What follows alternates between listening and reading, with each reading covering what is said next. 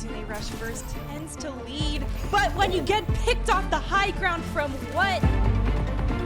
Leading the charge, gets the hook kill onto Jam.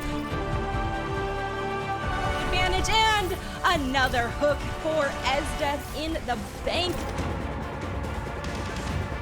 Hog into the corner, 2 people going down, 3 from the Death Blossom of Jim, and now Shock Timeless looking to go. Right, Tara. Oh, never mind. Shut down. Right. Caster cursed it right there. AJMR decides to step up to the plate to go. Death Blossom alive. Oh, Essel manages to stay alive and gets deleted. Oh my goodness, Saber absolutely snapped them out of existence and pressuring them in the back. But there's wow, okay. That was filthy. Pressuring out the other supports. That was beautiful coming through from Tara. That is a huge Tara surge. Oh, I was like Mary's. Sojourner is almost a requirement. Another double pulse. Overclock, it just forces everybody out of line of sight. Yeah, really nice shot. Ooh, nice. There. Look at us. Oh, that'll be the blade that comes out by HT, but Mary drops early here for Altura Artemis, but that's going to be Death Blossom there from so and AJR with a pick there on the Aspen as well, they get the Reaper. Bastion does enough damage, but also Barcode from behind. Get some kills out of this, they do. This is exactly what they needed, and that is it for them. There's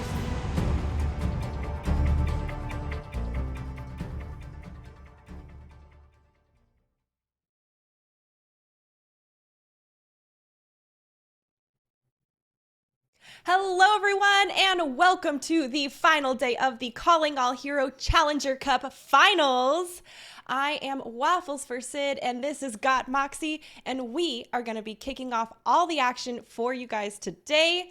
Moxie, how are you doing going into our last day? And honestly, I mean, looking at our upcoming match, it's going to be quite a good one. Oh yeah, looking at this upcoming match, I'm feeling pretty excited, Sid, because the matches I got to see yesterday weren't that close. I think the match that we're starting off with today is potentially going to go the distance, because it is going to be Altura Artemis up first, going head-to-head with Dart Monkeys, the winner of Qualifier 2 versus the winner of Qualifier 1. Oh, and what a matchup to already have opening up the day, right? Qualifier 1 versus Qualifier 2. Okay, you know, who's really reigning supreme after all the time that they've had to reform and, you know, get a little more Overwatch 2 time under their belts. Afterwards, we're actually going to see Shock Timeless go up against Altior Polaris.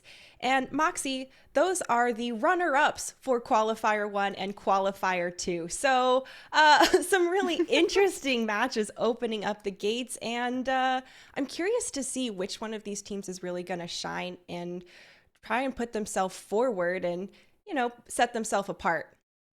Yeah, as someone who got to cast Shock Timeless yesterday, I have to say I'm very much looking forward to seeing this team have another performance. Definitely going to be keeping my eye on Azerite. That Sojourn is absolutely insane. But this first matchup has the makings of something special, because a lot of these teams, especially the teams that have been sort of picked up by Overwatch League labels, have pushed themselves towards that Winston composition.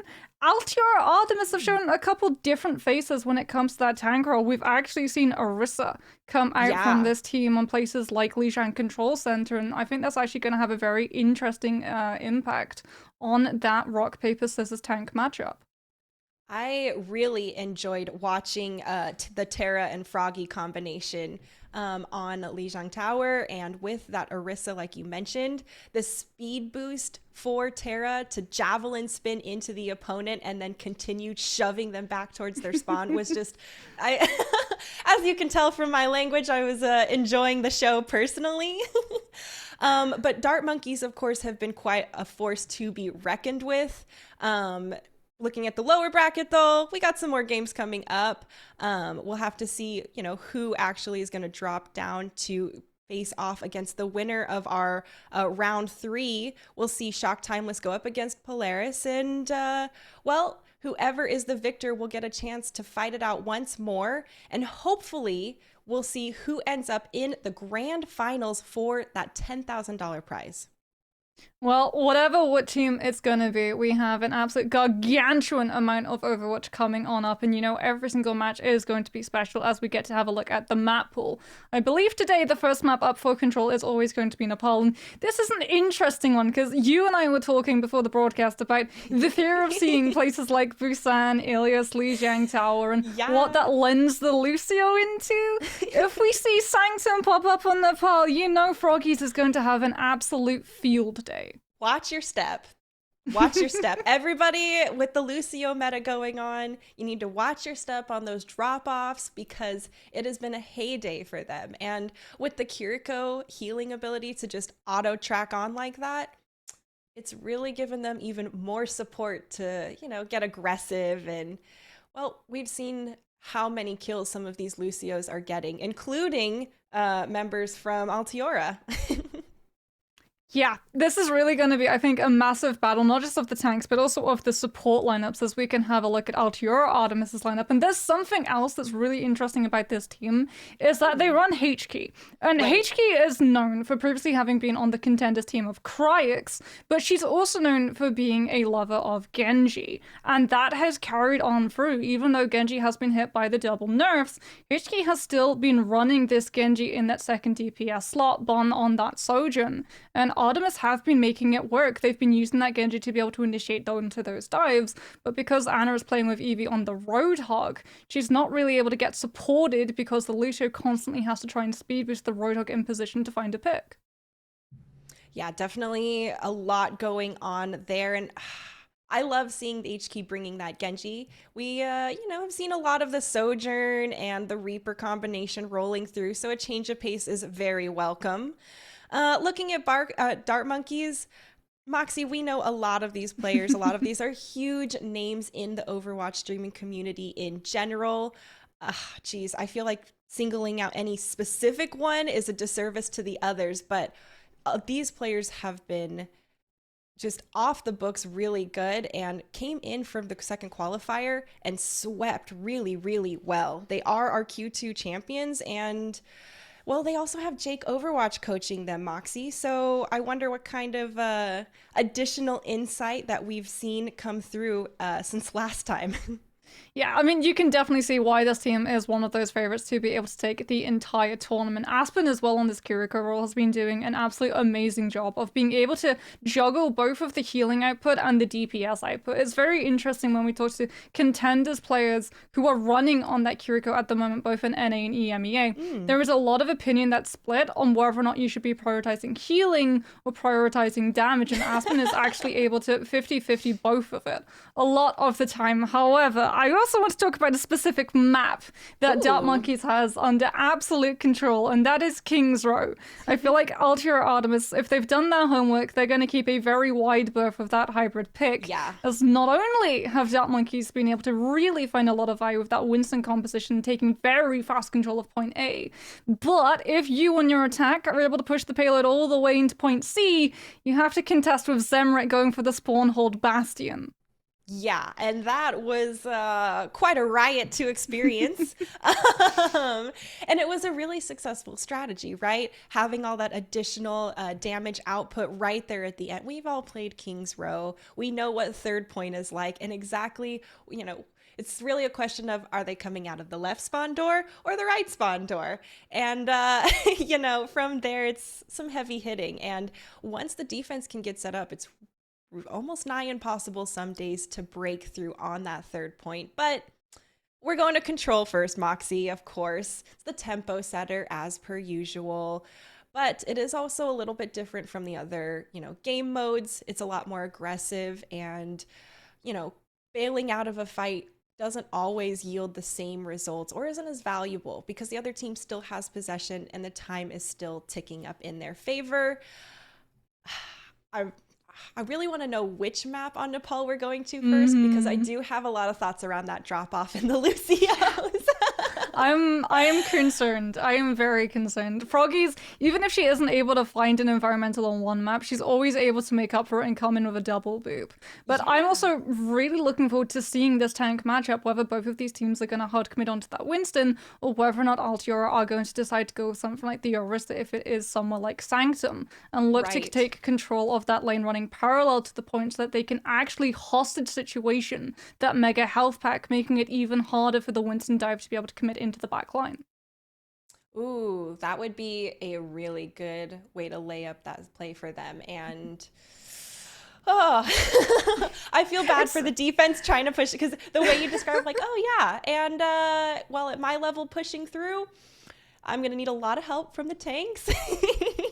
It's a tough one, because traditionally Winston does run around the Orisa. The Orisa is mostly there to counter things like the Roadhog, right? The fact that you can use that Javelin throw to be able to make sure that you break that take a breather so that the Roadhog uses the cooldown but doesn't actually get that overheal, which can be so beneficial at just being able to allow your Sojourn to chunk him down very, very quickly, as well as being able to use things like that Javelin spin to be able to eat up a majority of the damage sent out by that whole hoggers. It does actually look like Artemis are going to be fielding a sub. Oh, Wicca's coming in. Wicca is the Mercy specialist for this team, so I wonder if there are going to be pharmacy shenanigans afoot. So I wonder if Dart Monkeys is ready for this last minute changeup that we're all seeing here in the roster as well. Like you just mentioned, Wicca's the Mercy specialist. So are we ready? Are we here for a curveball, Moxie?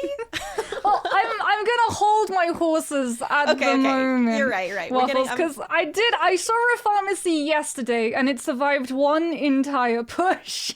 Okay. Even though it was running into the Winston composition. Granted, it was trying to attack onto Lighthouse of Ilias, and you really did have to deprive the high ground away from the enemy Sojourn, and running pharmacy either on Village, Sanctum, or even Shrine can find a lot of value just with that spam damage. Totally. The problem is that there is a lot of survivability on the other side, right? The Susie to make sure that even if a player's about to fall into that critical health, you're going to be able to heal them straight back up. The Lucio can immediately readjust your position. The Winston with the bubble can block off a major impact of that barrage. And the Sojourn, while not a traditional hit scan, can still one-shot the Pharah if she's in position for too long.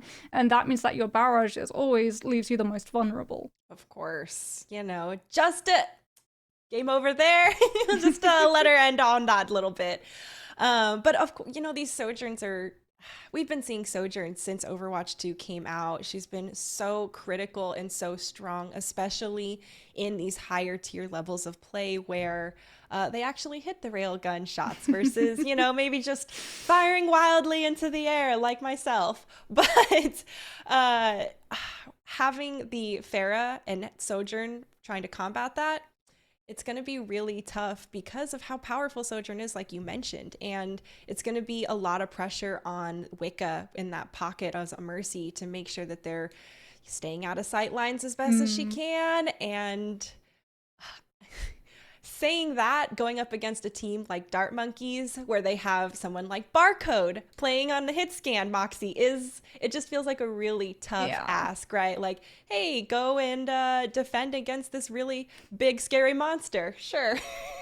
Yeah, we've seen it too. When we last actually saw Dart Monkeys all the way back in Qualifier 2, they ran afoul of a pharmacy on Ilias well, and they did struggle against it, and then we immediately saw the swap where they just had enough and they went, no, okay, you know what, we're going to bring out the cast. Barcode went on to exactly that, the traditional hit scan, and that pharmacy evaporated within 30 seconds of the lock-in. I mean, she was one of the original cast specialists that just crushed it. And it shows. She's been consistent the whole time. And, well, I don't actually think we're going to see this team comp yet, Moxie. They're just teasing us so far. It's a little bit of a tease. If Wicca does want to go out on that Mercy, you can also use the Mercy to damage boost up the Sojourn. I know a lot of ranked players are going to be noticing a lot of Mercies moving up the ranks very, very quickly because they've been able to duo up with Sojourns and amplify the already enormous damage that a Sojourn can push out. However, Wicca already has a very adept Kiriko as well, and it looks like both of these teams aren't going to be opting out of that meta. It is going to be the Winston mirror matchup. Yeah, pretty standard, right? None of those Widowmaker Junkrat teases we saw earlier. Some skirmish here early on at the point. No one's gone down yet, but Suzus have been forced out. So now death is on the table, and, well, they're looking to deal the damage. Actually, I like how he's... Wow, that was a great jump, and as a result, so many people were displaced. There's a couple of exchanges back and forth, though, Moxie, and, well, no one's taken the point yet. Our monkeys are trying to keep pushing on forward, but Altiora has some of this ground. This Reaper is continuing to poke through, but Moxie, it is a tough fight so far. Well, Dark Monkeys were actually posturing up, just making sure they didn't allow Artemis that full capture until Moving Fish, who unfortunately had gone down earlier, is able to come back in. And now with that Winston back, the bubble is going to be there to block Bun, and Dark Monkeys can actually try and contest. Oh, and Moving Fish is the first to go down again, actually, as a result. Pretty tough there for Dart Monkeys, but they still have the point, so not a huge deal yet. They're trying to stall it out as long as they can as Altiora continues to put the pressure on. A nice boop out, and, well, it's still going to be more kills there in the feed for Altiora. The good news is, however, they actually forced Altiora into using that rush to make sure that the stall didn't see Dart Monkeys push above 30% of this control, and it is actually going to see that stall reaching 30% of that point control for Dart Monkeys to be able to pick up, and they can come into this being able to match the very same ultimates that Altiora have in their pocket. The problem is that they are now going to have to be peeking into a defending Sojourn with that overclock, and it's a lot harder to make sure that you survive once the ult initiates than it is for a Sojourn already set up. A lot of pressure there, and, well, we'll have to see exactly how it unfolds. Sound Barrier is going to be the first thing cast, and the Death Blossom from Zermit is actually taking down Bun instead. Dart Monkeys are trying to continue turning the tide of the fight, but HK decides it's time to clean it up. Pops their own Death Blossom, takes down a nice hat trick of 3. Another one to clean it up, and once again, Altiora is going to hold this defense after a horde of ultimates. Yeah, HK presses her Q key and immediately is able to clean up those members of Dart Monkeys. It was a really good initiation too, coming up from Dart Monkeys. They popped that primal to make sure that Bun cannot actually counter overclock against Barcode, disrupting the entire cohesion of Artemis's group, and it is only down to the Death Blossom that they're able to hold on. However, it does mean that both of them are going to be deprived a lot of ultimates in this next fight. Bun taking that back position, now going to use an overclock since they're harder to get to. Yeah, and some nice shots coming through here. It's going to be Eevee going down first, and more pressure here from Dart Monkeys. There's a good staggered use of their ultimates to keep applying pressure at a steady rate onto Altiora, and, well, they've steadily taken the point back. Well, Artemis, because they lose that fight, now have the option of being able to bait out this rush coming through from Dart Monkeys, disengage, and then return with a rush of their own, knowing that Dart Monkeys are not going to be able to have an ultimate. No Primal Rage, no Death Blossom, no Overclock to prevent them from actually finding use. Nasty disruptor shot there too. Kind of forces a little bit of a detour for Altiora. Eevee's the first person to go down in this fight, but there's been an exchange. That disruptor shot's nasty. It's hard to push through the middle, and there's so much damage being output up the center column, Moxie. Altiora can't even approach the point. That's the problem. Artemis are the ones that actually drop that rush first, and then Aspen can just drop a rush to be able to counter it. Barcode, with a far better positioning for Bon, is able to take full advantage and Ever goes down before she can even drop a bubble to be able to save her team. And we're heading into final fight territory. HK has a Death Blossom, but that's all Artemis have to work with, and Barcode is doing a very good job of splitting this team just with the front of the overclock alone. Overtime bar here triggered, and there's still a couple more people trying to stay on this point here from Altiora. There's a lot of damage coming through from Dart Monkeys. The pressure too much here. The focus fire is there, and it looks like Dart Monkeys are going to go ahead, take this first round here of Nepal. Little bit of a sound barrier for the stats from SK at the end.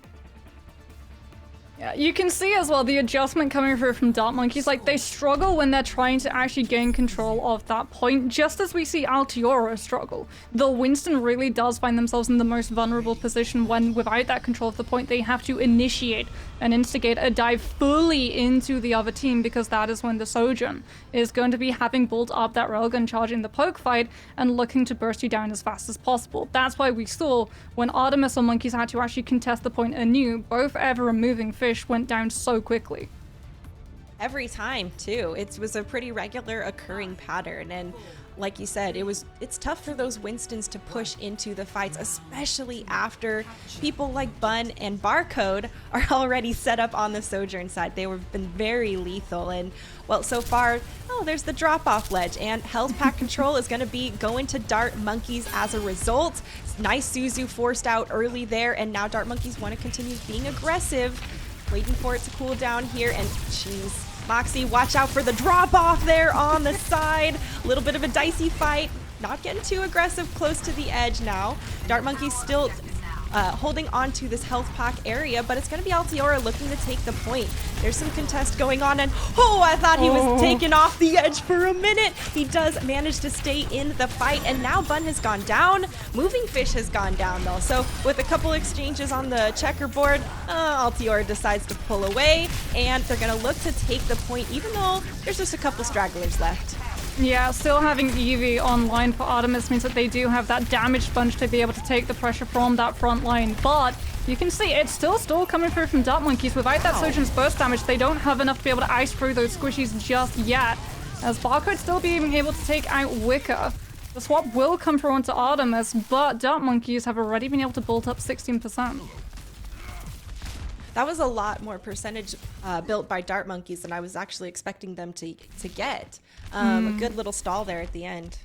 Yeah, the problem is that Aspen is so far behind an ult charge to Wicker because Artemis were taking so much poke damage, and they've already got that rush. So if they just use this ultimate alone, they're going to be able to buy themselves the next fight. There it is, Kitsune opening up the fight early there for Altiora. They go ahead, seal the deal. A late pick there onto Halo. That is definitely not good for Altiora, because now they need to give that space while they're waiting for Lucio to come back. Some aggression here to try and break through some of this defense, and now we can see Barcode using Overclock. Does get taken out! Oh my goodness, the Death Blossom once again from HK, just relentless and rips through Dart Monkeys. Yeah, so in any other scenario, when you lose that Lucio, as you pointed out, you do need to look for that disengage. But because Artemis are in control not just of Choke, but they also have Primal Rage and Death Blossom, two ultimates that work the best when you're trying to struggle through a very small space.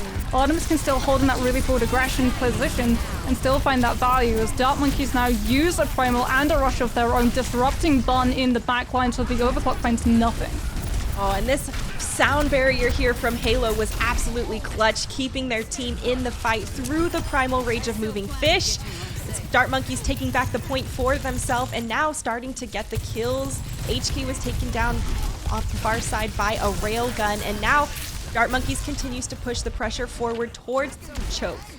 Yeah, here's the problem though. Aspen and Wicker are drastically out of sync in terms of ultimate build-up. Monkeys had to use that rush in the last fight to be able to buy themselves through Choke. Artemis now have that very same ultimate to do the same. And the sides are, or I guess the shoes on the other foot. So far, Dart Monkey's still trying to hold this point, but Eevee is disrupting the back line. A lot of pressure and some bubble dancing, but at the end of the day, it is still Dart Monkey's holding control of this point. HK's trying to find that value, and with more people flooding onto the point, it's going to be Altiora taking this back. Yeah, and rinse and repeat, that same aggressive position can be taken by Altiora now. They're so close once again to Primal and Death Blossom. And SK is too far away from Sound Barrier to allow Dart Monkeys the confidence of being able to challenge these ultimates until they built that rush. Rush has been critical to these team compositions in general. Oh, Aspen taken down before Kitsune Rush is available and online. That's devastating for Dart Monkeys as Altiora continues to hold the front line and bring the aggression. Primal Rage from Eevee is going to be even more pressure and more displacement. Doesn't allow Dart Monkeys to touch, and it does allow Altiora to tie up the round. Yeah, it's the discrepancy really between those Kiriko ultimates and the fact that unfortunately for Dart Monkeys, every single time they need to forge through that choke, they have to use that rush without holding on to it to be able to counter Wicker's own. And as a result, Artemis, with control of that point, can just afford to sit back and bank up ultimates, slowly winning every single fight by picking off one player and forcing Dart Monkeys to regroup, eating into not just the point percentage that they pick up, but also the time they can build other ultimates up to be able to match up to the burst damage Artemis is outputting. That burst damage was quite hardy on some of the occasions too. I don't think Dart Monkeys is ready to just, blink and be deleted here and there. I do think Halo was doing a fantastic job on that Lucio and really leveraging the sound barriers at just the most critical moments possible, especially for Eevee. Some aggression from Barcode trying to get in the back line and pays the price as a result. Tough to take on a Reaper face to face, and well, Eevee is the first to go down, so losing the tank for Altiora could be disastrous. They did already pick one off, but okay, able to push back Dart Monkeys into the smaller room as well. So I'm surprised they gave up that much space. The point is opened, and we're waiting for the reset, Moxie. Yeah, they knew that moving Fish's bubble was on cooldown and that Bond still being alive would have built up enough railgun charge to be able to try and snipe out one of those squishies, and as a result they had to fall back and use those natural line of sights to be able to do so. But as a result, it's lost them not just that first fight, but also first control of the point, as Artemis just pick at the straggling, disengaging members of Monkeys and are able to pick themselves up another 30 seconds of space time. Ooh, yeah. And the stragglers, this end of kill stragglers there were really it's control. Anytime you can extend the time bank, it is very, very good for the offensive team holding. And well, Kitsune Rush here from Aspen is going to open up the gate. It's actually Kitsune Rushes all around, and now it's a sound barrier on top of it from SK. Dart Monkeys are aggressive, and they have hard committed to this fight. Both support ultimates to go ahead, push Altiora back, and take the point for themselves. Yeah, it's a lot of ultimates committed on the side of Dart Monkeys, but honestly, it's ultimates that you needed, because look at the ultimates that were going to be coming online for Artemis yet again. If you lose that fight, you're in the exact same position you find yourself in Sanctum, walking in without a single support ultimate to a Death Blossom and a Primal Rage. And Dart Monkeys now have the high ground, they have the potential for Barcode to be able to snipe out a squishy as Artemis approach, and look to be able to lengthen out that time as they start things off immediately with a good Death Blossom finding one pick onto the Lucio, and now they can hunt down the strays without that speed boost to disengage.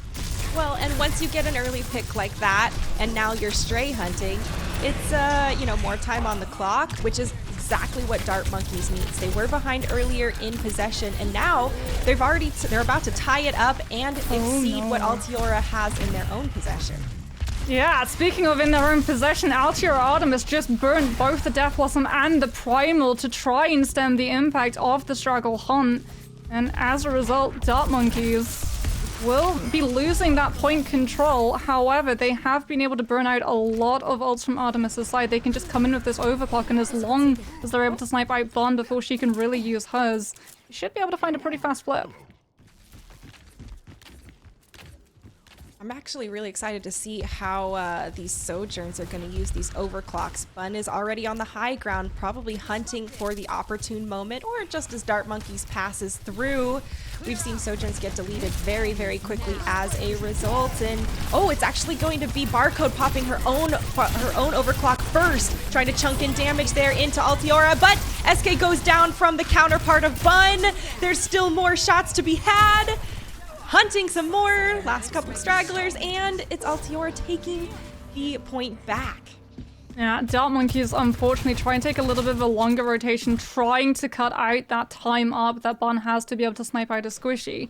And as a result, it allows Artemis to build up into the last percentage necessary both for the rush and the sound barrier, which they layer over the top of each other to allow Bun to get really aggressive into the front line of Dart Monkeys, and they win the fight as a result. But they use the Reaper TP to allow Aspen to swift step over towards the Reaper's position and can now drop the rush on that point, forcing a flip because Artemis just can't contest. Wow, a beautiful job by Dart Monkeys to go and take the point at the last moment.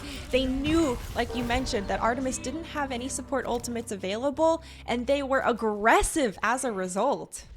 Well, they now have to win every single fight remaining on this map, though. The good news is that Artemis, yes, are coming into Primal Rage and Death Blossom, but those are ultimates that are brilliant to have when you're holding that space. They're a lot harder to pull off when you have to invade in with them, as Dart Monkeys are still holding on to the sign barrier to be able to stall and sustain on this fight, even if they lose a member early.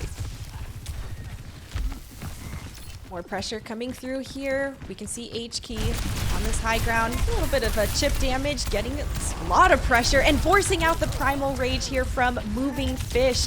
We're almost at 99.99, and this is match point here on Nepal. Sound Barrier is going to be cast from SK, keeping Dart Monkeys extra beefy in this fight. Barcode's the first one to fall, and there's a massive Death Blossom in the middle. 2 to be precise, but it's going to be Altiora with a lot of the kills as a result. A nice last kill there on a Moving Fish to close out the deal, and Moxie with SK going down as the straggler. Altiora Artemis is going to take this opening map of Nepal. Yeah, Artemis, despite both teams having that Death Blossom up, they're the ones that take the initiative, and they really do gamble. We hear the Suzu come out to actually land onto H-Key to guarantee that the Reaper is going to be safe enough to be able to drop her ultimate on that point right in the middle of it, and trying to connect onto as many members of Dart Monkey side as possible, knowing there is no rush available, there's no sound barrier available. They used it in the last fight, and just off of the back of playing that aggressive, they find that first pick, and with the numbers advantage can snowball through all of the remaining members of Dart Monkeys. They sure did snowball through the rest of Dart Monkeys after that. That was very nutshelled right there. Perfectly stated. And, you know, I don't think Dart Monkeys was ready for Altiora Artemis to really to play this strong and aggressive here. I think, you know, Dart Monkeys is a well-known group of members on their team and coach. And I think as a result, a lot of people have this, you know, built up thought about what Dart Monkeys is and how tough they are, and, you know, how intimidating that could be. And I think that Altiora has not been affected by this. The Altiora Artemis specifically, okay? I mean, Artemis, it's fitting, goddess of hunting. And I remember when we talked to Artemis all the way back in that qualifier 1, they said that they were a very aggressive team. They were going to play however they wanted to. That was back when Zarya Kiriko was in the meta for this team, and they would just aggressively push and forge into these frontline fights. And you can see it's absolutely working out for them. It's such a huge gamble using that Suzu, knowing that there is going to be a Death Blossom coming out from the other team. But if you lose that fight because you held on to that Suzu, you're not going to have another fight afterwards. You're not going to get another opportunity to use it. It's far better to be able to decide your destiny instead of waiting for someone else to play you to that game. Oh yeah. And personally, you know, when I'm playing Kiriko and I die and I have Suzu available, to me, I'm like, okay, first off, noob rookie mistake there. You should never have Suzu available if you die, because you should, you know, be using that resource. But, you know, these teammates, they decide to enable those Reapers, and sometimes the best defense is a good offense. And that seems to be what Altiora Artemis was really pushing. Moxie, we're not surprised. Oh man. Oh yeah, we might see a new story unfolding at all, because yeah, Dart Monkeys, they lose that first map, and surprise, surprise, they bring us. I told you this as well when we were doing all of the setup and going for our storylines and notes. I was like, this is their strongest map. This is the most comfortable map. This is why Dart Monkeys are taking us to King's Row every single time. They've been able to push through point A literally in the first possible fight. They've been able to actually really adjust their strategies. We've seen them either just dive from behind the cover of Statue. We've also seen them being able to take the back rotation around Hotel and provide a lot of pressure from the Winston to be able to flush out the defenders into choke of B, as everyone else on Dart Monkey's side gets to put themselves into position either to take control of the point, or if you're Barcode, taking that back angle to be able to, as a Sojourn, hold everyone hostage to the line of fire and walking straight into that railgun. You know, based on the pattern that we've seen repeatedly recur with Dart Monkeys, I'm almost tempted, like, chat, place your bets. Are they going to continue this, like, oh, take first point on first fight kind of, you know, style? Or did Altiora Artemis actually do their homework? Which I suspect they did, being another Altiora team. They've been performing, their org has been performing quite well in this tournament, and you know, hopefully they've been doing their homework and know about that strength of Dart Monkeys, maybe? Well, the Bastion that's most likely gonna pop up along the way if we do see a point C. Yeah, I'm pretty sure that by now it has been pretty well read out that Zemrud is most likely going to swap to Bastion at some point. in this map, and I'm very interested as well to see how Artemis are going to be able to deal with it, because obviously the Bastion works the same way that Widowmaker worked with Spawn C holds all the way back in Overwatch 1. Everyone is so focused on that fight going on around them. The attackers, a lot of the time it is overtime pushes, so they can't actually move away from the payload to be able to deal with that distraction that's on the sidelines, and if they do try to deal with that distraction on the sidelines, it's a win for the defenders because it means less bodies on the payload. You deal with all of those people, and the people who are dealing with either the Widowmaker or the Bastion on the sidelines aren't going to be able to tap in time, and you win that map that way. It very much is the definition of between a rock and a hard place. Right? Jeez. Have fun picking between those not so pleasant hands. But, you know, it's nice that now that Sojourn is actually available here for the gameplay, I've noticed that using that disruptor shot just to put a little bit of pressure, and you can still continue to put everything else you've got onto the main point. But at least there's like a little bit of zoning you can do here and there for that cooldown. But it's very tough in those overtime fights, and the last thing that the attackers want is to have to push into a free-firing Widowmaker. You know what? Sometimes it's really nice just to give your intentions away. It feels like they're just addressing a card to Altior Artemis, like, this is gonna be you in about 5 minutes if you see yourself to point C. One of you's gonna go into that death pit. Oh, I wasn't ready. We just went on a, you know, cha-la-la, talking about my point, and I love the ride, SK. Thank you. All right, is Mun gonna get a pick out of the gate? This could be huge if she does. More specifically, are they actually going to run this? Oh, I've seen this before. Nah, damn. I was really hoping, we saw it yesterday, a Reinhardt comp was used to try and actually kite a team into the crosses of a Widow set up on that spawn perch, but not to be today. Yeah, you know, we're just hanging out in our more traditional meta comps that we've seen, like we saw last round too. Statue play here coming through as just some poke damage, and we can see both Lucios actually doing a great job at trying to continue to displace and push back the opponents and those Winstons in particular. Suzu has been forced out there, so now Dart Monkeys are still trying to continue to hold this point. Aspen's gone down in the back line. Altior can continue being aggressive as a result. One less support, and a big support at that, considering the fact how much healing Kiriko brings to the table. Did Altior just cap this on their first push, like Dart Monkeys usually does? So Dart Monkeys are going to potentially get a chance to recontest if they want to. But because of how fast it was, you can see that they are just going to prioritize going for that chokehold as we enter into B. This is where we see the payload slow down for the most amount of time on this particular aspect of King's Row. I love the fact they've already taken this point, and, you know, pushing through this choke, like you said, definitely could be really tough.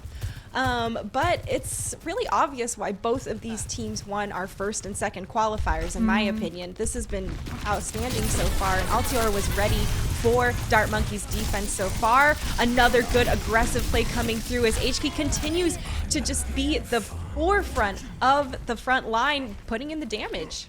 Yeah, this is a domino effect actually of that last fight where Aspen went down way earlier than the rest of the members of Dart Monkeys. As a result, Wicker again outpaces in Kitsune Rush Charge, and even though Dart Monkeys forego the contest of A to be able to hold on to choke, they don't have a rush to counter Wickers. And as a result, when Artemis dropped theirs to break through choke, Dart Monkeys try and disengage, and it's not clean. They get caught out. Oh, and look at how much space they've been able to push the cart. What a sneaky Death Blossom! That was deja vu once again. Death Blossom with a Suzu to make sure you can get a lot of damage. Yeah. Nice job coming through from Altiora, but Dart Monkeys are not going down very easily. There's still some pressure coming through. At the end of the day, Artemis has the numbers, but I think Dart Monkeys will be able to... I don't know if they're going to recontest. It's pretty far. So they could get one member to try and tap, and you can actually see Barco just firing a couple of warning shots around. They know Aspen does have that rush. The problem is Altior holding on to two ultimates that can immediately counter it. Both the overclock and the primal can be used to push Dart Monkeys off of their own ult, but here comes the recontest. They want that chokehold. They want that opportunity to snipe out a member of Artemis as they set up for the next fight to burn time off the clock that they need back given how fast point A and the majority of B has already fallen. Ooh, Lorda, do they need to burn time off? Yeah, that was a really nice play. And when Barcode just opens up the gate with a big old pick onto the support, we saw it happen on the flip side in favor of Artemis, and this time it was in favor of Dart Monkeys. Now we see the engages coming through, and Evie does have the Primal Rage online, so when she wants to get aggressive and continue to do so, we will see it come in, and she'll be able to. Overclock's going to be triggered there. Barcode trying to put people in their grave before the fight can break out, but the distraction coming through from Evie was enough for Bun to go ahead and pick Barcode while she was distracted. There's still more displacement coming through as Evie continues to run rampant here on the point. The Suzu trying to save the last couple members of Dart Monkeys, but it's gonna be too much. Bun popped Overclock just for good measure, and now the second checkpoint has been capped, and there's almost 350 on the clock. So many Winstons in this tournament have done such an amazing job of just getting into the face of Primal Rage. Oh no! Bun's able to snipe out Aspen with that railgun alt fire, and again, Dart Monkeys are going to have to not just allow the pillar to continue to move, but also allow Artemis to remain on this high ground so that they can't even really use things like the Primal to oust them, because then they don't have a single ultimate to be able to stall through this fight. Oh man, and that would be, I mean, not having a single ultimate to stall is a recipe for disaster. Moving Fish goes ahead and uses their ultimate and has to back out very quickly as a result. Now there's more damage coming through and just a little bit of displacement, but it is a lot to handle, and you can see the pause that has to be taken to recalibrate and, well, heal up a bit from all of the incoming damage. Bun has warmed up Moxie. She is absolutely on fire! That's another shot coming through with 3 quick picks in succession. Yep. This is a snowball here ready for Altiora. Deja Vu, Suzu Death Blossom. Let's go. And here it is, Moving Fish has to go on to that Doomfist Barcode onto the Bastion, but they're not able to get out the spawn in time, Waffles. They're not able to actually contest, and it's gonna be Artemis storming King's Row with an absolute stonking 2 minutes and 47 seconds left on the clock. Jeez. And I have to say, Bun was doing an amazing job on the Sojourn. Evie was buying so much space and really getting into the face of Barcode. But we have to shout out HK. Every single time Aspen walked out of spawn, whenever we saw Moving Fish try and push onto the backline as that Winston and disrupt Bun so that Barcode would have just a little bit of respite, that deprived that Kiriko of the Winston bubble, and HK took full advantage, and either Bun or HK would be on top of Aspen, making sure that she was sent back to spawn immediately. In point C, I think she survives all of 30 seconds. Aspen, I don't know if she was playing Overwatch. I think she got stuck playing Temple Run that last game as a result. Because Bun and HK were ruthless, dude. Oh, that's the game I haven't thought about since I was in high school. Jeez. I feel old. I know, me too, dude.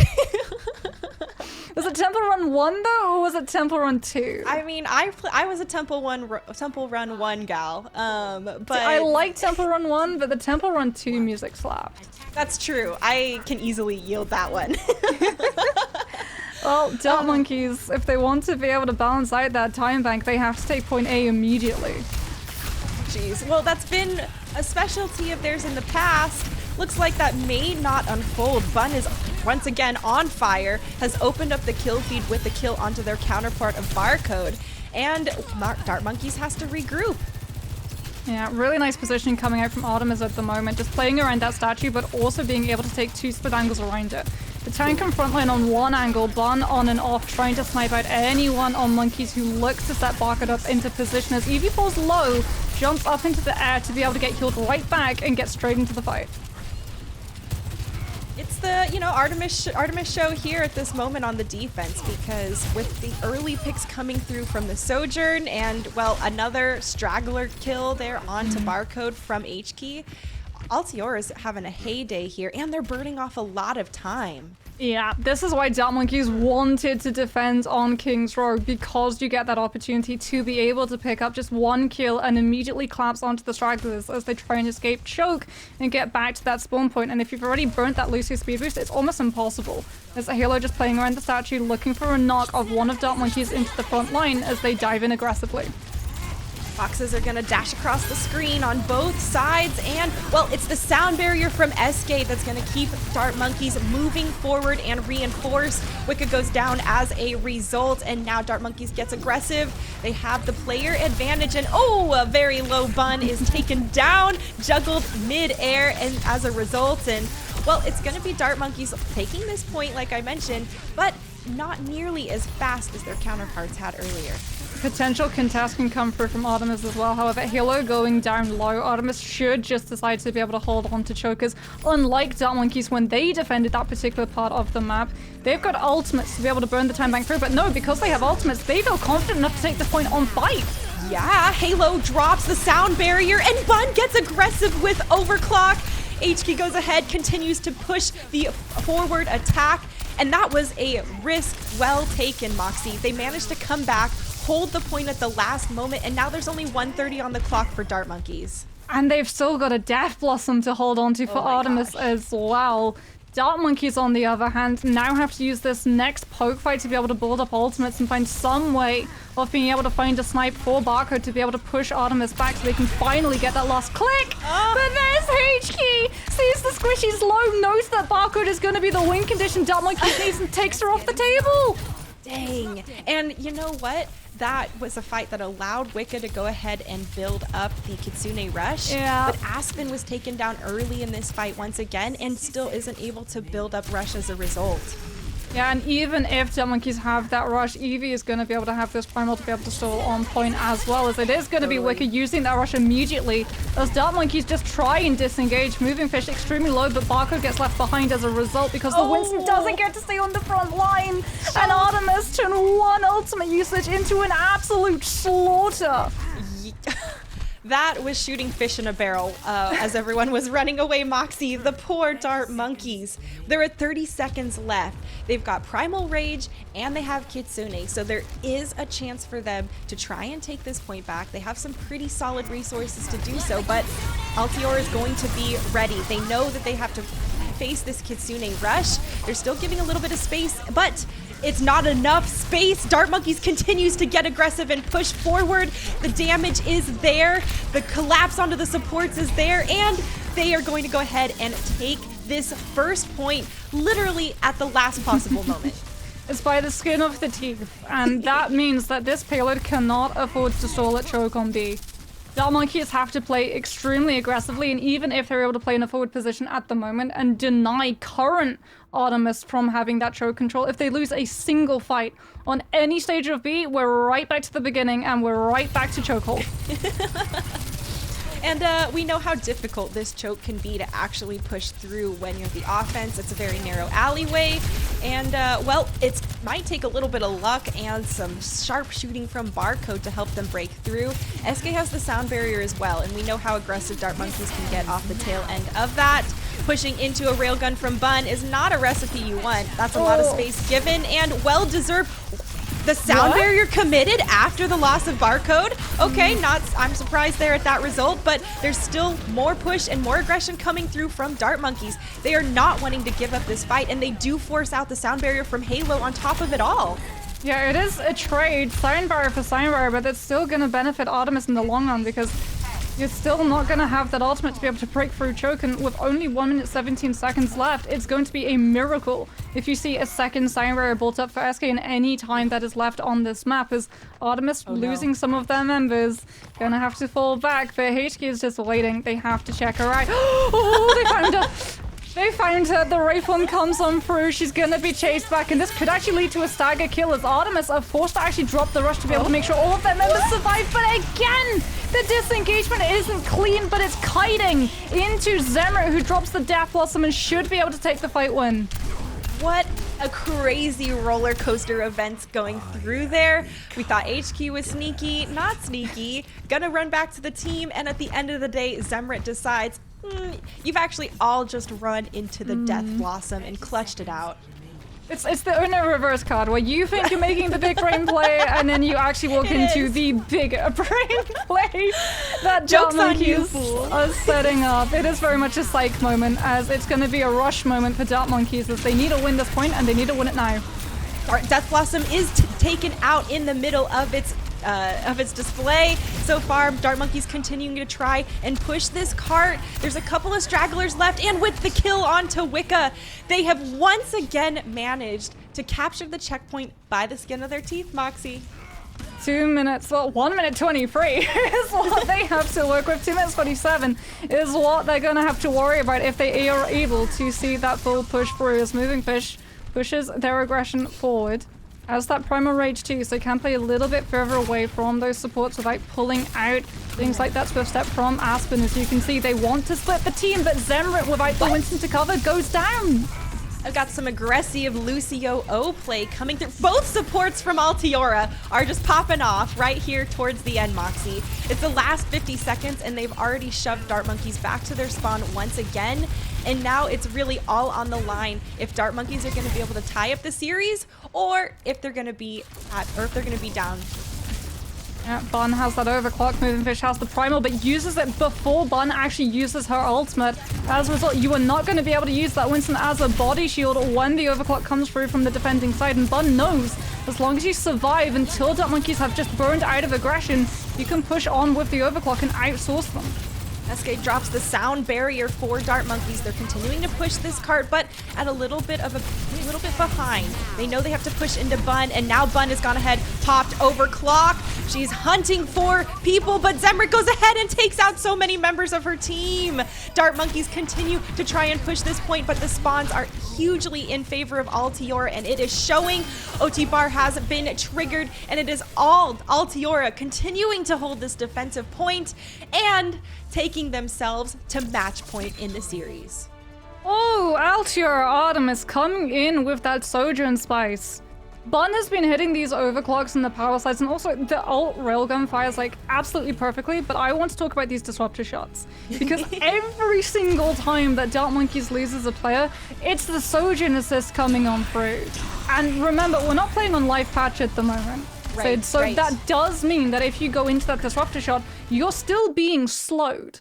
And we're actually seeing the communication come through from these really high-level teams who use that sort of slow that the Sojourn provides to be able to just nail onto the player stuck like a fly in honey, to be able to just absolutely play them with so much damage from the Lucio, from the Sojourn, from your second DPS, whoever is available, just absolutely turns and Terminator focus style down every single person sitting in that slow. And you can see that Altiora Artemis have got the absolute jump on that particular kit of utility.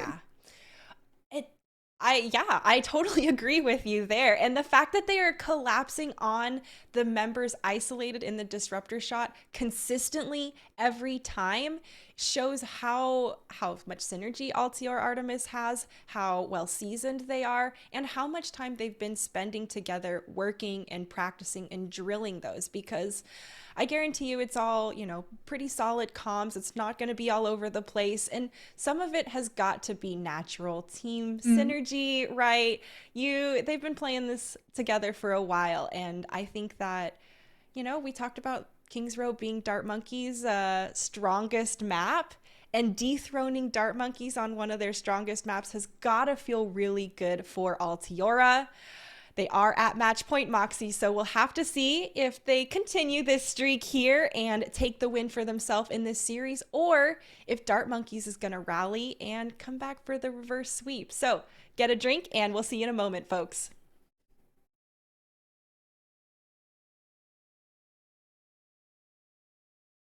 I play flex support for Altiora Artemis. I really like cats, and my favorite hero is Ana. Basically how the team was formed, Bun and HK wanted to make a team for Calling All Heroes, and they just got all the best players they could find. Our team goal, really just to win. Like, we all have the passion to win. Hi, I'm Autumn Lee. My pronouns are she, her. I play main support for Altiora Artemis. I lane Lucio last out of all the main supports, and I have a frog tattoo. For me personally, transitioning helped me a lot to just be more comfortable as a player and as a person, being in my own body and in my own mind and not having to worry about other people because I'm who I want to be, helped me play better as a player, be more confident. I felt like I had less weight on my shoulders. Our team's drive was the main reason that we won the first qualifier, but I also think that throughout the day, we really warmed ourselves up.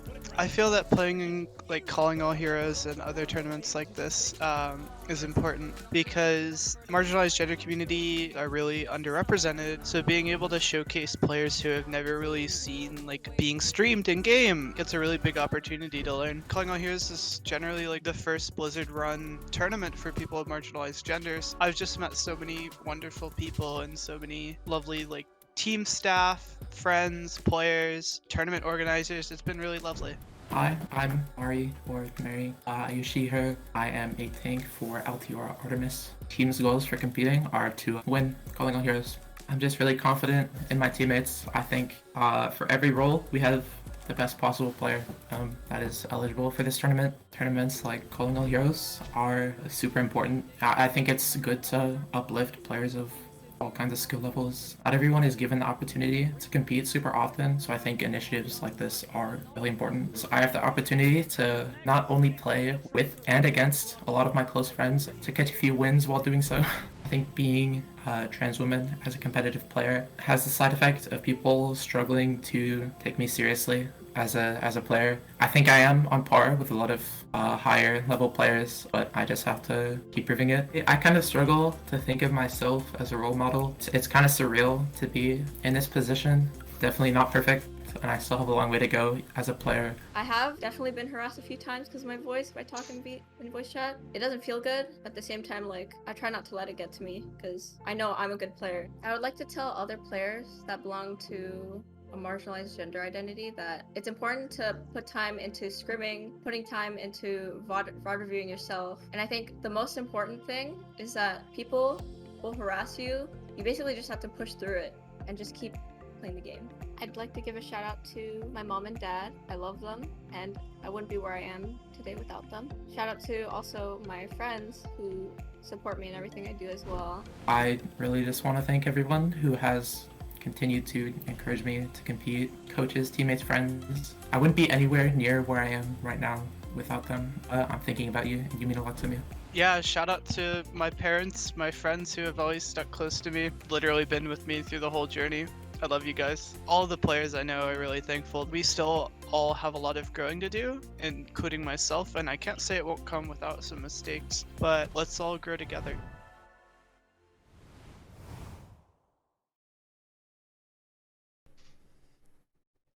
Hello, gamers. Welcome back to the Calling All Heroes Challenger Cup Finals.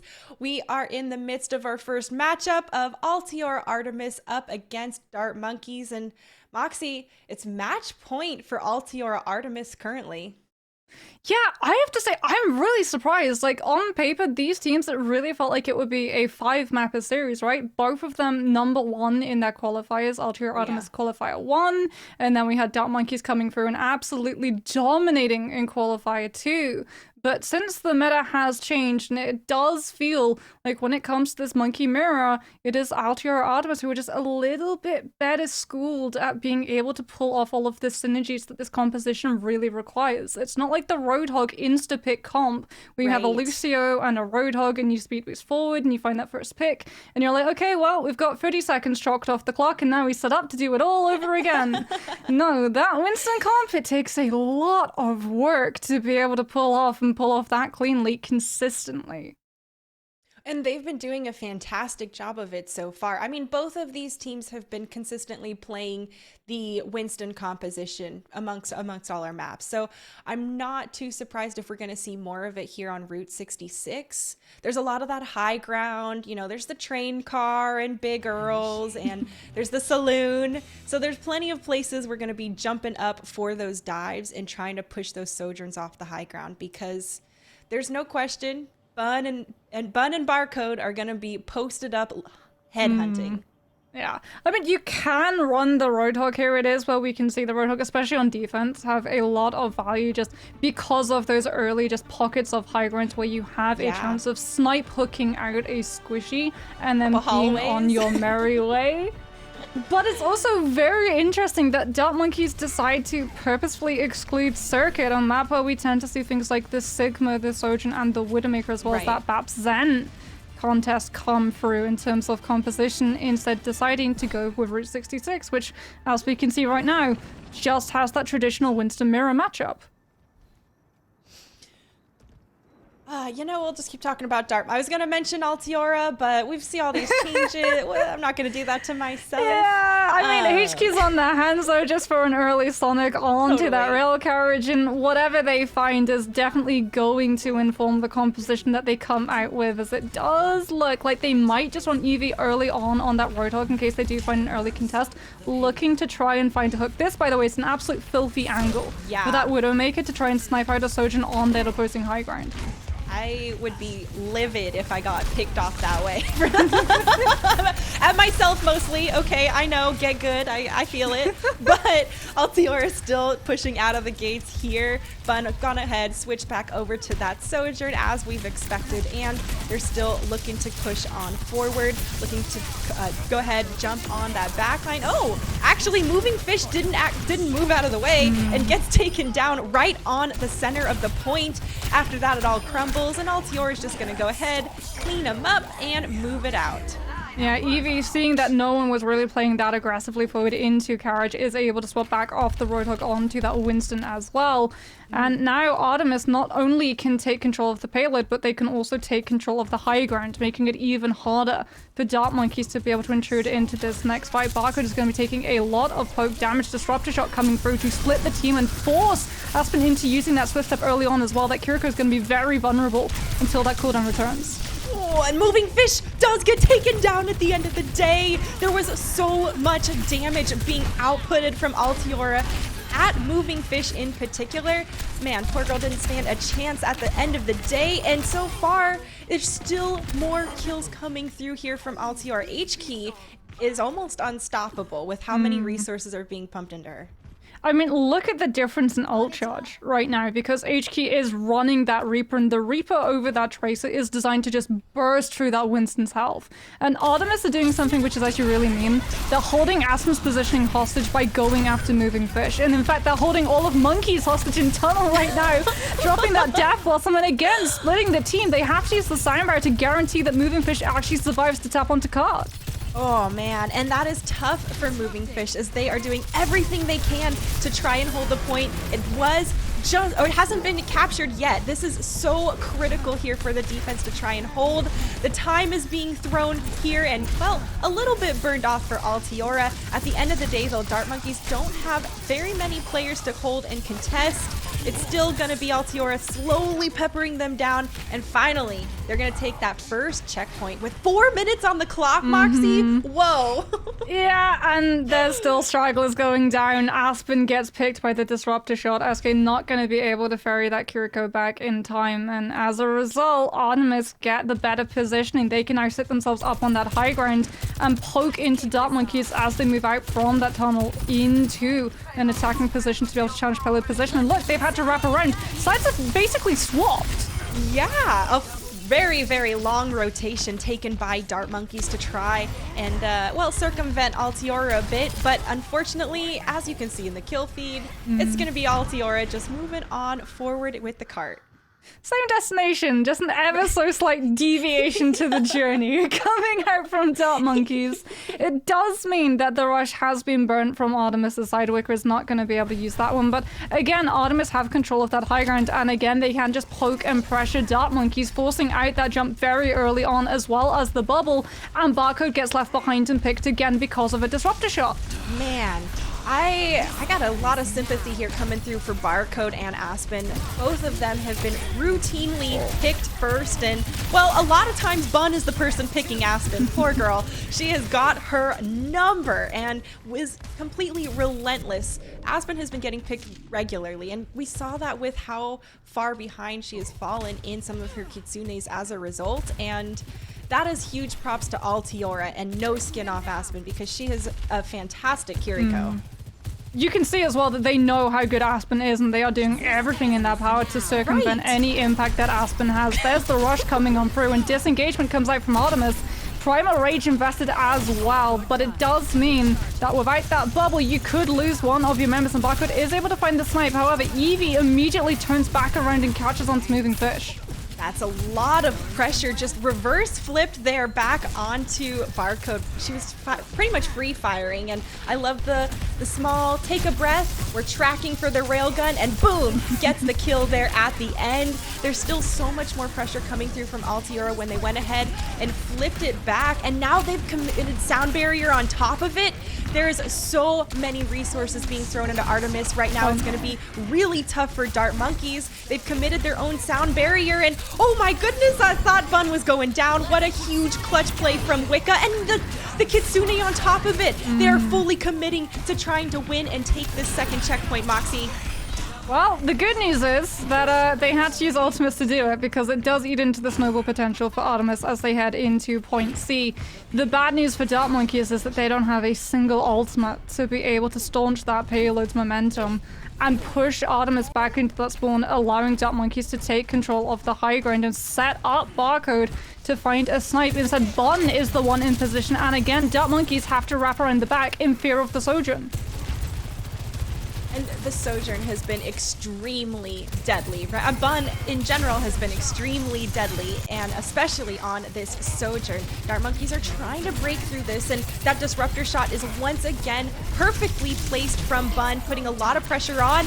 Evie bit off more than she could chew, and Barcode's gonna step up to the plate.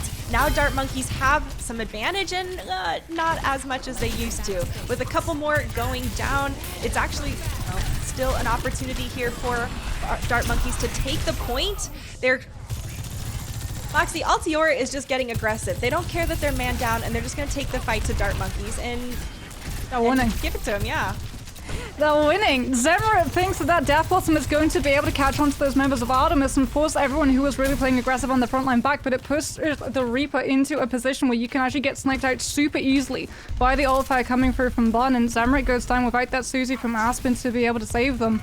And as a result, Dart Monkeys are forced back. The rush comes through from Aspen, and Artemis, they're just going to disengage until they can come back with a rush of their own. And that's the smart thing they want to do, right? They want to relax, back off that rush a little bit. Moving Fish, look at how good they are doing, pushing the members of Artemis away from the point. They feel very, very low and still able to maintain themselves through this fight. Some great support resources keeping them alive. Now Barcode pops the overclock into Halo's Sound Barrier. Evie's gone down with a Primal Rage online, and now Altiora only have 50 seconds left on the clock. Yeah, Soundbar unfortunately a little bit too late to be able to save Evie. However, Artemis are, as you pointed out, coming back in with the Primal as well as the Overclock and the Death Blossom. SK is going to be that target of focus that Artemis tries to deal with first and immediately just drops the Soundbar so it doesn't get cancelled early. Yeah, and Bun has a lot of their damage mitigated from that Sound Barrier as a result. Now it's tight quarters here in that room. You don't want to be hanging out with a Reaper and a Primal Raging Winston in there. Everyone skirts out. The point is quickly approaching the third objective, and HK has Death Blossom. The real question is, which squishies are they going to clip?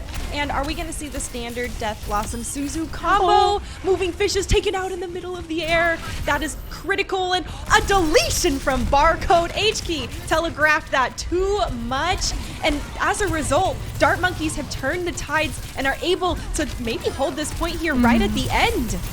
Yeah, especially with SK going aggressive onto Bun and taking that Sojourn out. Dart Monkeys finally going to be able to slow the payload to a standstill. And you can really see, like, those Suzus are so necessary to keep that Reaper safe enough to be able to use the full duration of Death Blossom. Because like I said, when that Reaper is in that static form, yeah, you're swirling and twirling, but you are very much stuck in your position. And any Sojourn with any level of Railgun ult fire that's above 75% is just immediately going to snipe you down. And we've seen both sides now take advantage of that playstyle. That was very, very crippling for Altiora's last offensive push too, because not getting all those kills onto the members of Dart Monkeys flowing out of spawn gave them that opportunity to hold right there before the third checkpoint. And now Dart Monkeys has a very tangible win condition, completing the map. Completing the map, however, you have to remember how quickly Artemis were able to push through A and That's B. And for Dark Simple and Monkeys, easy are two different things. yeah, unfortunately. Simple in saying it. Execution, not so much. And it is going to be stress for Dark Monkeys because remember, Artemis are currently 2 maps up in this series. If Dark Monkeys are not able to equalize the distance that Artemis were able to accrue, they're out of this series and this tournament. And, well, there's $10,000 on the line for first place, so no one wants to be out of the running yet, Moxie. Yeah, I think it'd be a huge upset as well. Like, a lot of people thought the Dark Monkeys would be making it into Grand Finals as they do just like we saw Artemis run that Roadhog initially to see if they can hook out a player in train carriage and with 1 pick force the defense back, but that is not to be, and they have to force over towards the Winston. It's always a good use. It's always good to try, though, right? Because the value of its success is so high, and if it doesn't work, it really doesn't do anything to affect. Especially now that we get some ult retention when you switch characters so early in the fight. It's easily the right decision to be making.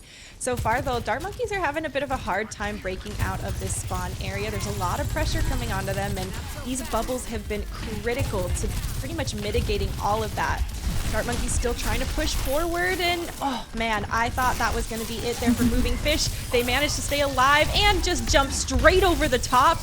The damage following through there on the HP is really nice from Barcode, and she has been on point isolating anyone who's low. As a result, it's overclock time. Who is the victim? Oh, actually gonna go ahead and skirt behind the bubble. Nice play there, Evie. And Wicca's gonna get the kill onto Zemrit. Altiora now definitely feeling the defensive strength, and Moxie, it's still a bit of a skirmish here on the side as Moving Fish dives deep with the Primal Rage.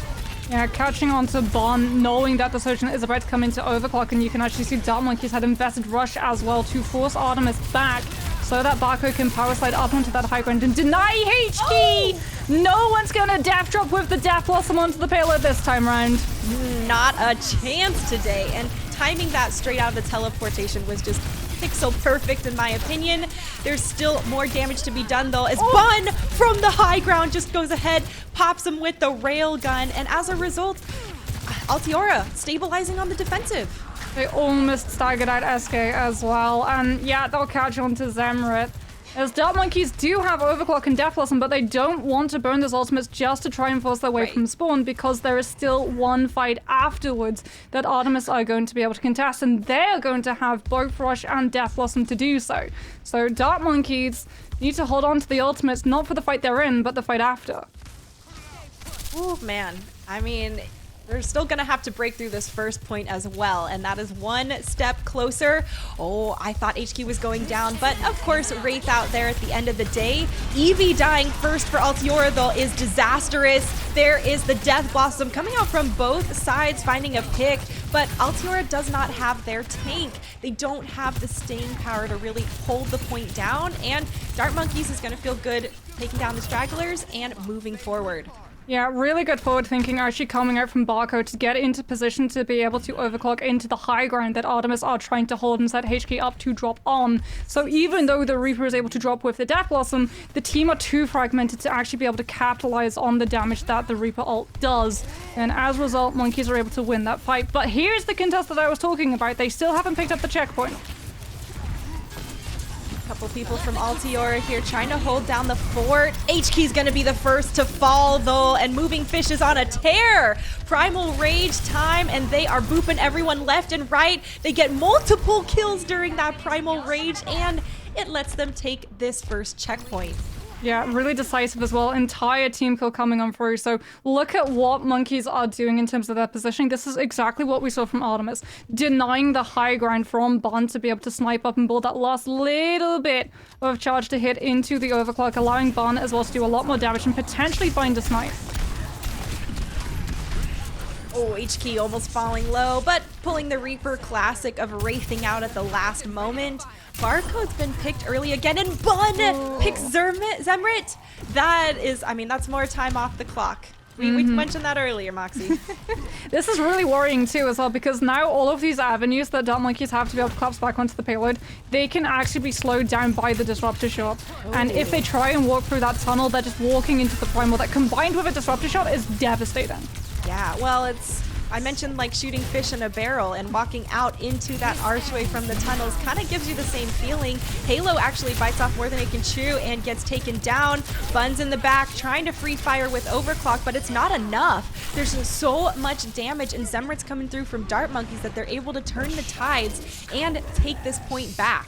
Yeah, good sound barrier actually to allow everyone to sustain through that overclock. Moving Fish uses the bubble as well to guarantee that SK is not going to be sniped out by Bun in that overclock form before it's able to connect with the ground. Dart Monkey is very much aware of the sustain that they need to be able to win that fight out, but now they have to be very much aware of the rush that's available for the other team. Barcode immediately popping that ultimate, power sliding away from the Winston as Eevee chases with the Primal. Man, he jumped straight into that railgun shot, and it doesn't matter because as much work as Barcode was trying to get done, look at HK there in the kill feed. That says it all with the Death Blossom once again, Moxie. This is exactly what you do as well when you're going into that scenario. The Primal Rage to make sure that Barco just does not find the space that Dart Monkeys are looking to be able to forge ahead with. And then HK capitalizing on all of those members just juggled out of position with that Death Blossom, knowing full well you're not going to be sniped out because Barcode has her mind full of dealing with the Winston instead. Ooh, a sound barrier as Halo jumps back onto the building from being displaced. That was really cool to watch first person. Now Eevee takes down Aspen, and with a member down, Dart Monkeys is feeling rough. Waiting for the Death Blossom there on the low ground, but everyone from Altior is on the high ground. Oh, except for Halo. Regardless of the work, Moving Fish trying to boop some people off, and there it is, the boop and the jump back. Easy peasy. Classy Winston mechanics. Unfortunately, though, HK's in their face and is going to take them down from Bun there on the far side. With 10 seconds left, it is looking tough. Artemis isn't there.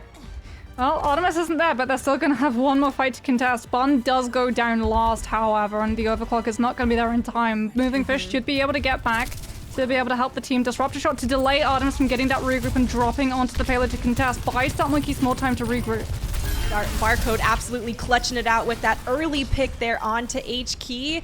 It gives Dart Monkeys the cap, right? They're slowly looking to encircle, and well, now there's it's looking more realistic that they're able to complete this map, but there's still only 115 left. They're staring down the barrel of a railgun though. Bun still sitting on that overclock. Barcode not going to have one of theirs, and Bun immediately instigates in with one, looking to find a pick, force Dart Monkeys back to that spawn so that Artemis can just burn so much time as they try and recontest around that first corner again. And that pick onto SK is going to give exactly what Artemis is wanting. Wow, yeah, it is. And Dart Monkeys, they need to die if they're going to regroup and do it fast, because with only 40 seconds left, Moxie, it is make or break it time. SK has the sound barrier that could be, honestly, the life-saving moment that Dart Monkeys needs. The problem is that Dart Monkeys, because of the way they took that fight, was so splintered in how Artemis were able to isolate all of those members, they haven't built the ultimates to be able to actually stand toe-to-toe with Artemis's. Totally. And as a result, they need to find a pick, and they need to find one now. Hopefully onto HK, who almost has Death Blossom ready. Could be troublesome for Dart Monkeys, as we've seen repeatedly in the past. Still the points rolling forward, and now it's time, right? They're looking to engage, and like you mentioned, they want to be baiting out those abilities. Wicca leads with the Kitsune Rush there for Altiora, and they continue pushing up the main alleyway. SK counters with their own sound barrier, and now it's time for Barcode to make some hero plays with Overclock. It's make or break it time because Altiora is at match point. Dart Monkeys wants to push this card, and the Death Blossom coming through there doesn't find anything from HK. It does distract Dart Monkeys enough for the rest of Altiora to continue throwing the damage into the back of Dart Monkeys. Azuzu there to try and keep themselves in this fight a little bit longer, but Moving Fish goes down at the end of the day. It's a straggler here. And with the final kill cleaned up, Moxie, it's going to be Altiora Artemis moving through. Yeah, Dart Monkeys probably would have won that fight if they didn't have the added caveat of having to continuously touch the cart. Because everything about that engagement shows exactly how tuned in they are to all of the ultimates that are up for the other side. Whether it's literally you see Zemret just moving forward, baiting out that disruptor shot, and then reforming away to make sure that there is no impact. Barcode pushing so far out in that backline angle to force Eevee with the Primal Rage into kiting onto the Sojourn, ignoring everyone else on the payload and making sure that everyone's going to be able to keep that contest going.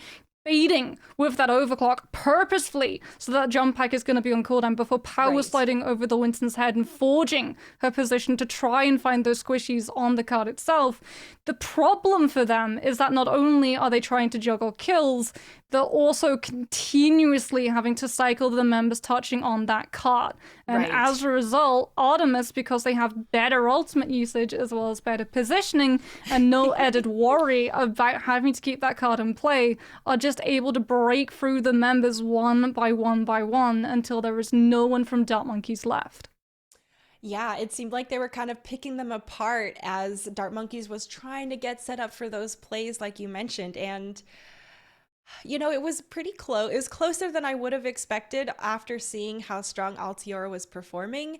But once we came over here to Route 66, I feel like Dart Monkeys were anticipating the big threats from Altiora better. I definitely saw some substantial growth coming through from them, but at the end of the day, Altiora Artemis really did their homework going up against Dart Monkeys. It seemed like they were aware, oh, qualifier 2 champions, okay, we see you.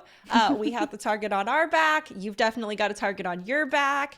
Let's see who's got the bigger target when we face off. And Altior Artemis definitely still having the bigger target on their back as a result of being victorious.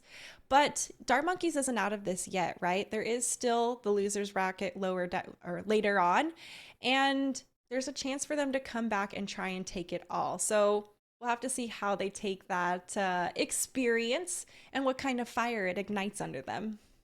Yeah, I mean, you could see as well that Dart Monkeys, like you said, they had adapted to what they were expecting, especially coming out from Bond. Like, they knew, okay, Disruptor Shot is going to come through and try and split us away from that Winston. We now have to try and bait it with that Reaper. But that then depletes resources to dealing with the other Winston. And we saw that. Yeah, Eevee has a pretty terrifying Winston. To be able to just use those primals, even sometimes not even using that primal, just jumping into the face of the opposing soldier, knowing that, okay, Bubble is going to have my health for as long as I need. I'm going to just blitz the Sojin down and pull that Kiriko out of position so that we can deal with moving fish. Because if it wasn't Aspen going down to being bullied out early, it was moving fish. They really had a target on that Winston's back, and no matter how many resources you used either as that Lucio or the Kiriko, you just weren't able to keep the Winston up long enough. Yeah, I agree with you there. It was a really tough game for, like you said, moving fish and Aspen, because Altio Artemis knew that they were critical linchpins to the success of Dart Monkeys, and they came in with a plan to prevent them from playing as much as possible. We do actually have H-Key, the lovely Reaper, Death Blossom Suzu combo we saw repeatedly from our match coming through. H-Key, congratulations on your win, and thanks for joining us here in the interview booth. Of course, thank you very much. So you guys just had a fantastic win coming off the end of that game. What was some of the mentality or prep work kind of going into this matchup? Obviously, you guys are the qualifier 1 champions. Dart Monkeys was the second qualifier champions. Did that play into any of it? No, not really. Mainly, we just knew that they played Monkey Comp, and most teams play Monkey Comp, so we didn't really treat them any different from any other team. We've scrimmed teams in many ranges. We just know how to play against Monkey Comp in general, so that's just our basic game plan going into it. So I have to ask, the last time we actually saw your team on broadcast, you were running the Genji, but today you were sticking with the Reaper. Is there any decision making behind that switch around?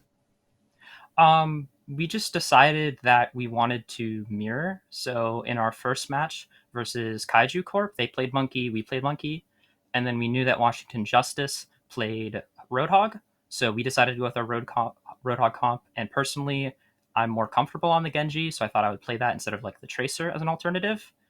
And I also knew that they played a lot of Zen, so it was very easy for a flanker to get value. Yeah, well, it's interesting to hear that you guys are kind of playing more to think about the matchup sometimes. Are you guys at any point ever like, we're going to play it this way and force them to match up to us? Or do you take a look at the opponent and say, we can do it better, and let's adapt to do so, folks. Well, I think we just kind of, before we play a team, we don't necessarily know exactly how they play, so we just play like normal, and it's really just about seeing opportunities, like if a certain person on their team is way too aggressive or if people are split from each other, and then you just make like a few changes to match that. And it's Make it really sound just so about easy. yeah, it's just about not making mistakes before them. uh, Easier So- said than done, for sure. Definitely. Yeah. Just don't make on mistakes paper. before them. Yeah, easy peasy. I have to ask, as a budding Kiriko main myself, we were seeing a lot of Suzies being invested to be able to enable your Death Blossoms, as opposed to being held on to maybe counter things like the Winston dive coming through from the team. How does your team decide when they want to use that Suzie to be able to benefit your team, as opposed to holding on to counter something from the enemy? So basically, it just matters whether or not we're planning to use my Reaper Blossom that fight. So if we do plan to use my Reaper Blossom, ideally I should get every possible resource that's available from the team. So I'll just tell my team I'm looking for Blossom, and if it's possible, I'll get Suzu, I'll get Speed Boost, I'll get like a bubble from the monkey. I'll get as much as I can to ensure that I don't die with the Reaper ult and I can get some value. Well, you had a horde of value, routinely and consistently, HK. Thank you. On it, I am really surprised and impressed because your team definitely came together and were throwing all those resources into you consistently. Now, you guys still have potentially a few more games ahead of you, depending on how everything unfolds. How are you guys feeling moving into the next round? And do you have any thoughts you want to say to the other teams, or maybe shout outs you want to give? So honestly, I'm hoping that Polaris wins because I'd like to play against them again after, playing before against them in the qualifier one. And other than that, fairly indifferent to most of the teams. Polaris was the only team to have ever taken a map off of us in qualifier one during the group stages. So I'm hoping that they'll be able to win. They're kind of a different sort of team than Dart Monkeys. They're like very teamwork focused, while Dart Monkeys kind of has just like some good names on it. And yeah, regardless, I hope it's going to be a very exciting match. Yeah.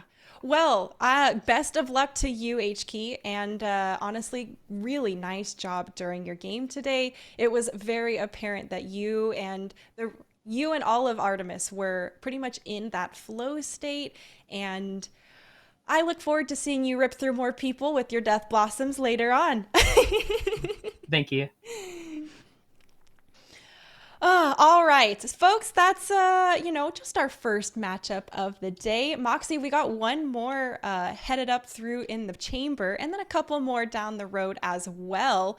But I gotta say, I am really impressed with how well Altiora Artemis played, especially against a favorite like Dart Monkeys, like you mentioned. And they seemed really comfortable, confident, and I love that level of aggression. I don't know if everyone's ready for how, in your face they're gonna be. So we'll have to see. I mean, you can see as well, like, the synergy that's coming through from this team is something that Calling All Heroes is allowing to build up. And naturally, too, like, a lot of the times when we've had events for marginalized genders, it's been broken up into, like, 2 or 3 days.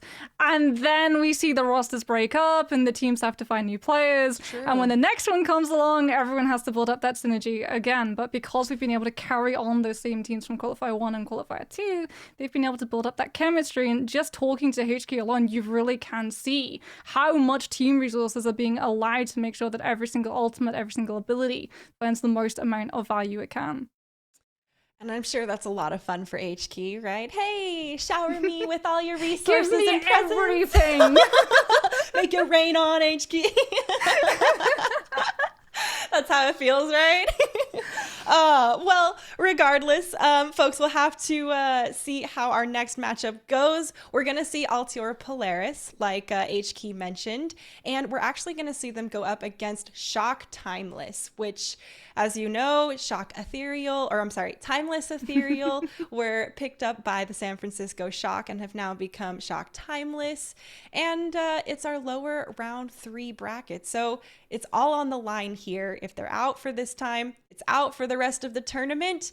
And, Redemption Arc will unfold as we'll have to see who wins that side, folks. We'll take you to a break.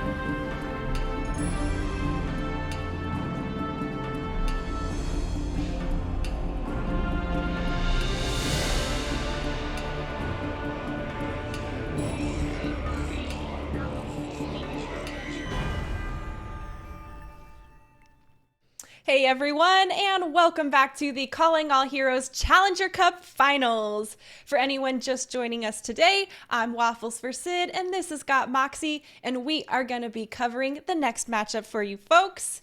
Moxie, we're about to move into our lower bracket now, where obviously it's double elim, so anyone losing goes home today.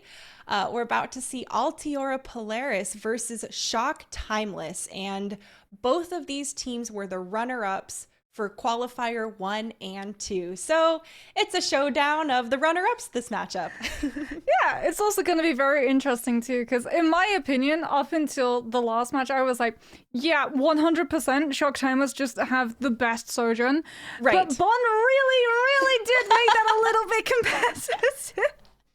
Because I have to say, watching Azure yesterday go up against Kaiju Corp, she was just absolutely unstoppable. She was hitting those shots left, right, and center, and even when her team were down numbers, down ultimates, she would just be able to find that Sojourn win factor to allow them to clutch out those matches. Oh man, and that kind of clutch factor it's intangible and it's not coachable, Moxie. You either have it or you don't, or you learn to really develop the skill under that pressure because you get the experience to feel that strain and to know exactly what it means to be performing under that scenario, under those minimal resources, or with, time on the line, essentially. Shock Timeless, though, have been performing quite strong earlier in our qualifier too, obviously, but didn't quite make it all the way to, that first place. Polaris did the same thing against their sister team Artemis, and I really think that both of these teams are looking to kind of make a better name for them, not let history repeat itself, right? If you ain't first, you're last, and both of these runner-ups are looking to be first today. Yeah, but I mean, you did actually get a very interesting point raised in that interview that we had from the last series, because Polaris was indeed the only team to take a map away from Altiora Artemis. That's right. And we've seen them yesterday. This is a team that is absolutely terrifying. When we were looking through all of the rosters, you and I both agreed that Terra might just have the best Winston, at least when it comes to Primal Rages and being able to cover enemy Sojourns, especially in that overclock form. She has it on absolute lock. Well, we also saw Terra bring out the Orisa. And that was a lovely change of pace, especially combined with Froggies on the Lucio. The speedy Orisa javelin spinning into the opponent's face was a lovely sight to behold. And after that, it seemed like Polaris was able to just run away with the aggressive spearheaded approach, essentially. So I don't know if Shock Timeless will be ready, although Polaris has been really performing well.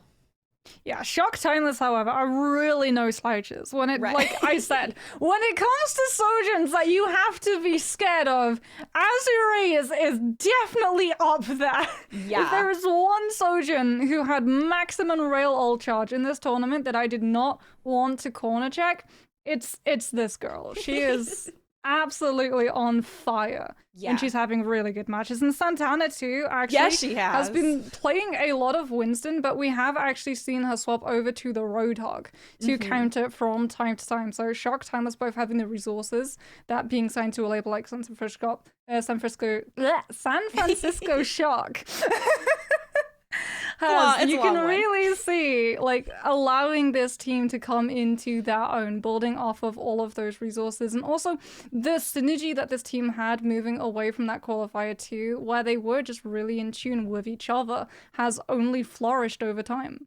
Yeah, I definitely agree with you there. And actually last weekend, they had quite a tough matchup against Washington Justice Red, going all 5 maps. So I'm curious to see how much they've really gotten to learn and take away from that, because last weekend everyone stepped up, and this weekend it's time to show what you've learned from it.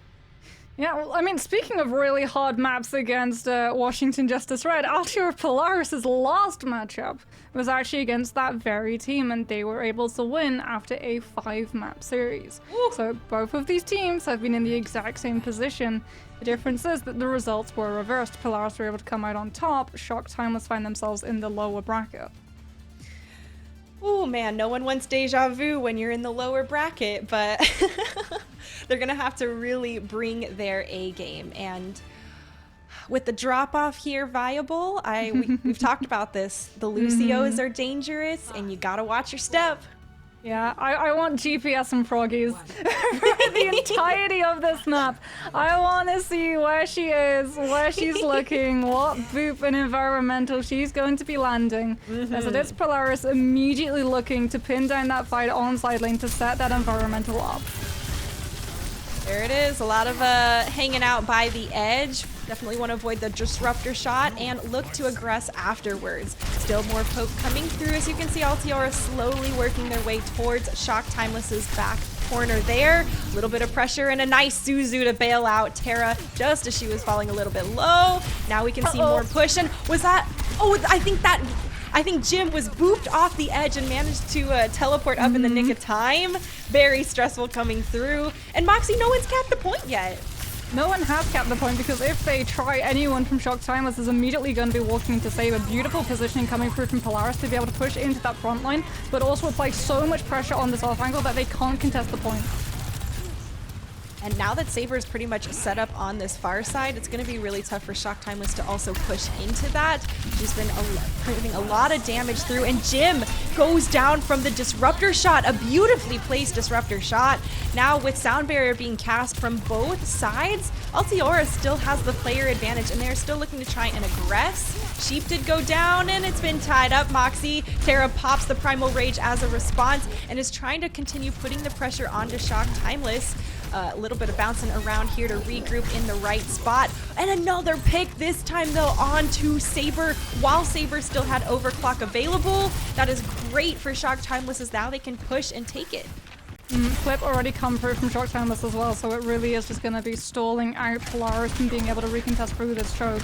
As you can see, both the Overclock and Death Blossom are about to be coming online for this team, so whichever way Polaris choose to be able to break out from side room, they don't have a support ultimate to throw to be able to survive. They're going to have to find a pick or force out an ultimate and Suzy to survive.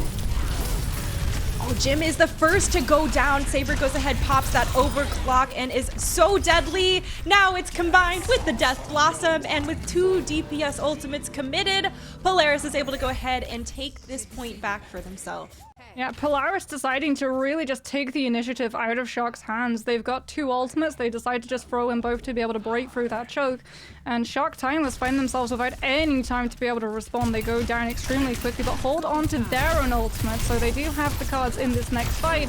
As Terra goes extremely low, trying to force onto Azure and deny that off angle for the overclock. And as a result, with the Winston and the bubble removed, Azure gets the shooting gallery. Moxie, you said it at the beginning, right? Azure, one of the best sojourns, maybe some of the best accuracy with the overclock. Yes, I point you to Exhibit A.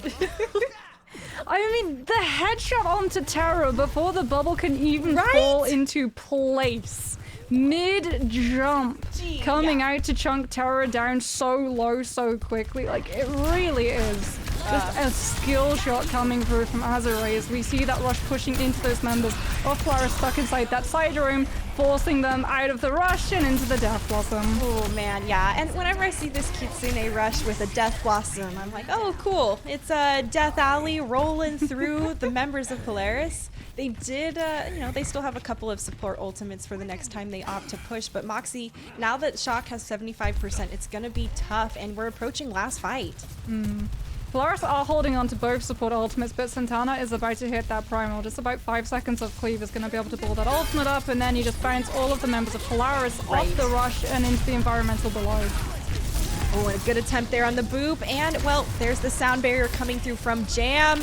Timeless is still trying to push on forward, and oh, a nice sound barrier also coming through from Froggies to continue beefing Altiora here in this fight. Terra almost fell down, but does manage to stay alive here at the nick of time. Saber goes down with overclock online. The point is flipped back over to Altiora, but at the end of the day, Shock Timeless are still taking down members of Polaris. They're trying to stall this out, and a little late pick there onto Sheep. Yeah, Jim is able to find their counterpart. Sheep has been removed. The Death Blossom not going to be there, but Froggies is able to find the boop onto Jim. and as a result, Polaris will hold strong. We are heading into final fight territory, but now it's in favor of Polaris as they're holding on to those two ultimates. Shock Timers have a little bit of time to go into the poke phase and build up ultimates of their own, but if they lose a member and have to wait for the 30-second reset time, it's curtains. The bubble was clutch. It was a great attempt there from Santana to try and mitigate any of that Death Blossom, but it was just, it's tough when you're already cornered there trying to push through the choke. Saber goes ahead, uses overclock, deletes Santana from having a chance to stall, and now it's all about handling the trickling going on from the members of Timeless. We see Kiriko trying to do a little bit of wall jump tech there. Azure comes out big with a huge hat trick. 4 people killed. Oh my gosh, absolutely just clutched it out. Killed all 5 members of Altiora to come back, win the fight for their team. You know, it's that sometimes I just get to sit back in my seat and have that smug little smile because Azure just dropped a 5-piece. And there's Exhibit B to your statement earlier. Just gonna have a TED talk, you know, a PowerPoint presentation behind me every single time we go to break. Just be like, this is slide A on where Azure is absolutely terrifying. And here's the even worse thing for Polaris. That overclock that Azure picks up, it's burning through all of the members sitting inside Dax's Kitsune Rush. They can't even move off the point either to contest the Sojin because then they allow the flip and Shock Timeless walks away with the map. Azure definitely has that clutch factor if after seeing that display of 5K. What's going on?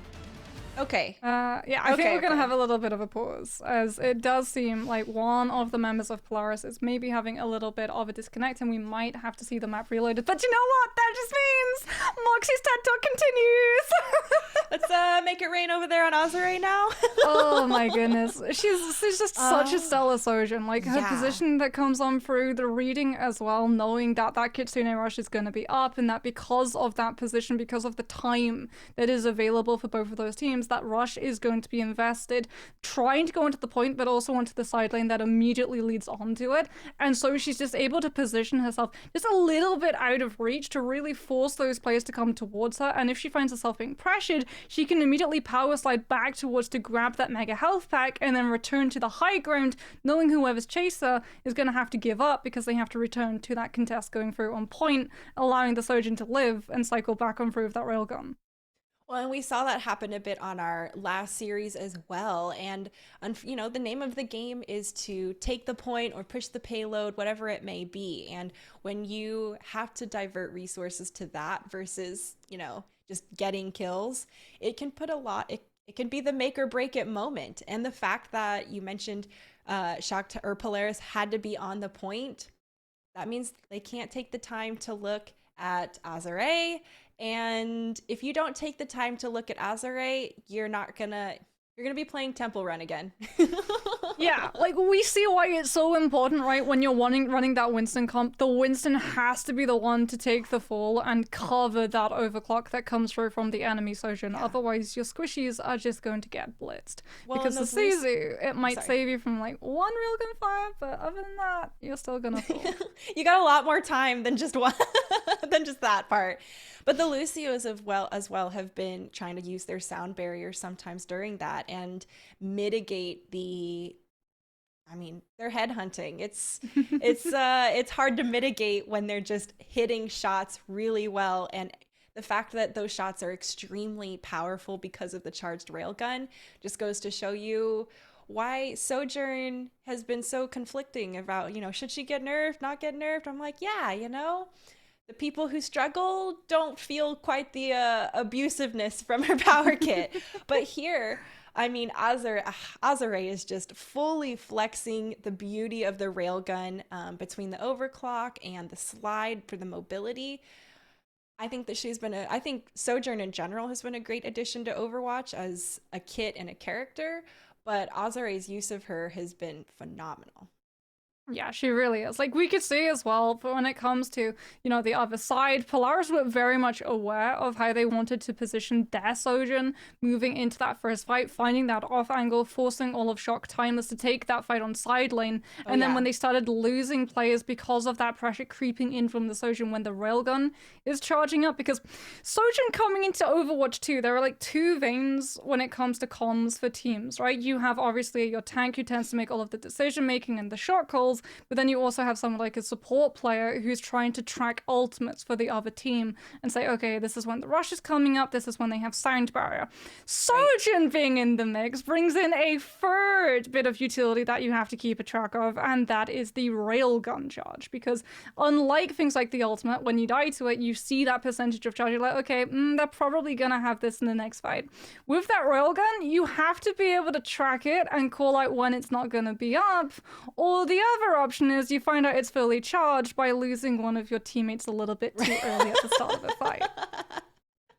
Oh yes, it's online, and I know because it's when that's like when I'm like Roadhog no hook, because I just got hooked. Yep.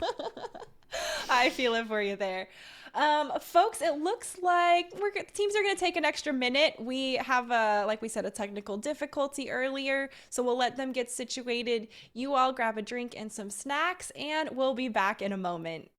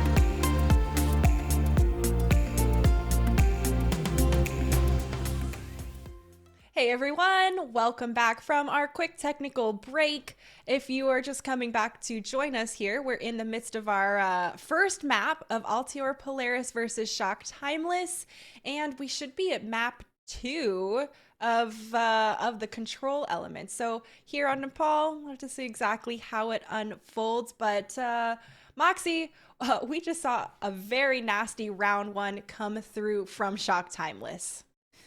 Yeah, I mean, we were even talking about this still through the break, just gushing about Azure. Like, both of us were like, how do you hit that shot so cleanly onto a Winston mid-jump in the head? Because here's the thing, like, Winston is a really good counter to Sojourn because you're able to jump, you're able to force that power slide out, and your rest of the team can try and capitalize. Either the Lucio chases her down or the enemy Sojourn is able to capitalize on the fact that you know her position, you're going to be able to snipe her out. That bubble makes it a lot safer as well for you to be able to aggressively face peek in.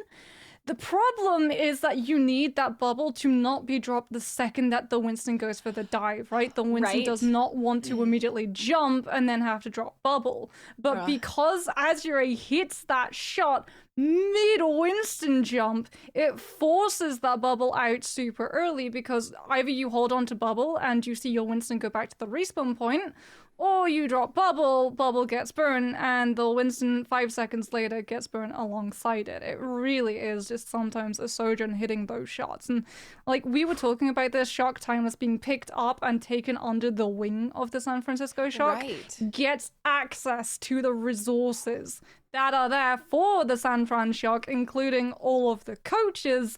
And when we talked to Azure in her interview last time around, she confessed that the coaches had been working with her to improve that aim.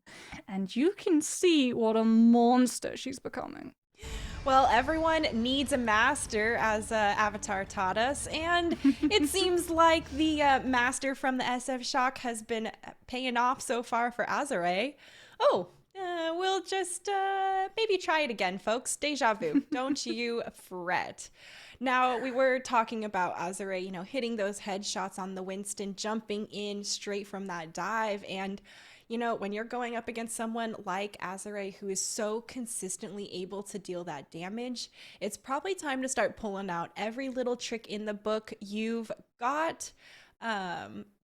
You know, there's some small tech you can do with, you know, spinning around, trying to divert your actual hitbox to prevent some of the initial headshots coming through. And I don't have the skills for that. That's a whole different caliber that's a whole different caliber. But with the way Azure is playing, that's definitely, you need to start pulling out all the stops to minimize the impact that she's bringing on this Sojourn. Because I mean, we saw the perfect 5K come through from her. That's that says it all. I mean, speaking of like using all of that tech to obscure things like your hitbox, my favorite is the Widowmaker, like the 1v1. Whenever you go into a headshot only lobby, Widowmakers just like look down when the grapple comes through to try and use the ponytail to obscure getting dunked in the cranium. But a little bit harder for the Winston to obscure their hitboxes. It is pretty beefy, and no surprises. Azure finds a snipe and opens up the lobby to find a second! Oh my gosh. Moxie, it's with the way Azure is playing, I feel like the rest of Shock Timeless has almost got it easy trying to make space and get to the point. Yeah, Azure now is going to be even harder for Polaris to be able to push into, right? Because that is the Sojourn set up in the high ground who already has an angle to be able to snipe you out and also drop the disruptor shot to make it even harder for you to try and face check into. And as a result, Polaris are foregoing trying to control that high ground. They're just going straight to point. Okay, yeah, engage and force them to be on the point. Well, maybe not the best plan of attack, but at least it was a new attempt. And, well, although Shock Timeless still have the point in their possession, Altiora gonna have another chance to regroup. Yeah, Azure too sees that it's going to be a frontline brawl and distances this up. She doesn't go for that high ground attempt of a snipe. When Polaris come through, she just plays at the back of that point, and everyone from Polaris is so set trying to just ice the backline and those supports that she's able to just really push on through, and now Polaris stuck in that choke, have to commit so much. The Ray form already going to be used, and Azure gets aggressive and pushes forward. Oh man, pushing through this choke with Azure on the Sojourn into a disruptor shot is really nasty business. Both DPS though. going down early in this fight from Shock Timeless. I'm surprised that they bit off that much more than they can chew, and now Altiora go ahead, take the point for themselves for the first time. It felt like Azure was posturing up for an overclock to come on through, right? You want to hit that first kill and then immediately move forward with the overclock to catch out the strays of Polaris as they try and disengage, but that first kill doesn't come through. Froggies is actually able to take advantage of the Sojan's over-aggression, and as a result, Polaris without that burst damage to try and force them away from that choke. They're able to live through, as now we see Shock Timeless being stunted by the chokehold that Polaris now have advantage of. Well, and the Kitsune Rush there was used by Dax, but that was the only ultimate used. So Shock Timeless are happy that it's spent, but they still have to push into Saber with Overclock. Yeah, and Aramori does have a rush of her own, but there is that overclock coming on through, and immediately Shock Timeless, even though the rush is there, just have to move faster. Yeah, it's you know, not as much as they were hoping for. A lot of damage from Santana is trying to be put onto Saber, but can't quite find the kill. Jim has a nasty Death Blossom come through, and eventually Shock Timeless wipe out the members of Polaris, and they take this point back. Jam's going to be holding on to the sound barrier for sustain as well, coming out from Shock Timeless, but Polaris going to be holding on to a sound barrier and Death Blossom of their own. The problem for this team, it hasn't been using ultimates to win these fights, it's been getting out of these chokes without losing a member too early. And that, once again, is going to be an issue, as you can see, just immediately TPing, taking onto that point as fast as possible to avoid that potential snipe. Point starting to be flipped towards Polaris, and it is actually capped for Altior Polaris. The sound barrier, the speed boost, and the Death Blossom. That's the combo, and it's going to send Shock back. Well, we heard it from the interviews. Every single time a Death Blossom is available, the Reaper gets everything, the kitchen sink and the sound barrier included. And yeah, I'm very surprised Shock Timeless actually walked away from that point long enough for the flip to come through, because then if they want to contest it, they're walking back into the Death Blossom, something Polaris immediately takes advantage of. Both bubbles used up and a Suzu forced out early from Dax. Damage is too much, and Jim is uncontested here in this corner, just pretty much free firing into Polaris, trying to approach. Now they've lost the point, and with 85%, it is last fight territory. Dax is going to have that Kitsune Rush. Polaris members extremely close to ultimates of their own to be able to set up through that one to buy themselves time to contest on this point itself, as they really are just going to have to push immediately onto point, denying that high ground control, and just Terra being the one to take all of the hits does mean no tank, no primal. Disruptor shot to make sure it's only Terra, but that means that Polaris don't get to touch. And as a result, we don't see overtime, we don't see a contest, and we see Shock Timeless walk away with the first map. The real question, oh, it's sheep? Really? Okay. I'm happily wrong. Denied. This was a good one, though. This was a very good one. And I think the big difference maker as well is that those kills come in so quickly, as opposed to Azure, where it's like, yeah, she does walk away with the 5 kills, but they're a little bit splintered apart. So play of the game is like, okay, well, maybe you got 2 in 20 seconds, but you didn't pick up the full 5K. It was a more split up, just like, you know. No, but very nice job nonetheless, also from Sheep, because that Death Blossom was very critical. And I mean, you saw the synergy of Polaris ready to full commit for that attack. And you know, at the end of the day, it didn't quite work out. Shock Timeless had some massive star power roll through from Azure to just kind of prevent Altior from having a great first step every time they wanted to engage. It felt like every time it was like, oh, a little misstep, or like maybe a little ankle roll, or maybe you stepped with your off foot instead of your strong foot. I don't know. Either way, they were off balance the whole time. Yeah, that's always the danger with control maps. Like, it's a little bit less so in this meta if you're not running that mirror matchup, because the fact that we have that 30% retained ultimate charge does mean that sometimes if you want to play tank matchups with counters and you lose the first fight, you can actually swap onto something that counters what your opponent is running, retain the ultimate charge, and then win that fight immediately because you're just running something which steamrolls over what you're now running into. However, when you're running the mirror matchup, that first fight is everything, especially when when it comes to choke control. And both Sojourn players, both Saber and Azure, were doing everything in their power when the point was under their team's lock to be able to hold on to that high ground and snipe out anyone coming through from that choke, forcing those Lucios to use the speed amp very early, the Winston bubble to be burnt out very early as well, and buying as much time percentage as possible. And since Shock were the ones to pick up the point first, the time percentage is able to build up a little bit better. Yeah, well, those disruptor shots too were, I mean, critical and also forcing out like Wraith early and Suzu early because they were all cornered and pinned and there's only one exit. So, you know, not the funnest of time when you're on the receiving end, but a really nice, you know, synergy and team play coming through from Shock Timeless. As you saw, Polaris is going to take us over to Paraiso, and, well, we'll have to see who opted to, or what, if Shock opted to defend or attack first. Yeah, Paraiso is a really weird one because, like, you can run that Winston mirror, but you can also run a couple of other compositions that find a lot of value, right? Attacking, if you want to play that Roadhog composition with the Lucio, you can take that side alley to be able to pop up behind the point and maybe snipe out one of those squishies with Hook. We've seen teams break out that pharmacy to be able to break through point E extremely quickly, as well to be able to deal either with a Sojourn who's set up all the way on that back high ground, sitting above point, or just pump out so much pressure that the defense can't take advantage of that first corner.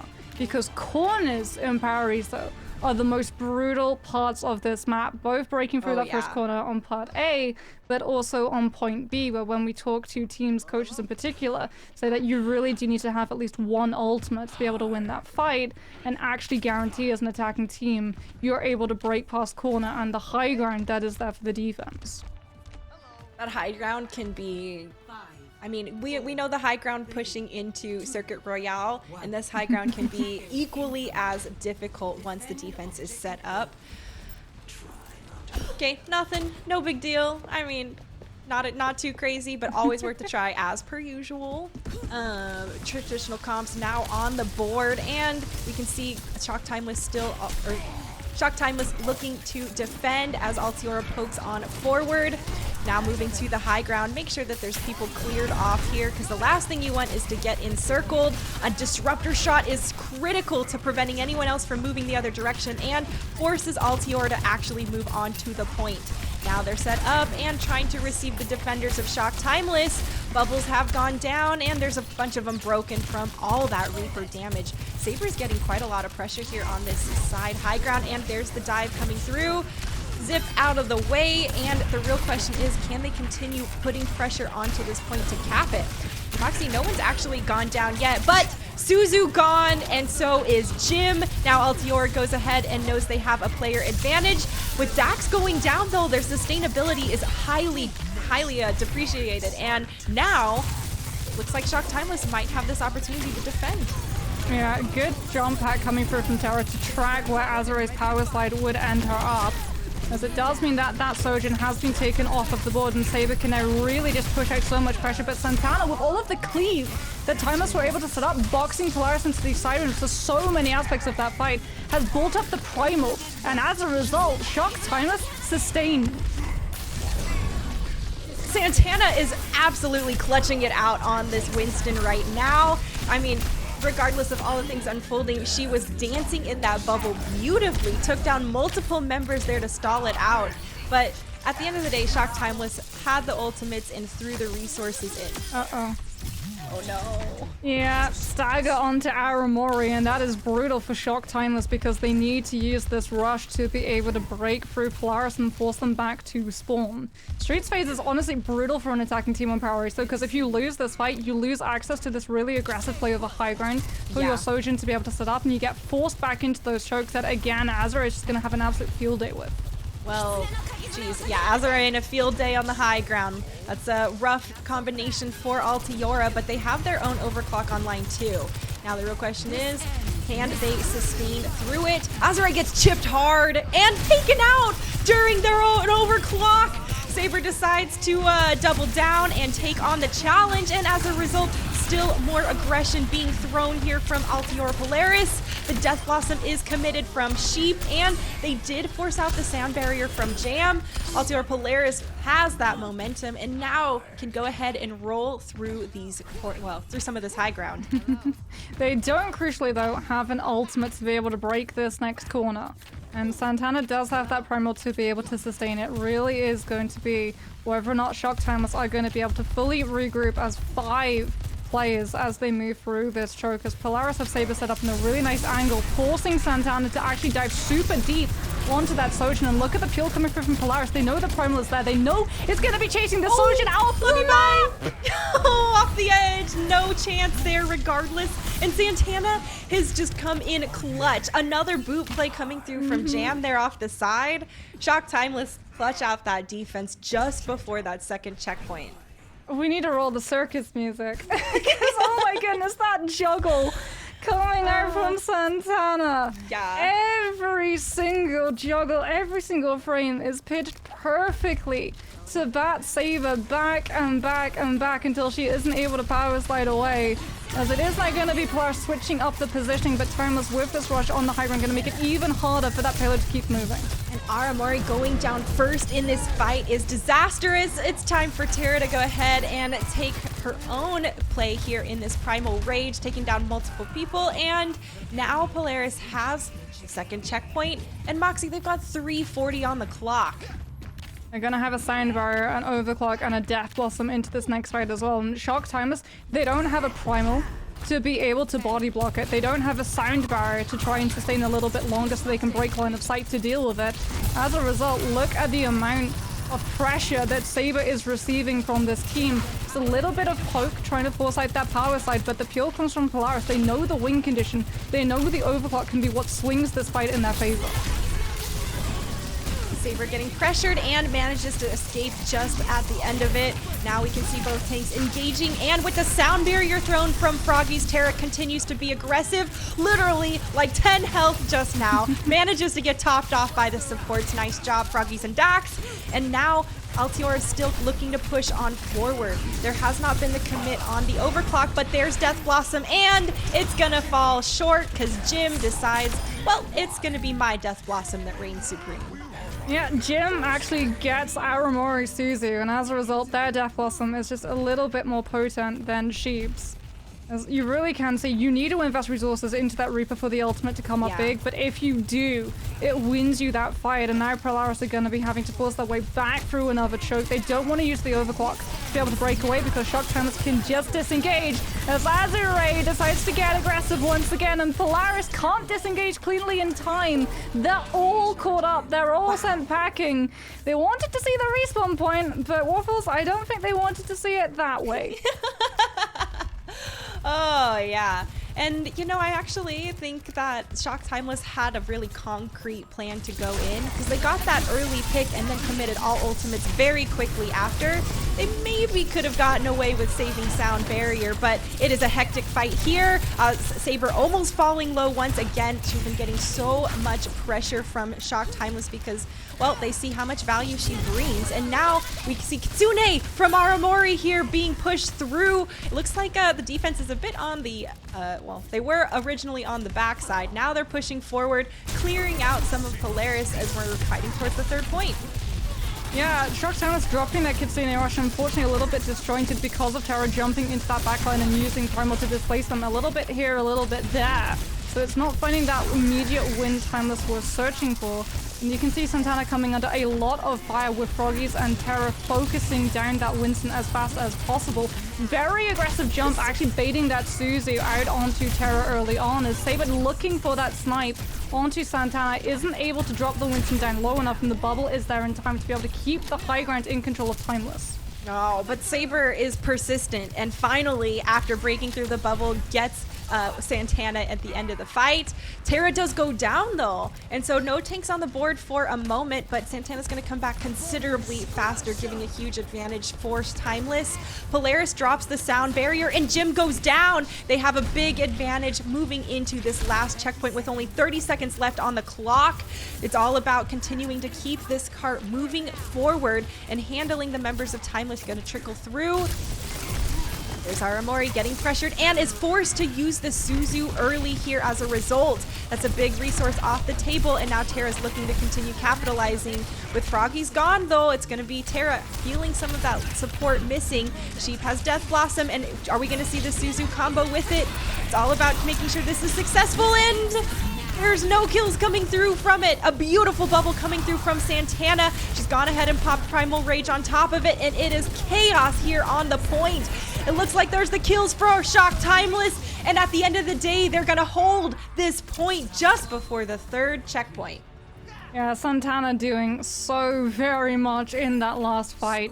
Dropping the bubble to stop the Death Blossom to having the value it needs, and then popping the Primal to make sure, even though Death Blossom isn't going to find picks, all of the space that Sheep is looking to set up with the ultimate usage is denied from the squishies because there's a Primaling Winston juggling you around, and you cannot either aid Sheep when she's in that ultimate form and drop things like the Suzu or try and help with a Disruptor shot coming on through. And because of it, there is just no pressure on the payload. The space that Sheep has is shut down within seconds because there's absolutely nothing else that comes through from Polaris. They're so occupied dealing with the Winston jumping in their face. Man, how do you pick a target when those are your options too, Moxie? With how well both Santana and Terra have been playing on this Winston too, they're definitely, I mean, the tanks, now that there's only one tank, they're already a big focus and priority of being a bullet magnet.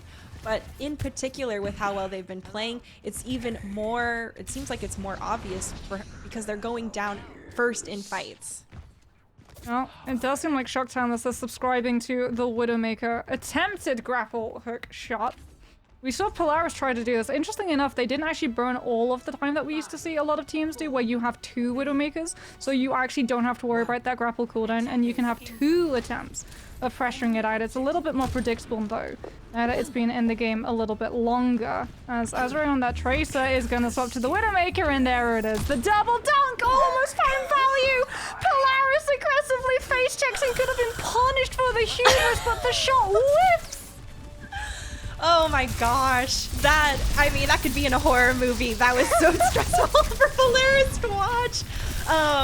Shock Timeless, though, doesn't pan out. Now they're pushing forward in the more traditional route that we see here. Oh, a pick there onto Froggies from Azure. That is devastating. Polaris has no speed and less sustainability. Now Shock Timeless are going to have an easier time collapsing on them as a result, since, once again, no speed. And there's the kills coming through onto Terra. Yeah, it was the Winston, however, sacrificing themselves to try and step in the line of fire and distract the members of Timeless so that those other members, without that Lucio speed boost, were able to disengage. And as a result, Polaris should be able to get a recontest if they want to, especially with that snipe. That's a huge clutch snipe, but Dax goes down and so does Froggies! Oh my gosh, Jim just being an infuriating Reaper and performing wonderfully, taking out both supports from Polaris. That is a huge crippling blow to the amount of sustainability they'll have on this point. And now you can see Shock Timeless, they're respawning, they're back in the fight, and they're gonna go ahead and retake this point.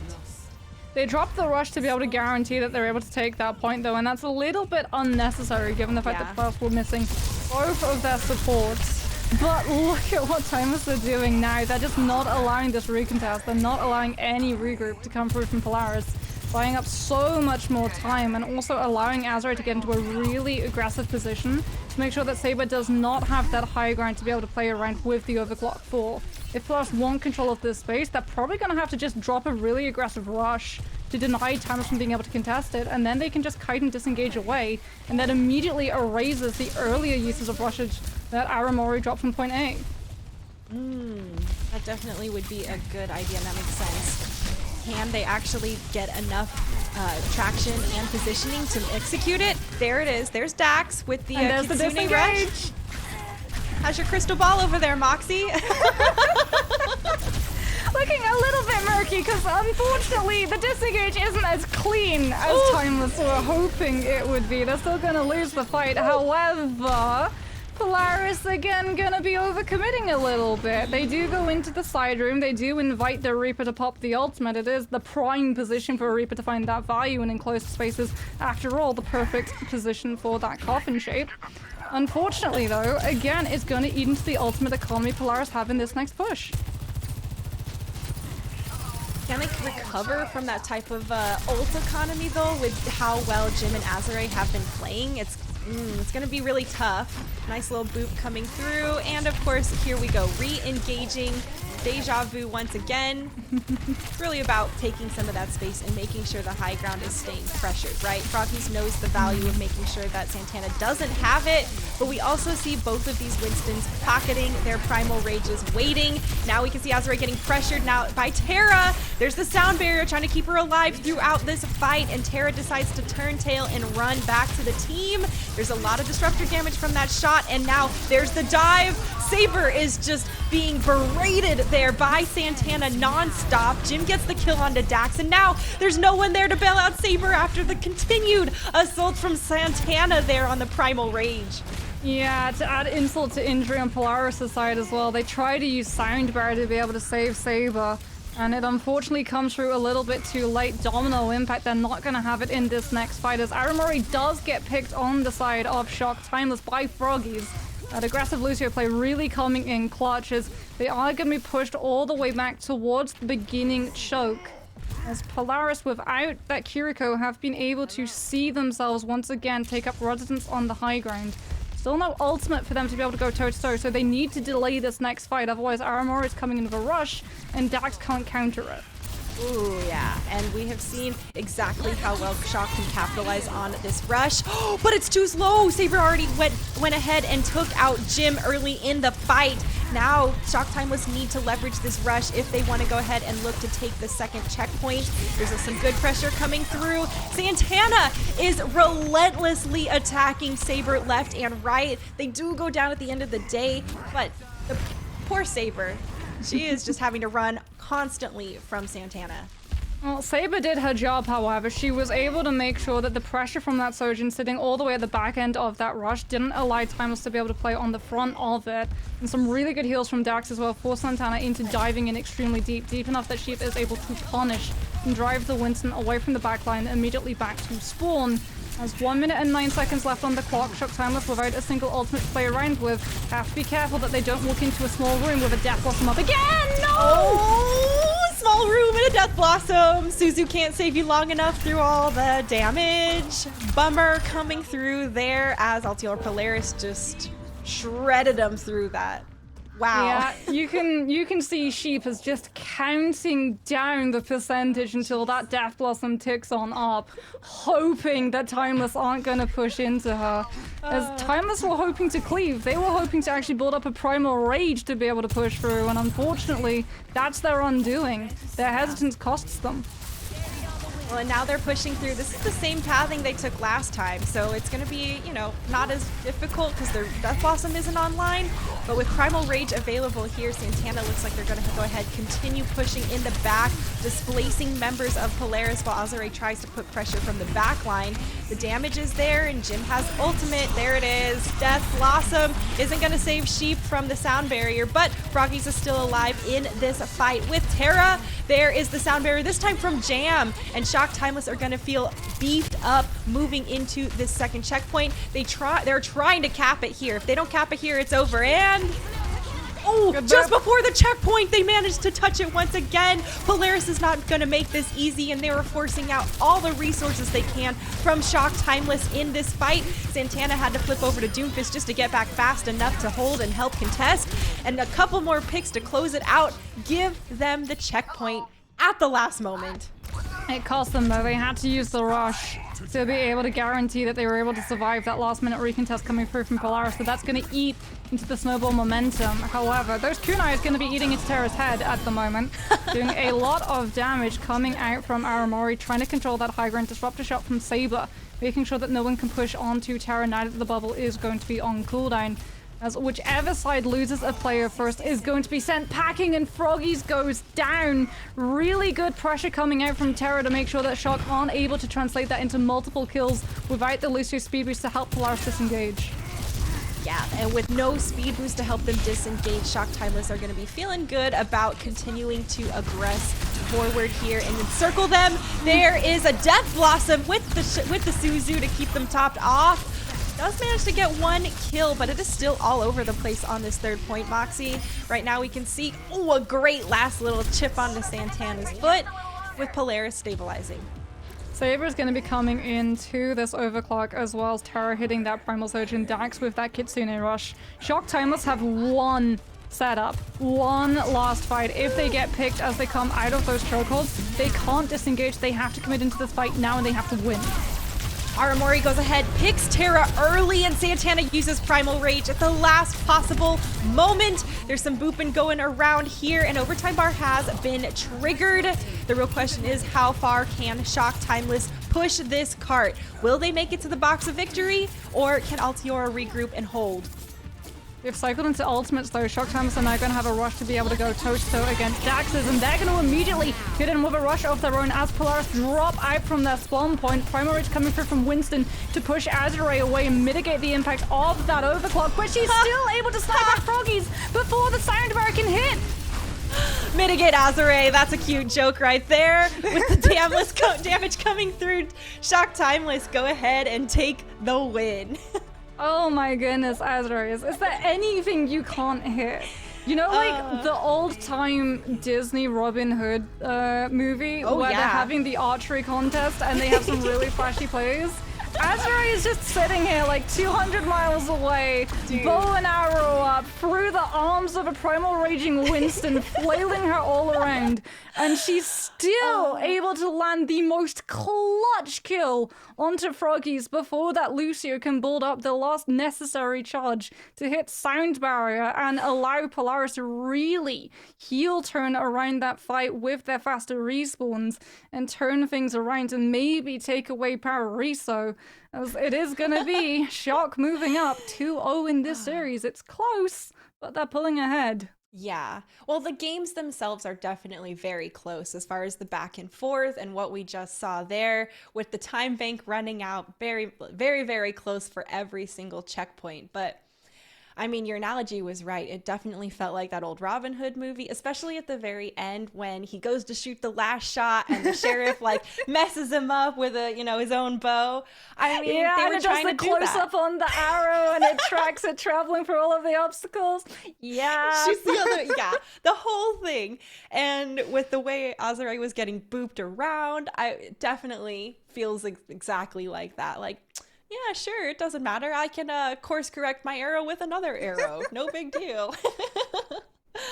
But the Altior Polaris did a fantastic job. I mean, obviously it wasn't capped until overtime, and every checkpoint wasn't capped until it was, maybe 3 or 4 seconds left on the clock. So there's still a strong chance for Altior to come back and reverse sweep this.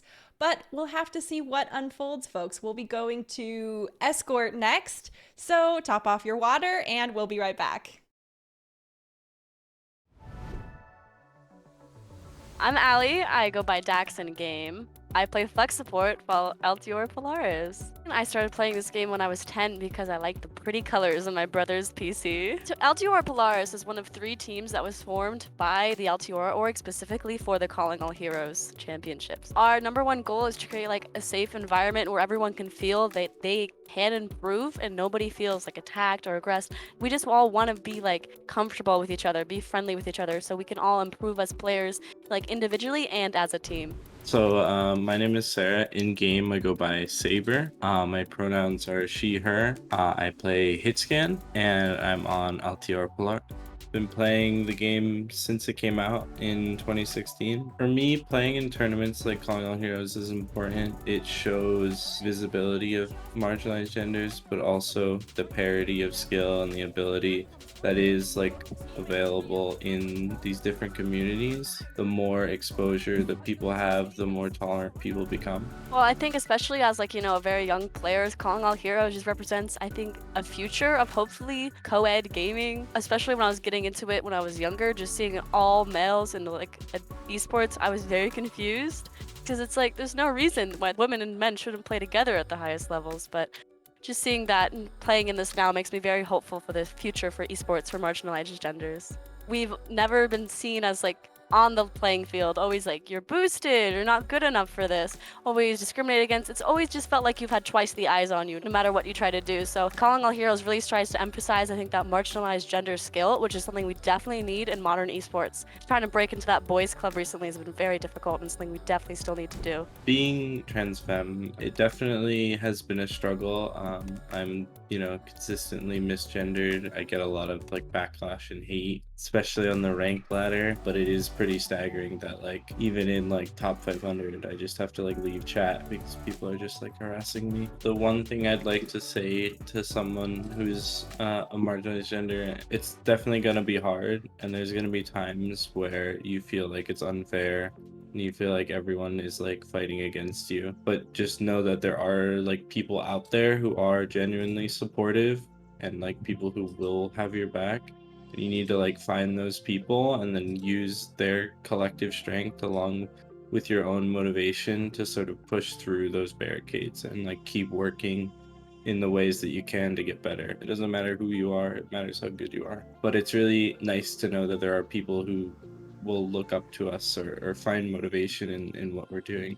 I think an important aspect of our team and our synergy that we've been really focusing as of late is the way that our comms like interact with what we're planning on doing and making sure that everyone is on the same page. It's definitely still a work in progress, as is everything on our team, but it's something we've been putting a heavy focus on. Being the only team to take a map off of Altiora Artemis in Q1, I think really just showed our colors and showed like our strength as players. We're just gonna go in and we're gonna play the game, and we don't care who we're fighting. Big thing with comms is that when you go into those games where you are underestimated, having good comms can clean up the game so much faster and just surprise the enemy, because you can clean up a fight and clean up those kills faster than like any individual mechanics can. I really appreciate the support that we see in chat, and I love that people are tuning in. All it takes is like a little bit of dedication and a lot of perseverance, and you could be at the same level we are on the same stage that you're watching now. Support Calling All Heroes teams. Everyone tries so hard. Such a good event that's going on here. It is really astonishing just to think about hopefully the kind of impact this will have on future esports, and very exciting to hopefully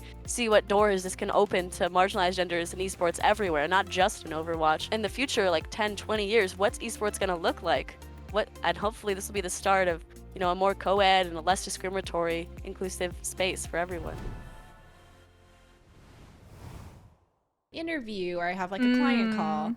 Oh, and we're back, folks. Welcome back to Calling All Heroes. Sorry.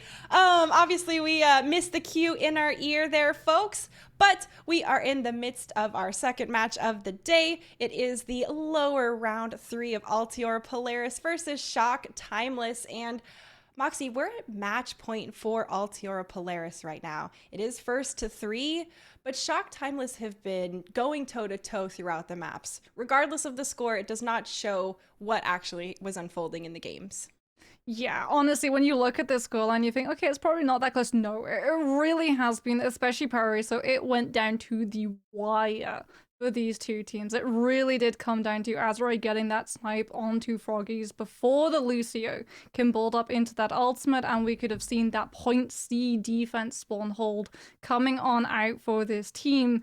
However, the score is the score, and it is match point. So for Timeless now, we are going to be actually seeing them holding onto that roster, but for Polaris, there's a swap coming on through. KJ is going to be coming out for this team, and this is the first time we're going to get to see her in this series, and I'm very excited to see what this is going to signal for the rest of the team, because when a swap comes through, it's traditionally meaning that we're going to see a massive change to the roster of heroes that are being run, and it is no surprises, it is going to be Circuit Royale that we get to see for the first time today. So I think we're going to be getting that Sigma that I have been looking forward to for a very long time.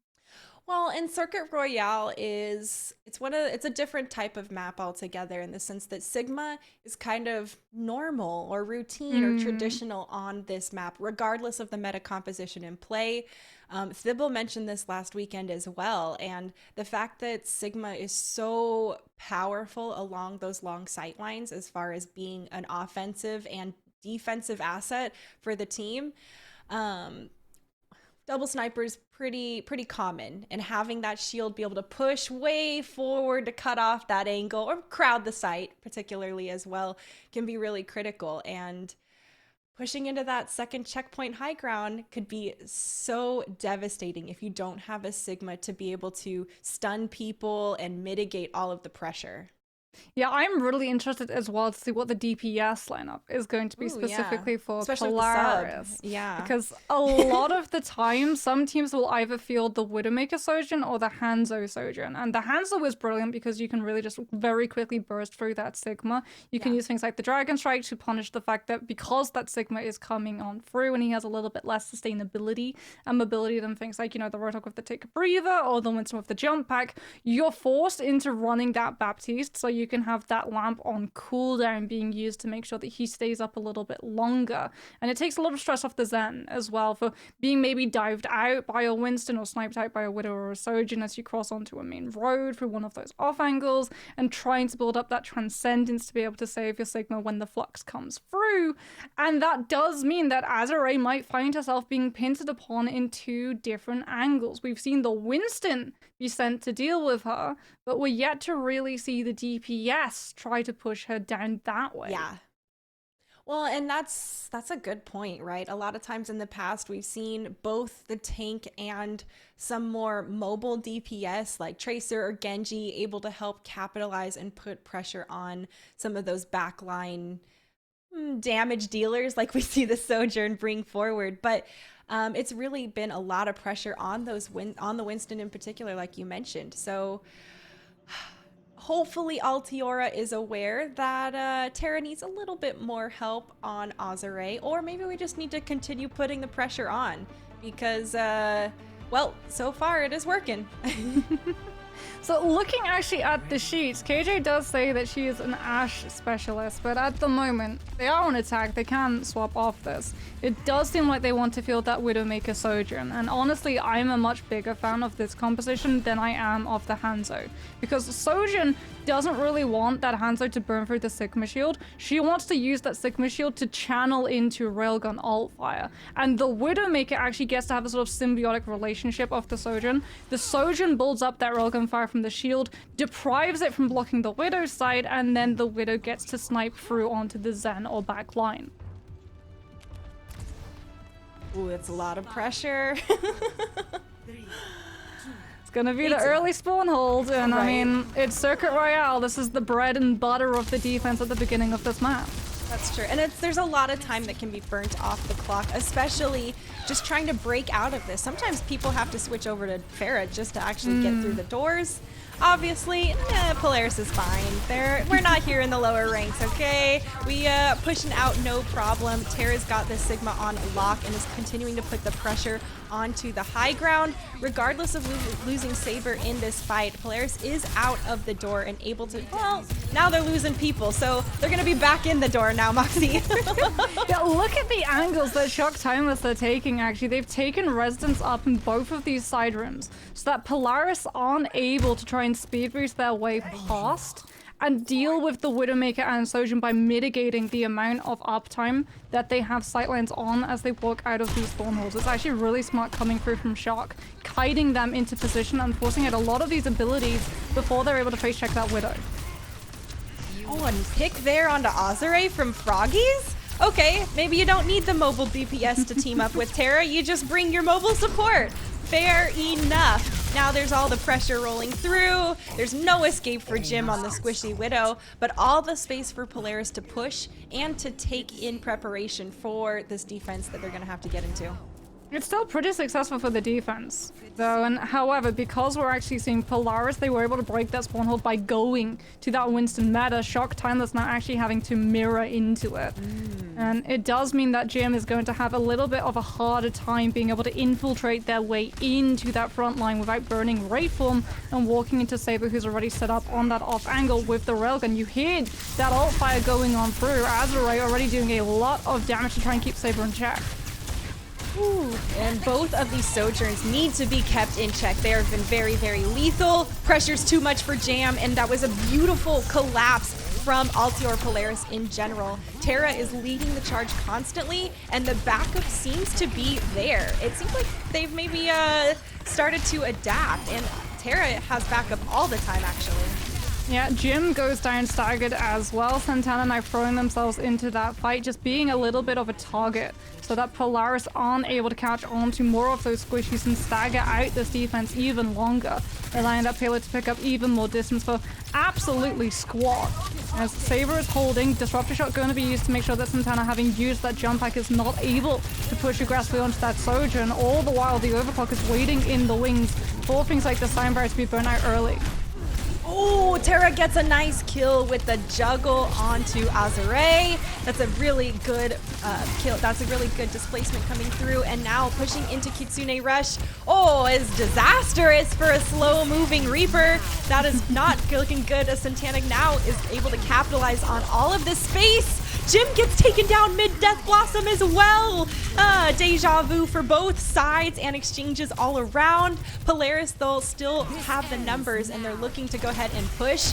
Not into Azure's overclock though. Everyone's gonna bail out of that. Want to make sure you're trying to survive. No deal. Yeah. This is actually a really smart decision coming through from Shock, because if they win that fight, they force Polaris to have to climb back up into that high ground and risk getting sniped out yet again. Unfortunately, however, Polaris still have a couple of members alive. They will still lose the fight, however. And now Saber might actually get sniped and staggered out early. Power slid right into the plant pot, but Froggies is able to turn around and make sure that the Sojourn has aid. And Shock Timeless, not wanting to lose members to that Sojourn, not knowing what the railgun fire is at, have to pull away and allow the space. It's going to be Sound Barrier from Shock and Kitsune here from Polaris trying to engage in this fight. Shock have been pushed back closer towards the second checkpoint as Polaris continue to be aggressive. There's the Sound Barrier allowing them to continue to be aggressive once again. Saber holding up to her name, getting 2 nice kills to close out the fight. And that's going to really enable Polaris to continue moving this point forward. Yeah, the fact that Polaris were actually able to continue that pressure so that Shock Timeless, despite winning the fight previously, aren't able to use the high ground and snipe and slow Polaris' push into that next fight down really goes such a long way, as they're in position to be able to use that rush and instantly brute force into Timeless, forcing them back and allowing Saber to set up and absolutely rip through. Oh no. As Terra sets up with the Primal and absolutely rips through Azure. There it is, a little bit of a delay. Unfortunately, Sojourn bodies have a little bit of travel time to hit the ground. Right. It's juggling, all right? There's some hang time going on. It's just the rule of gravity, you know? Right? And it takes a little bit of time for the physics to come on through. Right. And it's game physics, so we don't even have to function within the normal laws. Santana has to bail out a bit from that damage, but she does have Primal Rage online once again. Aramori's down early in this fight. That's devastating. It does force Santana to have to use Primal Rage regardless of what the plan was. That's a not fun time for Saber, because once again Santana's hunting her non-stop on this Winston. Jim does go down in the mix of it all, but Altior Polaris really happy here, holding this corner, looking to try and get some picks. That's a good Death Blossom! Oh! That's 2 coming in there from KJ at the end of the match. Oh, Moxie. Oh, look at the assists too. Speed Boost and Suzu combined to allow KJ to move forward and absolutely rip in with the Death Blossom. Jim is going to have one of their own. Polaris drop in a rush. Azure immediately moving to mitigate his impact with the overclock. Once again, we saw it on map 1. We see it again as Dax is forced to just climb the walls and wait for Swiftstep to be back on time to be able to allow themselves to manage to escape Shock Timeless's clutches. Kiriko escapes, but unfortunately for Polaris, they have to now cross across that corner once again, and Jim holding onto the Death Blossom. I don't see that position. I am extremely concerned that there is about to be a backline Blossom in a matter of moments. Oh gosh, a backline Blossom. That sounds rough. Jim actually takes down KJ early in this fight. That's tough for Polaris, and actually I think they want to just go ahead, get some regrouping here as a result. Yeah, Jim's still holding on to that Death Blossom, but now Aramori is going to be able to have that rush online to even better aid it.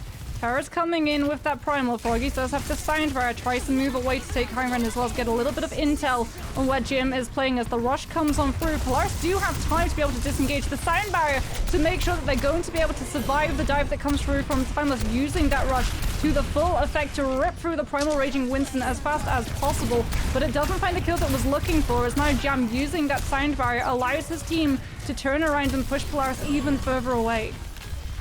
That was in the nick of time as well to defend this. Polaris want to take this last point, and there's a couple of exchanges.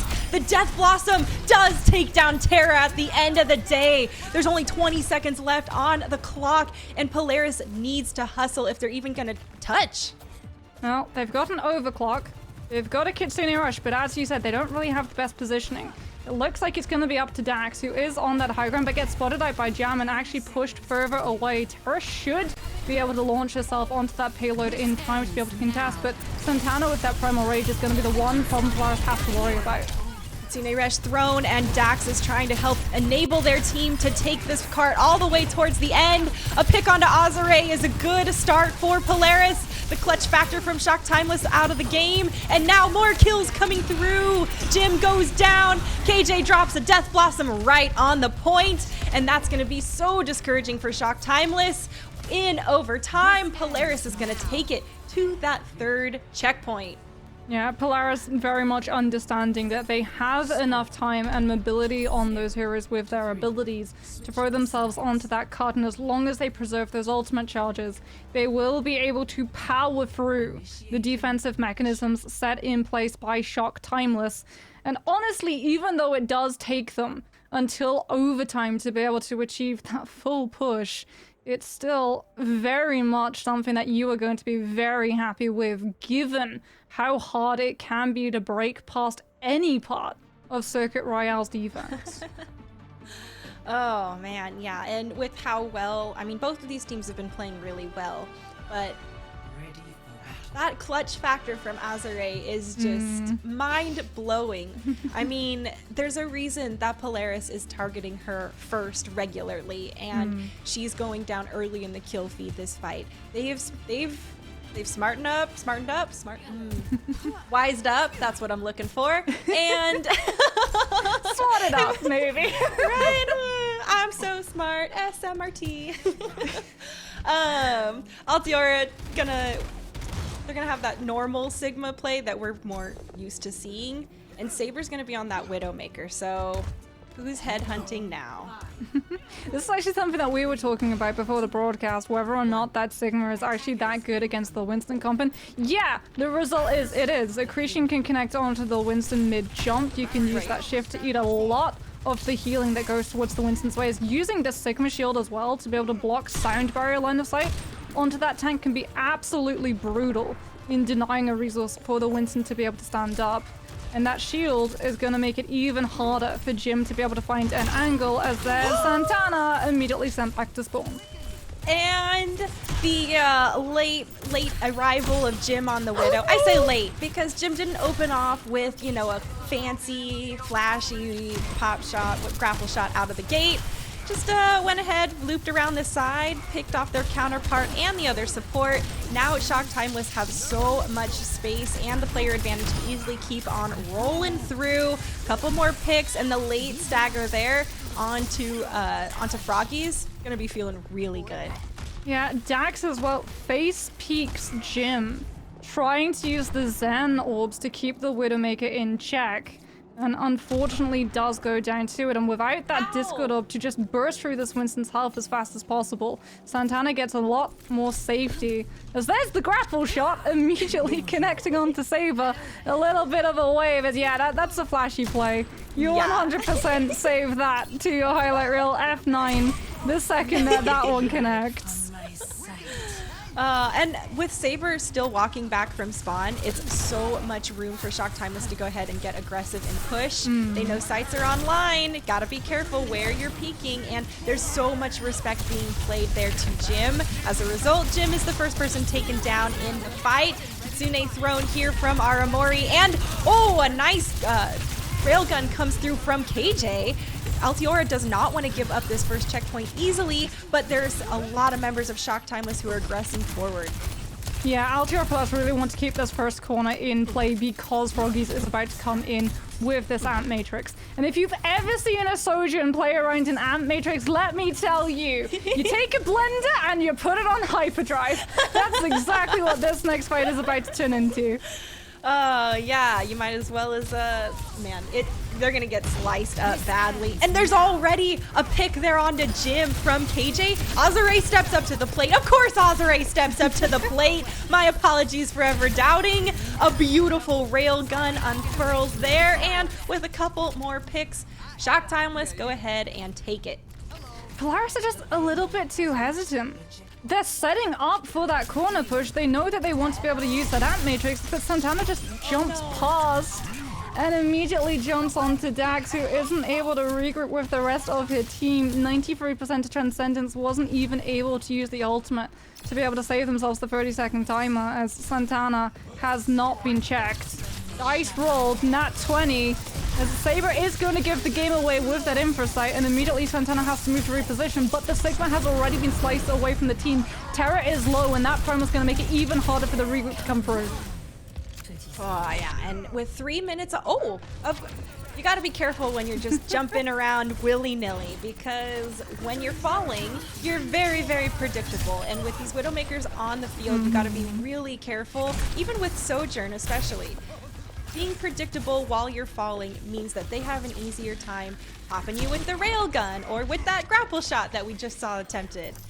Saber manages to back out there just at the nick of time though, Moxie. Yeah, Dax holding on to this Transcendence. KJ does still have an overclock to be able to use on this defense. Once again, they're doing everything in their power to deny Timeless from being able to easily climb up slope, using that high ground, forcing out so many ultimates from the other side as Azure goes down extremely low. A really nice placed bubble. Gonna actually cut the Sojourn away from receiving the silence barrier, and as a result, KJ has the confidence to hit the overclock of their own. Wow, and that Transcendence was really great for Altior to continue being aggressive through both Sound Barrier and Kitsune of Shock Timeless. That's not an easy feat to accomplish. I mean, what's not an easy feat to accomplish is forcing Timeless off of the composition they were running. Right. And we're seeing Santana actually go on to the Sigma, jam onto that Baptiste to be able to just have the burst healing necessary to be able to hold Terra in this sustained fight, as they want to be able to push through slope, but without an ultimate to really be able to power on through, they know they need the Sigma shield to block the snipes coming through from the Widow and the Sojourn. Yeah, and the shield will only last so long through so much onslaught of damage that is very, very constant and persistent. It's going to be a kill in the middle of the air during the flux as well. Altior Polaris completely shut down Shock right there. And, well, there's only 120 on the clock. Yeah, so there is one slight difference between both of these compositions at the moment. Aramori is still on the Kiriko, so if you get dove upon, you have a little bit more sustainability to your side, but Polaris with the Discord are just pumping out the damage, and as a result, Santana, Jim, Azure Jam, they're all just getting blitzed. All right, it's the Widowmaker shows, one pick each, but with different counterparts, so it's both teams are evened up and pushing into each other. Azure's gonna take down Saber. Now Shock Timeless are up by 2 players and continue to push on forward. Respawns will be here shortly, but they need to get to the second checkpoint if they want to go ahead and take this series. Oh, a nice dodge comes through from Terra of that accretion, but there's too much damage being thrown from the rest of Shock Timeless that they go down at the end of the day. With a few ultimates still online for Altior Polaris, I'm not sure if they're going to be able to actually recontest. They're gonna have try. the staying power. No, that's completely denied. A nice play coming through there from Santana to continue stalling out the members of Polaris from touching the cart. Unfortunately, they do make it there at the very end of the day. It does force out both Ant Matrixes. Payload has been captured, right? Or checkpoint has been captured, though. It's really unfortunate that Terra actually tries to sidestep the accretion from Santana and moves further away from the rest of the team, so isn't able to regroup around the corner of Choke and wait for Polaris to be ready to use the Ant Matrix and all pile onto the payload before it hits, and instead has to come back on the Doomfist to be able to make a dent in that fight. Now shots back on to that Sigma, but not having that shield just allowed Jim and Azure to get so much damage done in the frontline cleave. As Polaris now will have control of the high ground, only a minute left on the clock, but they are down so many ultimates. KJ has to come in absolutely clutch with this overclock to immediately snuff Shock out so that they can buy time, but Dax again around the corner pushes too aggressively and gets the head taken off. Oh man, with how Azure and Jim are playing, I'm surprised that Dax went for that challenge. We see a little bit of Widowmaker duel here, but we are nearing the end of the time bank. Sights are now online, so this is not fun for Polaris pushing out. So many resources have to be forced just to make it out of spawn safely. Aramori gets a pick onto Terra, and now it's all Shock Timeless trying to close out this fight. There's an MO on the point itself, but Altior Polaris cannot even make it there to contest. The cart's gonna roll on forward, and that's gonna be a 3rd point captured. Oh my goodness, 1 minute 10 to 1 minute. What a close series. This is Circuit Royale giveth, Circuit Royale taketh away, and here comes the gamble, Waffles. When you have so little time left on the clock, do you roll the dice and attempt that spawn hold, knowing that it's probably going to burn a lot of time off the clock? But if you muck it up, it's going to give so much free payload distance. Or do you hold around that first corner and use the high ground to your advantage, knowing that, yeah, you're playing a lot into the clock for the other side, but you hold the best chance at slowing the payload down when the clock actually winds down to a stop? Would you? I'm like, It's a really tough one. It's a really tough one. It's like, would you rather walk across glass or hot coals? Which do you? These sound like really difficult decisions. And really, I think it would probably vary team to team, especially when you have to push into someone like Azure. Right? Or when you have Azure on the back line. Yeah, I would be okay with maybe giving a bit more space and making sure that she can have that room to free fire as much as possible. Honestly, we'll see how it unfolds, right? We've got Widowmaker here from Jim early in this defensive fight. And Polaris is showing the, what is it? Sojourn Reaper combo as per usual. I mean, that's the normal meta we've been seeing. Some pressure coming through here. There's only 42 seconds left on the clock, and it is going to be burning fast. There's some more pressure in this room as members of Polaris are trying to poke through, but Santana's just going to hold the door here and continue to mitigate them. Pressure onto Jim in the back, but there's the support there from Aramori. Still more giving space, and it looks like Santana's getting a little bit forward on their own. Azure is the first person to fall in the midst of all the chaos, and with a couple more people looking very, very low, Polaris starting to pick up some momentum, Moxie. Yeah, really good dive. Pushes onto Santana to force that ammo field out to save the Sigma, and then Terra doesn't actually try and deal with the tank. She jumps past to go onto that backline, knowing that that lamp is not going to be there to be able to save those squishies. And as a result, this payload has started to really pick up a lot of momentum. Terra going to be coming in with that Primal Rage in the next fight as Timeless immediately swap up their composition. Jim and Azure can still be the absolute undoing of Polaris' comp, but Terra with that Primal Rage is making it so hard for the DPS to line up a single angle on a squishy. Ooh, there's a lot of chaos here, and the overtime bar has been triggered. Kitsune Rush from Dax up the center lane, and members of Polaris are trying to capitalize as a result.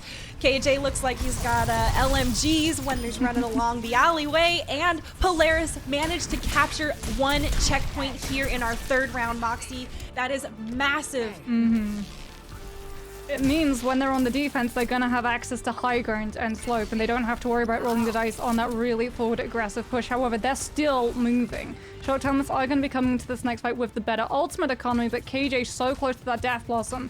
If they're able to drop into the backline and use that Blossom to immediately circumvent the rush, Polaris can continue to push ahead.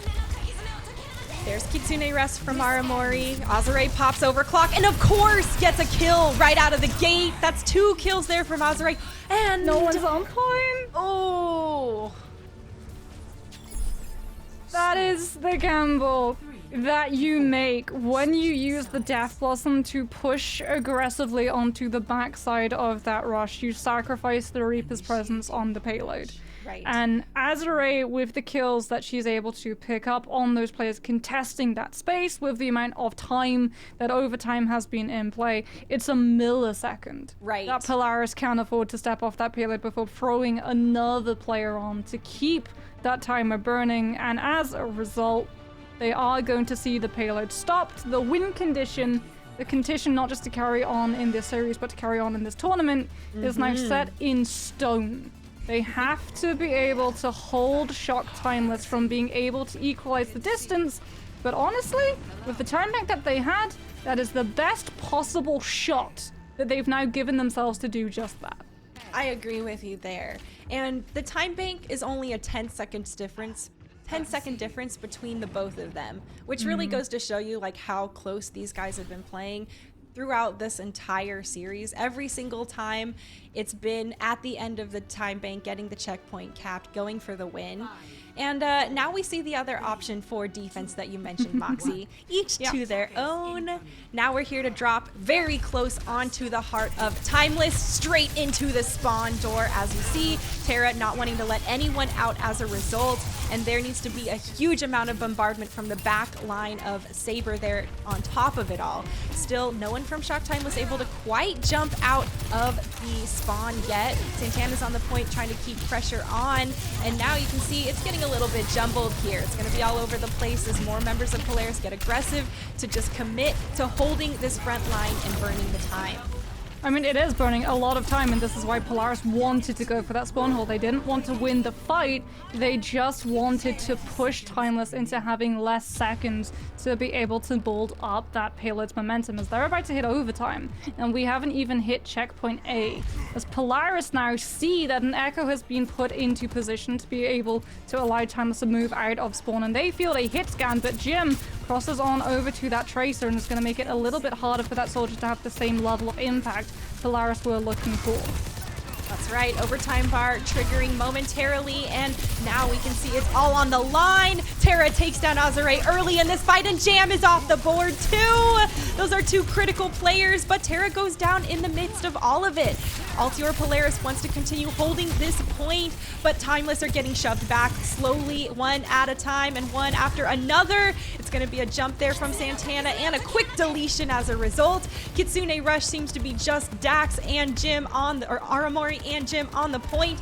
There's the members of Timeless starting to follow up and catch up on that Kitsune. Azure being the hero once again, getting another couple kills. Can they continue to hold down the fort, getting more? The Primal Rage, absolute clutch coming through from Terra. She's been hunting people and hunting Saber, or hunting Azure in particular, throwing her off the edge for a third time this series. Absolutely incredible as a more defensive clutch coming through from Polaris, coming through for the win.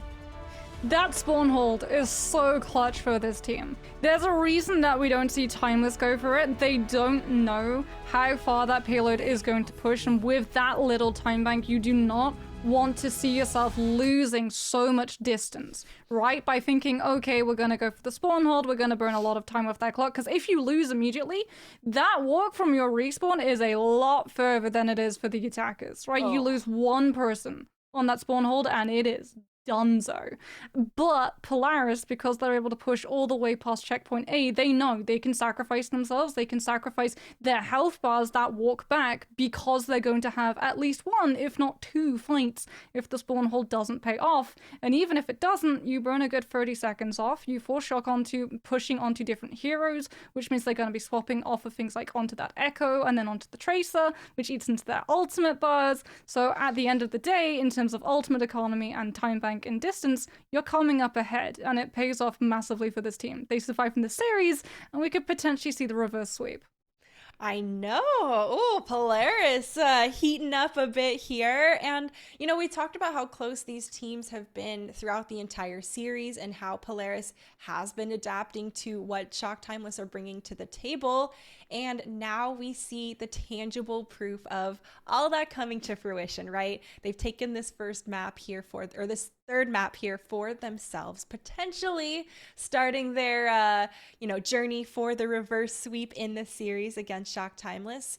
But Shock Timeless have been very consistent. There's a reason they're already up 2-1 for now. And I think that they are starting to understand how much pressure is getting put onto Azure. Mm-hmm. Yeah, that Sojin is really target number one for every single member of Plus. And you can see why, right? At one point, well, okay, yeah, sure, they're probably gonna lose. They're gonna have to step off that payload. The ultimates are all available for the other team. And then Azure just comes in and says, you know what? I've got an overclock. I'm just gonna snipe out another member and another member and another member. And it takes a primal rage to bat her right back off the map to make sure that she's not gonna be able to clutch it out. The last time I was casting with Fibble, I mentioned about the Sojin that we have in NA contenders called Tree, and yeah, Azure is 100% a tree in the making. Her roots are absolutely terrifying, and like we said, she's been getting all of these resources, she's been getting coaches from the San Francisco Shock. You can see that it's really paying off in terms of her ability to hit those shots, and moving forward, I cannot wait to see what she grows into. Yeah, I agree with you there. Calling All Heroes is it's running parallel to the path to pro to give a funnel and another pipeline for players to be going pro and growing the esports scene in general, because it's a little bit on the newer side compared to traditional sports, and there's a lot of things we can do to continue enabling and putting these players on the forefront. And Calling All Heroes has had a huge amount of eyes on all of these players and teams, scouting, watching all these, look at some of these highlight reel type of plays we've been watching unfold throughout the whole tournament. And, we're going to New Queen Street next. So it's the push map. It's our first time going to push today. So we'll have to see how it goes out. But Timeless went ahead, of course, and picked this map. So... I'm not surprised with how well Azure plays on the Sojourn. There's tons of nooks on the high ground. There's a lot of alleyways to go to different high grounds. Azure is about to have a heyday. Azure is about to have a heyday, especially in that first fight. That first fight where everyone is vying over initial control, a lot of the time we actually see teams just ignore the objective entirely, as you do in Overwatch. Right. Kills are more important than the objective, everyone says, or at least they do in my lobbies. Me too. That everyone sort of ignores that robot to posture up around the statue, because that is the position that the Sojourn wants to take. So many times when we've looked at the Sojourn's positioning before these fights properly start up, they're looking to take that off angle, they're looking to take an angle where they're going to receive the least amount of resistance, but also be able to apply the most amount of pressure. And for Sojourn players, that's exactly where we're looking at right ahead. Prime position, podium of power for the Sojourn is the area we're about to just veer into. There we go. And if I love it when the observers line up perfectly with a point. It's brilliant. Yeah, you can also see, this is the beautiful shot where you can see the conflicting crosswinds of the map here between the snow and the flags. Definitely can't stop looking at it once I saw it. And well, now you've said it to me, I'm never going to be able to unnotice. You're welcome. Looks like, our more traditional meta comps for push. I'm not surprised to see them bringing this out. It's been working, and they have been very closely matched, across all of these maps. Yeah, the Reaper is really necessary as well to just push onto that Winston. And both Saber and Azure need that Reaper to be able to deal with the pressure the Winston's by putting us. Look at Terra's position, already in position to be able to take out Azure before she can use that high ground for the Sojourn. But there's the knock! Chan finds a boop onto Sheep! And it gets knocked back as a result! Moxie, it's the drop! It's the drop! And with that, it's Terra just literally dropping in, stomping on people. You saw those boops and the shenanigans on the side. And folks, you always gotta watch your step at the drop-off. So you call it the drop-off. I like to call it the Wile E. Coyote, because you can just see the sort of cartoonish wave and that puff of smoke beneath their feet as their legs windmill, and then they immediately plummet. Sign that says, oops. Bye-bye! Oh, a couple more picks rolling through. Polaris starting to find some momentum here. Looks like Terra continuing to hold the front line, allowing for these late stagger kills. And I love how well Polaris is hunting down the members of Timeless. They weren't doing it quite as well in our first couple of maps, but last map and this one, it's looking more cleaned up. Yeah, you can see there is a game of action, there is a hit list of players and a prioritization of those specific players. Just look at the disruptor shot placement, just to be there to make sure that Azure is not able to snipe out members of Polaris as they cross out against that corner into high ground. But Santana finds Terra, and as a result, Shock get to go. Aggressive Saber trying to level the playing field with the overclock damage. Unfortunately, uses the ult to find absolutely no value. And Shock Timeless are going to be able to have snowball potential in this next fight. Yeah, that was a really nice, well, the early pick onto Terra is what set the tempo and really enabled Shock Timeless to run away with that fight. Terra just bit off a little more than she could chew, and that chip damage coming at the end was too much. They do have Kitsune Rush online here from Dax, and there it is, engaged early in the fight. It's all about continuing to follow up, and well, now Jim has no Wraith form, hunted down as a result since you're vulnerable, and now we can see Polaris starting to try and pull ahead in the momentum. It's tough now with Jam going ahead and popping the sound barrier. Santana's taken down Saber once again, but Terra's trying to hunt for Azure. Not able to quite find her there at the end of the day, and Dax goes ahead and helps with a lending hand. Still, Altior Polaris trying to continue taking this point, and a commitment of the Death Blossom. All right. Oh, no. 2 from Jim. How did they not take Jim down when they had 4 people? Yeah, and the bubble gets used, and Jim is just able to step right in the middle of it and use the Death Blossom. Shock Timeless off of a clutch play, a little wave coming through from Jim, as it is just going to be off that Reaper ultimate that Timeless are able to claw back their way into the fight. Okay, I wasn't ready for Jim to survive and then pull that beautiful, beautiful play out of his pocket. Azure opens up, kill onto Saber with Overclock online. It's going to be death for probably Alto or Polaris in general. Actually, they decide to just skirt back and avoid it. So I respect that. I feel it. Azure has been very, very lethal on this Sojourn, and now we can see Polaris re-engaging. They pop their sound barrier, and they're trying to continue pushing Shock Timeless off, but now they're pushing into Aramorti's Kitsune Rush. Pushing on top of that, Shock Timeless continue to move forward. They've almost overtaken the advantage, and they're trying just to get to that spawn checkpoint. Polaris pushed them off at the last moment and retain a bit of their lead. Disengaged rush for disengaged rush, however, Altior Polaris with that Lucio speed boost are still able to catch onto Azure, and as a result, they should be able to take this fight. Santana's still holding onto the prime if they really want to use it to be able to stall the Saber Bulls into that overclock. Takes a little bit of pressure from the low ground coming out from Aramori as the primal catches onto Dax, and as a result, Polaris are forced to give up a little bit more distance. Yes, they've got control of the robot at the moment, but Terra has to use the Primal Rage just to push Aramori into Saber so that the ult fire from the railgun can finally take down the enemy Kiriko. Wow. I mean, these Winstons here have been really critical to the gameplay and helping set up the other members of the team for their own shots. Terra's gone down for Polaris, and now there is no tank and no front line. There's no tanks on the board anymore at all.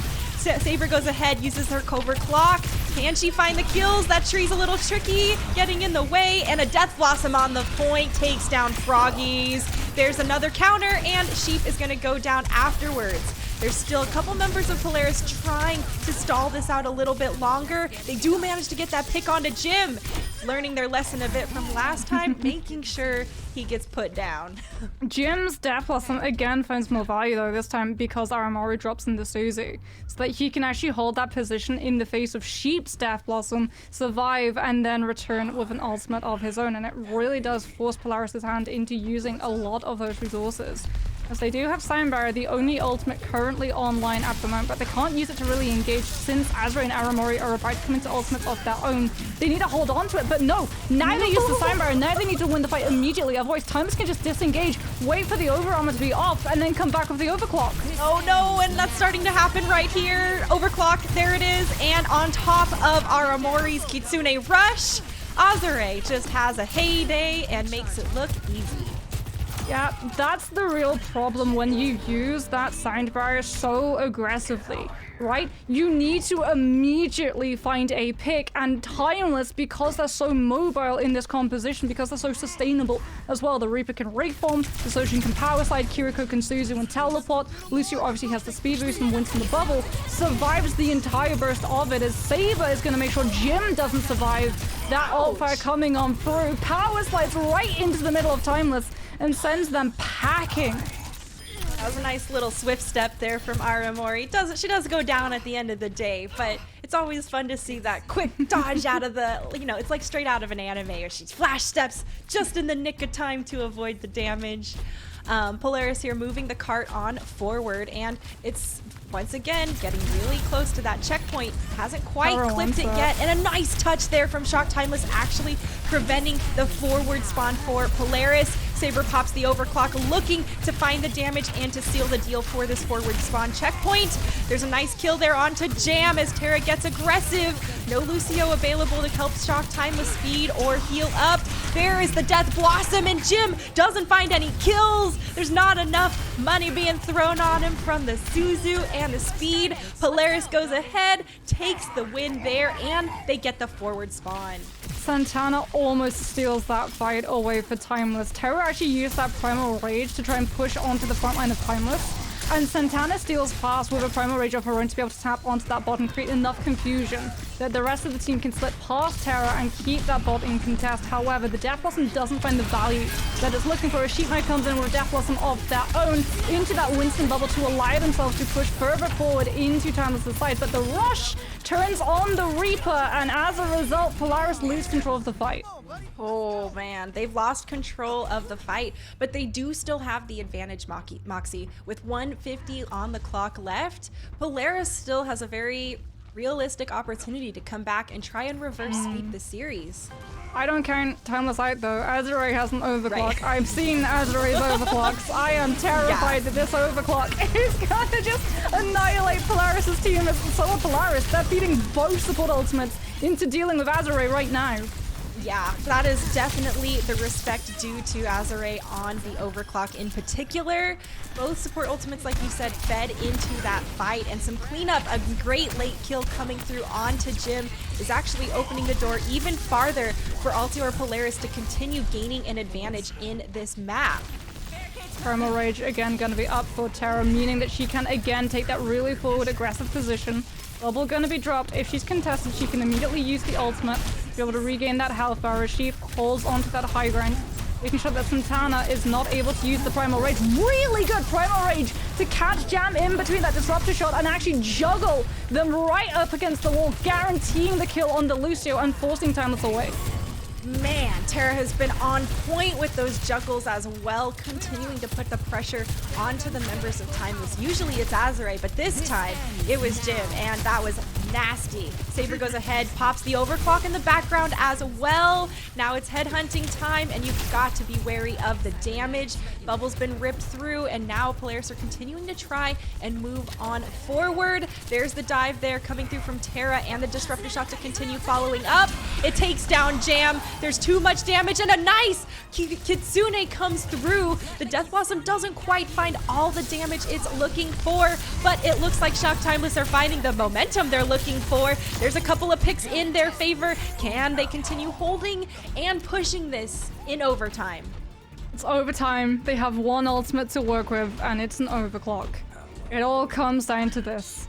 Sheep cannot use this Death Blossom until Azure has ulted, otherwise you are just going to get sniped down. Polaris have to play this perfectly. They have one fight, maybe two. They're going to wrap around the back and drop from the high ground, trying to surprise Timeless with that position. Azure uses its overclock, kills to Sheep early in this fight. There's another one in the pocket of Azure once again.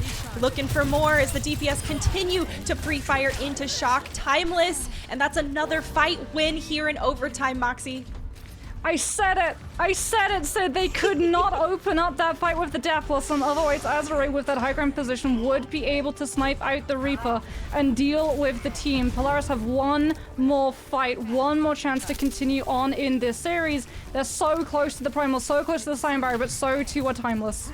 Yeah, and they are so close here to also coming back in this matchup. Right now, Shock Timeless are at match point for the series, and it is all on the line in the lower bracket. Terra uses that Primal Rage, continuing to juggle people in the corner, but it looks like Azure makes it out just barely in the nick of time. Still more attempts at the juggling, and Saber's been reinforced by the sound barrier. There are the kills coming through from Altior Polaris, and they want to put Shock Timeless down and take this map for themselves. There's just Santana here on the point, and with that, Polaris come back to tie up the series. The reverse sweep, the potential is real, Sid. Oh my goodness. The start of that fight, I was so scared. The primal goes on through. Terra is able to get into that backline and just keep Azure out of the way so that Froggies can deal with Jam. And this is really good target focus coming on through for this team. This is something that we talked about that has improved drastically as this series has continued. That sound barrier can save the team. It can save the Sojourn. It can allow Azure not to hit the overclock, but to hit the railgun necessary to be able to snipe out one of those squishies and immediately turn the tide in Shock's favor. But Polaris, with the target focus, see the Lucio out, drop a sound barrier of their own, have the sustainability, and can finally go toe-to-toe with the Sojourn without worrying about being one-tapped. Yeah, and I mean, it really shows how much more success they were having with that on this map as well. It seemed like last round they were starting to find their rhythm and how they kind of want to be going into combating Shock Timeless, and this time it felt like every time Shock Timeless needed to step up to the plate, it was always really falling on Azure or Santana's shoulders to use the ultimate or be that clutch factor versus really kind of giving them a silver platter just to capitalize in general. They're constantly pushing them and forcing them into those pressured situations. And, well, Altior Polaris might just be on their way to a reverse sweep as a result, Moxie. We're going to take it to a quick break, folks. So don't go anywhere, and we'll be back for our last match here to see who's going to stay in the Calling All Heroes tournament and who will go home for now.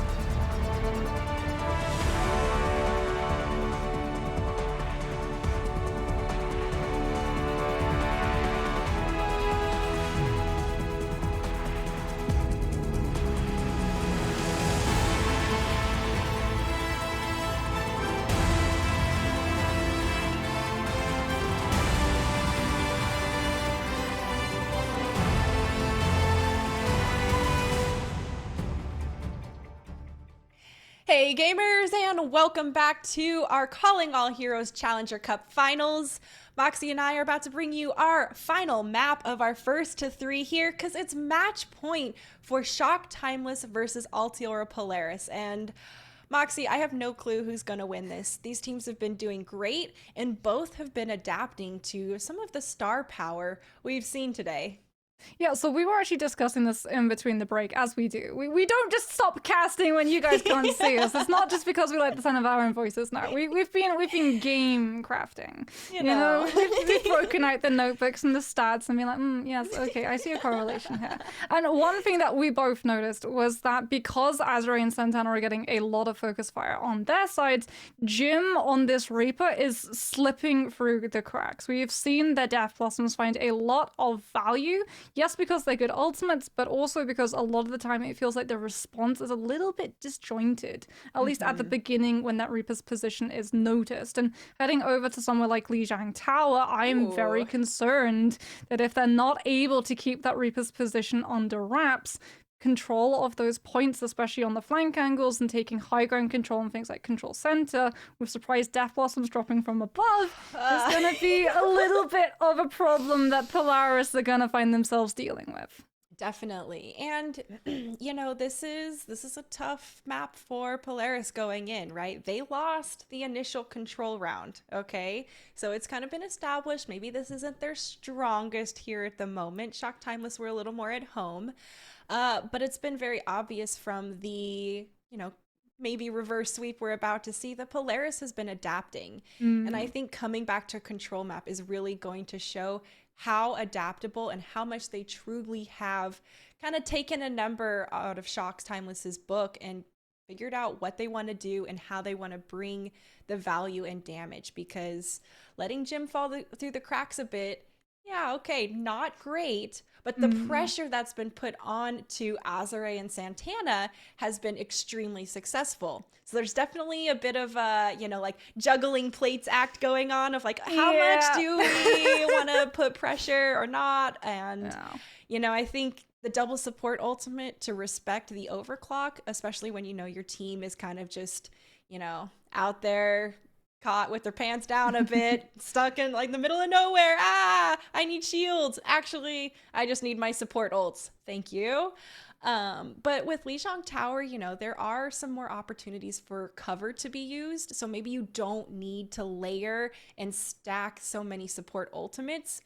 But we've also seen the teams use them to get aggressive into each other's faces. So those are two different styles of, how do we want to use them, right? Are they more bailout or are they more instigation? And with how Azure is playing, they've been more bailout. But I think for control, we could maybe see a change of pace. It was starting to happen more on New Queen Street as well. I think, however, as you said, this is going to honestly be a very good test to see how far Polaris have come from that first map to being able to adapt into the playstyle and also just the powerhouse that Azure has been on this Sojourn. Because when they lost control of that point, they lost control of that point for a very massive amount of time and percentage as a result. Because chokeholds. That is a really good point about that is I feel bad for it doesn't really get better for this team is the problem, right? Because if you lose control of this point for any specific amount of time, Azure gets to play that back angle, and a lot of the time, especially on places like Lijiang Gardens, when we see that Sojourn playing from the back angle of Bridge, the Winston has to dive in super deep to be able to commit into creating space that is safe enough for the rest of the team to not have to worry about being sniped out as they cross that ground.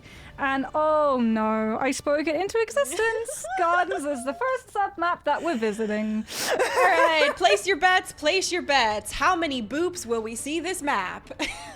That is true. Froggies can absolutely punish if Shock want to play that super aggressive playstyle of using Bridge and trying to put Polaris into a hostage situation where you sacrifice percentage because you don't want to face check Azure set up on that Sojourn.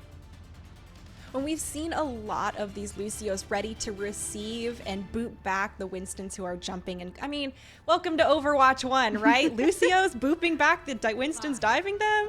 Jeez, what do you know? Well, I mean, welcome to Overwatch 2, where there is very little crowd control to keep those very same Lucios in check.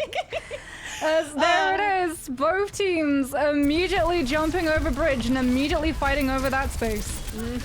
No one quite close enough yet to be in the danger zone for booping, but it is a slugfest here right around the directory. So far, a lot of damage being pushed forward, and, well, no one. Sheep goes down first. That is a very, very nice advantage for Shock Timeless. Not nearly as much damage available for Polaris, and, well, Terra's gone down too. Now they don't have a tank online to actually hold the space and keep the point in their own control. Shock Timeless gonna take the point first.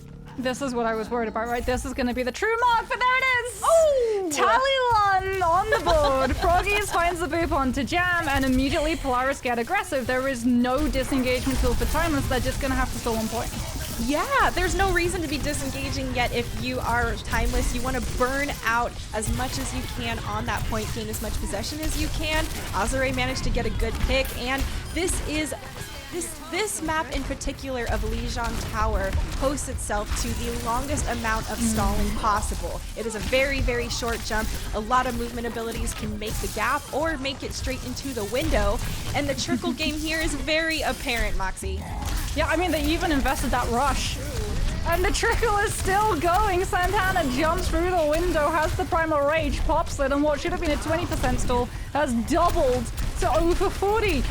This is fantastic for Shock Timeless. This is exactly what they want to do. They want to keep running up the clock for themselves in favor. They want to keep forcing Altior to use their ultimates. They've already forced out Primal Rage, and there's finally the clear. 54% later. What a stall. 54%, a Primal Rage, and a rush from Polaris invested to wrestle control of that point away from Shock Timeless. As now they're going to take that little bit of a longer rotation, make sure that they don't push through bridge. Winston Bubble going to be dropped as a Death Blossom comes on through early on from Sheep. Sound Barrier from Foggies to allow themselves to try and survive through it, but Jam still finds the kill. Ooh, and there are more kills to follow suit from Shock Timeless. They were ready for the Death Blossom from Sheep. The Suzu was perfectly timed from Aramori, and as a result, Shock Timeless have the sound barrier to follow up and continue being aggressive afterwards. And here's the stall that they can go for again. Here's the aggressive position that we were expecting Timeless to be able to take. Jim in place to use that Death Blossom! Catches onto the members. This is what we were talking about. Again, the Reaper's position falls through the cracks. Polaris so occupied trying to think, where's Azure, where's Santana, that the Reaper gets an absolute free lunch ticket for the ult to snap through every single member of Polaris. Yes, you've got to be careful of Jim, and those Death Blossoms seem to be coming out of nowhere to Altior Polaris. Now Aramori's starting to encircle them with Kitsune Rush. They go ahead and collapse onto Polaris, who tried to move onto the point. It's 95% and counting for Shock Timeless, and they are slowly whittling down the members of Polaris one after another. Sheep goes down, clean team kill, and a first round to Shock Timeless. Yeah, so even though Polaris have stepped up massively in terms of being able to contest Azure and contest Santana, like, those two aren't the problem of that map. The problem of that map is, first of all, the stall that went on for the entirety of that first contest on point, where Polaris are like, we want to hold on to ultimates. We need to be able to cycle through ultimates to be able to win all of the fights after this, and they hold on for so long that they just lose so much percentage, and even at the end of that, have to throw in the ultimates to be able to secure it. And then again, Jim, their positioning on this Reaper, they literally just teleport into the backline of Polaris and let rip the Death Blossom. No sound barrier even to bolster up the health bar, just pure au naturel Death Blossom catches 3 members of Polaris because they are so occupied in looking at everything that isn't that Reaper. Right? The plain Jane Death Blossom. Jim is actually going to go ahead. He teleported around to try and provide a little bit different angle, and Froggies is going to be the first person to take down Azure. All right. Some bloodthirsty support there in the kill feed, and as a result, Polaris have the player advantage. They're going to continue pushing on to this point. Is anyone going to take a dive? We'll have to see. They're being very careful about how they do it. You can actually see Saber using that disruptor shot to try and set Froggies up to find a player in that slow animation and knock him off the map, as Aramori, I think, maybe misplaced that wall climb ability, does go off the map, and without that Kiriko, Shock Timeless are going to have to look for the reset as Polaris this time win that first fight, and now they can play the stall game. Yeah, you know, sometimes that wall climb doesn't quite engage like you are wanting or expecting. I mean, sometimes it climbs initially and then it falls off, and because there's a cooldown on it, you can't use it to scurry back up. You're like, oh, and I'm dead already. No, early in this climb. Terra, though, taking down Jim early in this fight as well. Saber gets a nice kill there onto Santana. And it seems like Polaris are starting to be really comfortable, and this map in particular is treating them a lot better. The positioning from them is really good as well. Saber's playing so far back that Shock Timeless are really going to have to dive in deep to be able to collapse onto that Sojourn. And all the while, Dax is playing right next to her, making sure the dive does come through. The Susan, when the rush is going to be there, there's the rush, and Timeless forced away, not going to be able to bail out in time. Santana goes down. This is a beautiful full court press, constant aggression coming through from Altior Polaris. There's a little sneaky Aramori on the point, but Altiora has been constantly pressuring Shock Timeless. Now they have to pressure into Aramori's Kitsune Rush here. That's going to be a short-lived Death Blossom with only one dive out, and it's going to be more pressure here onto the back line. Poor Dax getting constantly bombarded there, and now the damage from Shock Timeless has rolled through. They're looking to take this point for themselves for the first time this round. Good stall coming through from Terra to be able to save themselves with that jump pack before they go off the map, and they're still trickling on. Sheep and that Rifle's going to be even harder to eject, will finally go down. However, it's bought Polaris 99%. They need one fight win. So for Shock Timeless, they're going to have to be so restrained about how they use their ults. They can't just throw them all into this next fight. Right. They're going to have to cycle through. And for Polaris, they can be patient. They can wait, they can bank up 5, and then they can come and steamroll over. Pretty much. You can be a little reckless when you're at 99%, and these Shock Timeless here only have 20 so far. It's going to move fast, though, if you're not paying attention, and Jim going down early with a sound barrier from Froggies, keeping Terra easily in that front line fight to continue bombarding the members of Shock Timeless. That is a beautiful setup of a play, and giving Polaris the opportunity here to retake this point. Aramori goes down. More people continue to try and flood onto this point, but Altior Polaris doesn't care. They're going to handle the aggression. The 2K Death Blossom from Jim? Is that going to clutch it out enough? Ooh, not quite. Overtime bar has been triggered, and it's dicey on the side. But at the end of the day, Polaris has just tied up this series 1-1. We're at match point. We're going the entire distance. We're going to control center, and we can see, right, when they're in control of that point, when they're in control of that choke, positioning perfect, ultimate usage perfect, target focus perfect. Where it falls apart for Polaris, where they struggle the most, is breaking their way out of chokes when they lose that first fight. Timeless are able to build up so much ult percentage on Gardens that they're so hard to eject. For Polaris, it really does come down to this first initial fight, so they can have control of choke and play the clock and the positioning game the way they did in Night Market, as opposed to it being played against them the way it turned out in Garden. Yes, indeed. Well, Garden is, I would argue, the most notorious map for that type of stalling. But here it's going to be some really close quarters, and it's all on the line. This is loser's bracket here, round 3, and whoever wins this gets to continue playing in Calling All Heroes for that $10,000 prize. Suzu has been forced out early from Aramori. Now we see more pressure trying to be put down. Azure on this wide side takes down Sheep with a quick railgun deletion. And now Shock Timeless have the advantage, and they're going to look to take this point, Moxie.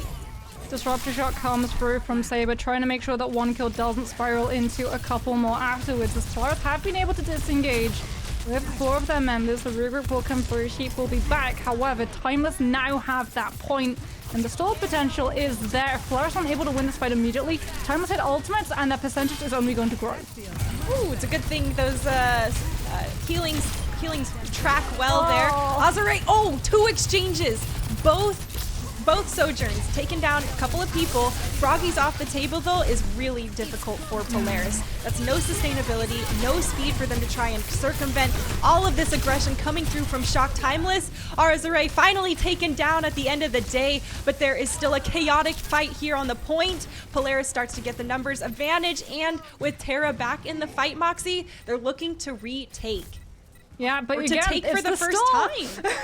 Oh my gosh! It's the stall! Jim comes through with the Ray form, Aramori teleporting on top of the point as well, and again, Timeless are able to stall to 52%, even though they don't have a window to be able to throw themselves past. Polaris, however, use ultimates to be able to win the fight as fast as possible, and will be able to eject them. They've still got a couple of ultimates to play with as well. Overclock invested from Saber to buy Polaris a little bit more percentage to try and even what Timeless have already got. I like that Shock Timeless decide they're going to disengage. No one needs to push into a Sojourn with Railgun, especially on this map where the choke is so small. It's the one doorway, and you can see anyone walking around through the window on the other side. Tsune runs through here from Aramori. Shock Timeless are trying to aggress forward back to this point. Death Blossom comes through from Sheep.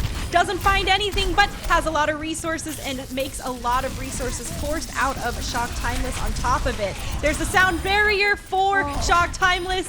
They come back and they hit even harder with their own Death Blossom and take the point back. Stall is going to be here again for this team. Primal Rage up for Santana, and that's going to provide all of the time necessary for Azure to hit into that overclock. Ultra Polaris, however, approaching that Kitsune Rush. This is what they used last time to be able to overcome that choke pressure and push their way onto point. And that's exactly what they're going to try and use once again, taking a little bit of a longer rotation, moving into White Room to be able to push onto Timeless this way. There's Dax's Kitsune there up on the White Room. You can see members of Altior trying to continue to capitalize. There's a couple of people taken down, a little low there, but manages to survive. Now it's all about Terra trying to find that low target to jump. The bubble's going to continue keeping damage off their team's back. There's more jump, more pressure, and it seems like Terra is all over the place all the time, trying to constantly put the pressure and damage on. Stall, however, again is good for Timeless. Aramori able to build into Rush. Azure going to have the overclock. For Polaris, the most important fight of this entire series, of this entire tournament, now lies in front of them. They cannot go down to the overclock, and Timeless know that they can't be sniped out before the fight starts. They're now taking that same rotation to move through, but Polaris are expecting it. The Disruptor Shot is good, and it's going to stop all of the momentum the Rush is looking to pick up. Terra took a lot of focus fire damage and had to give some space. Now she's back, pushing forward. Azure is absolutely lethal on this Sojourn. Got a pick right there early, and that's going to be Shock Timeless taking this series. It's exceptionally close. It really does come down to that last fight. Either they're able to see themselves through the overclock, through the Kitsune Rush, and Polaris are able to stall into ultimates of their own, utilizing choke and making sure that they can control the point for long enough, or we see the exact result occur. The Kitsune Rush comes through, Disruptor Shot and Primal Rage to make sure it doesn't find the impact, but then they pull back towards the point, opening up the angles so that an absolutely uncontested Azure just power slides straight into position, snipes out one, and gets to work cleaning up everybody else. Yeah, that was a very, beautiful play unfolding from Shock Timeless, and they looked so comfortable trying to push into that last fight. You know, I felt the stress. I'm sure that Altior Polaris felt the stress, but when Shock Timeless pushed into that, they seemed like they had a concrete plan. We know the plan. You move this way, we'll engage and bait this out. And once they had seen that Terra's Primal Rage was starting to run its course and be done, then they went ahead, popped overclock, and jumping on that opportunity was just huge for Shock Timeless. big congratulations to them for winning. I got a soft spot being from NorCal myself.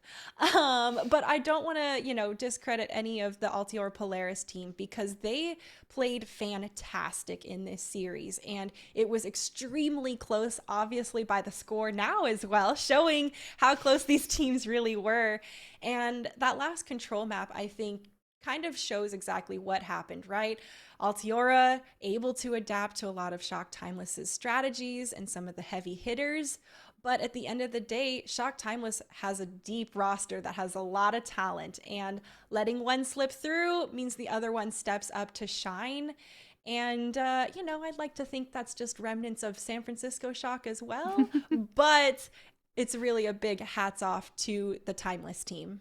Yeah, it really was that first fight on Control Center, unfortunately, that just set them back so much, right? 52% that you have to claw back without being able to really build into the space of your ultimate twice. And we saw on Night Market, right? If they win that first fight, if they have that same choke control and pressure and all of the positioning for their Sojin player to set up, they hit those shots, they control that space, they walk away with that map. It really did come down to that first fight, but we saw a really good improvement coming through from this team. They figured out, okay, Azure is one of these players that we have to shut down. The Winston is another player that we're going to have to worry about. They really did as well keep an eye on Jim. A lot of the time when we saw those Death Blossoms coming through from Control Center, they were a lot more controlled in how they reacted to them. They were expecting it to come on through. And as a result, while they might have picked up one with their beginning of the Death Blossom, it wasn't the absolute slugfest of 3 kills and 4 kills that Jim had been getting away with in the previous maps.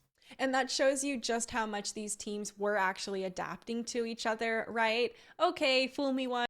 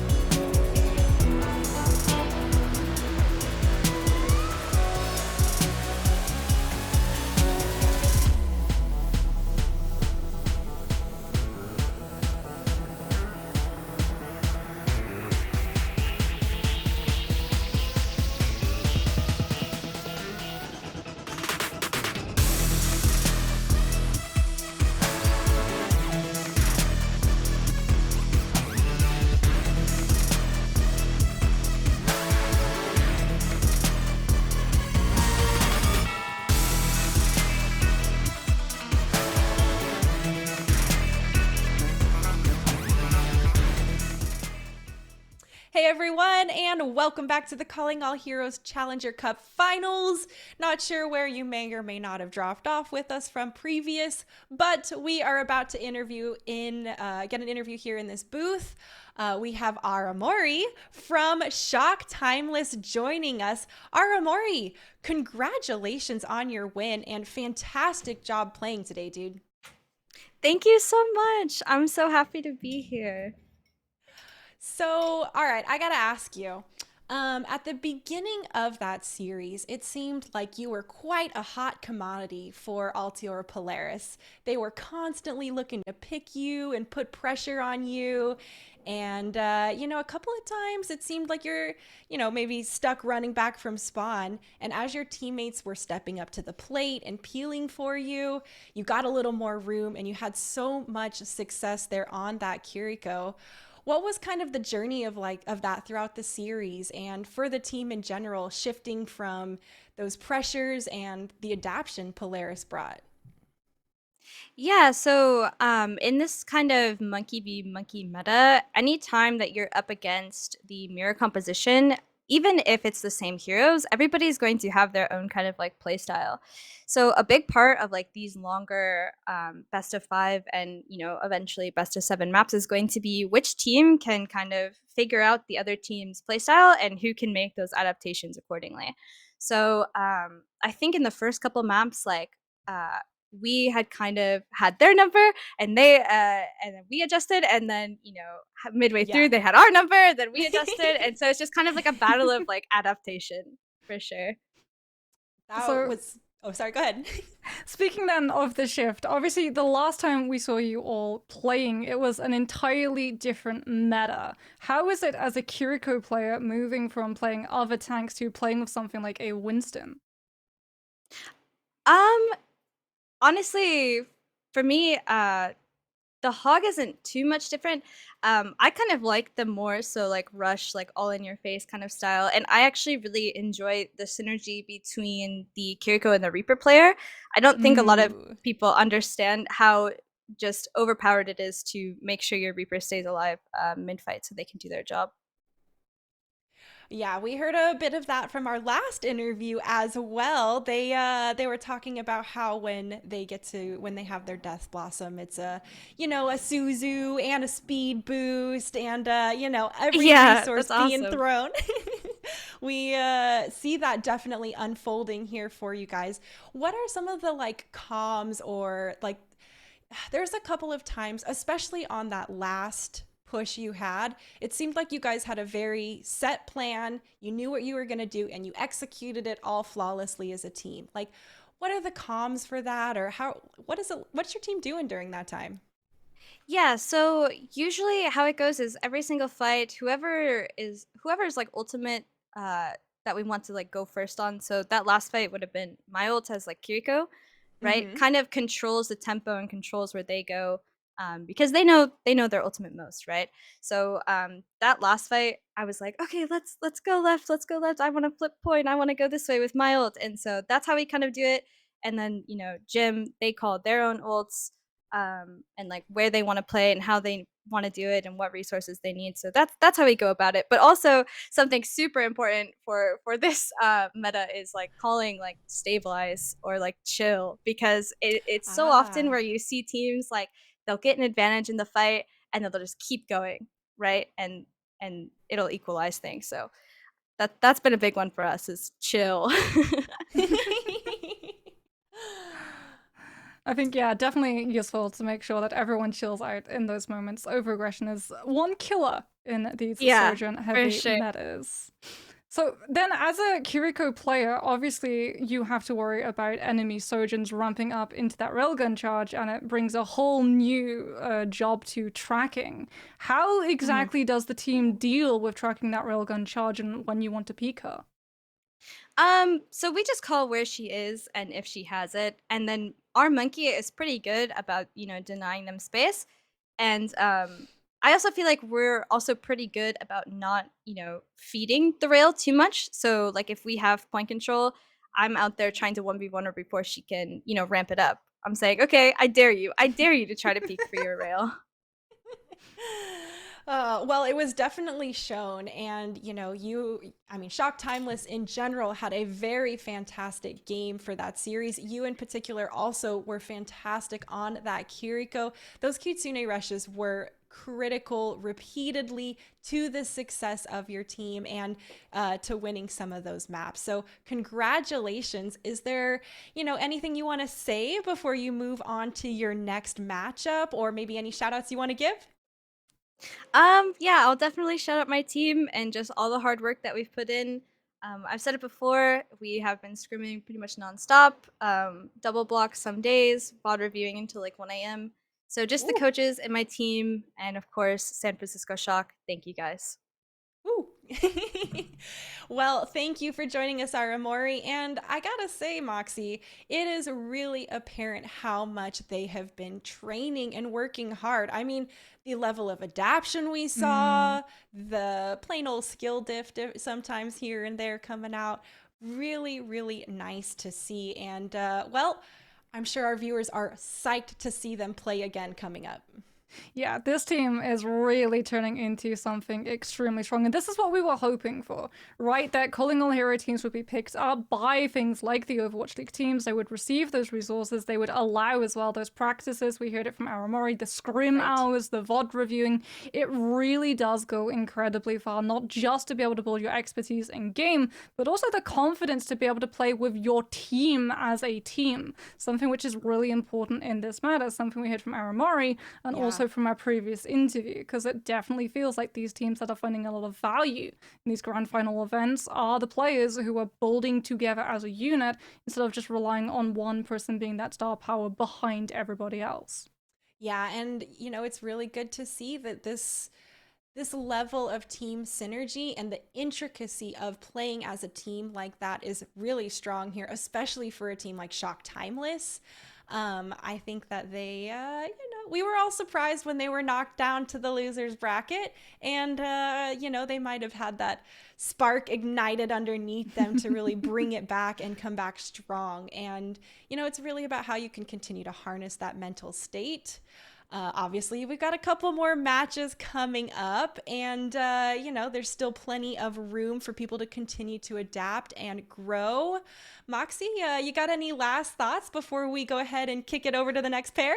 I mean, hopefully we just get to see such amazing and exciting Overwatch games as this, and with the games coming up, oh boy, are you folks in for an absolute treat. We may be finished with our casting block, but I know I'm still going to be lurking in stream and watching along, and said I'm sure you're going to be lurking and watching along too.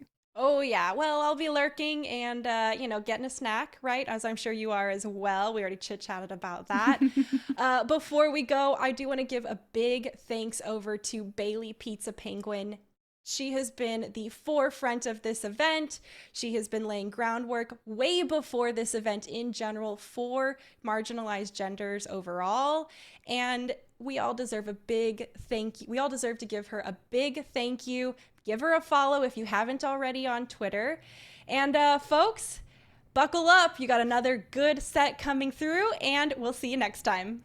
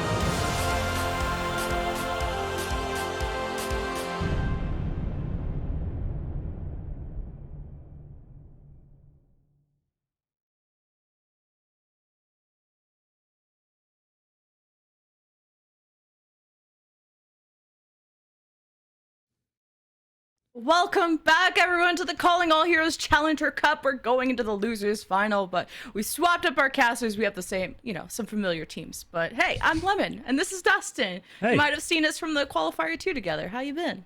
Hey, are you asking me or asking the viewer? Who are you asking here, Lemon? Well, you're the one who could talk back. Until we add TTS, until Calling All Heroes. Well, I'm doing great. I mean, I'm excited to watch. We watched that last series. It went to the brink of failure for either team, and one, obviously to pull out was Timeless. And Timeless has made a crazy run so far, Jen, throughout this entire tournament. It's been nuts to watch them, make that Shock reverse sweep ever since they've been picked up by Shock. It's been, that continuous storyline of, the lower bracket run, right? I know, so successful. They got the San Francisco Shock throwing a name down. That's when you know they're legit. Yeah, Timeless Ethereal. They were formerly known as Timeless Ethereal. We casted their final match, and they were really good. And I like how you even changed up parts of you. There was a bingo card I saw where it was like Dustin wears another white T-shirt. So thanks for changing it up and wearing black today. Yeah, you're welcome. Yeah, I got to bring it back, obviously. I mean, it's, I wouldn't say as professional as you. I know it is. Let's be real, okay? I mean, the black shirt is always sleek, no matter what situation. You can go to a wedding in a black shirt. You can go to a funeral in your black shirt. Nobody's going to get mad at you, right? I mean, it's fine.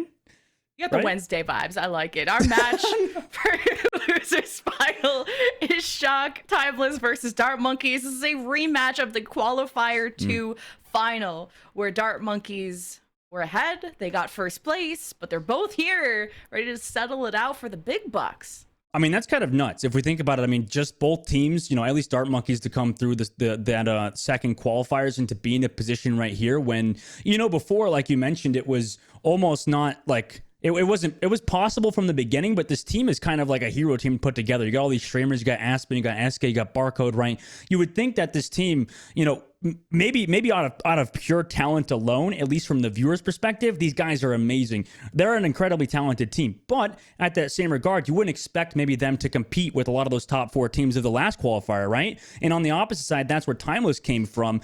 Azure last series, absolute crazy, Lemon. I mean, we saw them do so many different things in the field. Santana as well, and on Winston, just to be able to dive that backline, and Aramori, of course, one of the best Karikos that we have. I mean, we were actually co-streaming right before this, so we got to kind of see how we got to this point. And Azure is getting clips on the Twitter sphere, hitting 5Ks on the Sojourn. Super excited to see what they can do. And of course, Jim Overwatch. You're not going to watch Calling All Heroes without seeing Jim Overwatch. They've been incredible on the Reaper. So all in all, Shock Timeless, big favorites coming into this lower bracket final, though, to see who goes and faces Altiora Artemis, who haven't dropped a game this entire tournament.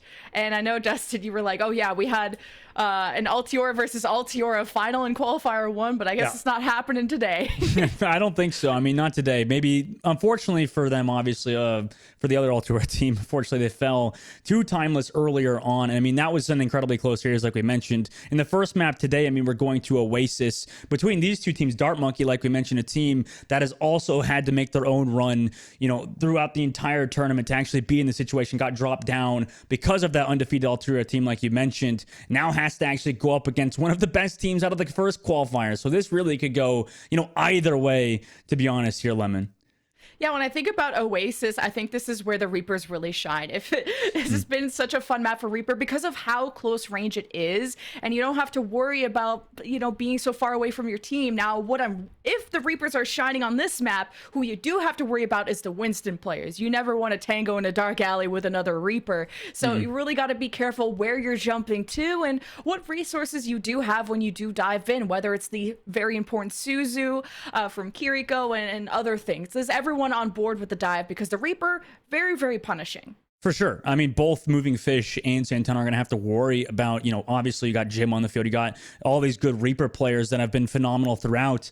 And I mean, it's just really a kind of a testament to the meta, I would say, Lemon, where things have progressed to a point where, these Reaper players are becoming more and more stand out. I think at the beginning of the meta, it was quite different in terms of how the play style, revolved around Reaper. Reaper was more of like that support almost. It would kind of just continually pump out that damage, but really wouldn't have a lot of individual impact. Whereas nowadays, it truly feels like the Reaper players have kind of come into their, own form.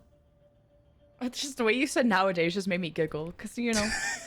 You talked about your retirement, and you're like, no, it's just the fact that you know that you talked about your retirement. You're like, now Reaper is good. Back in my day, it's been 6 years, Lemon. You know we're holy cow. We're older now.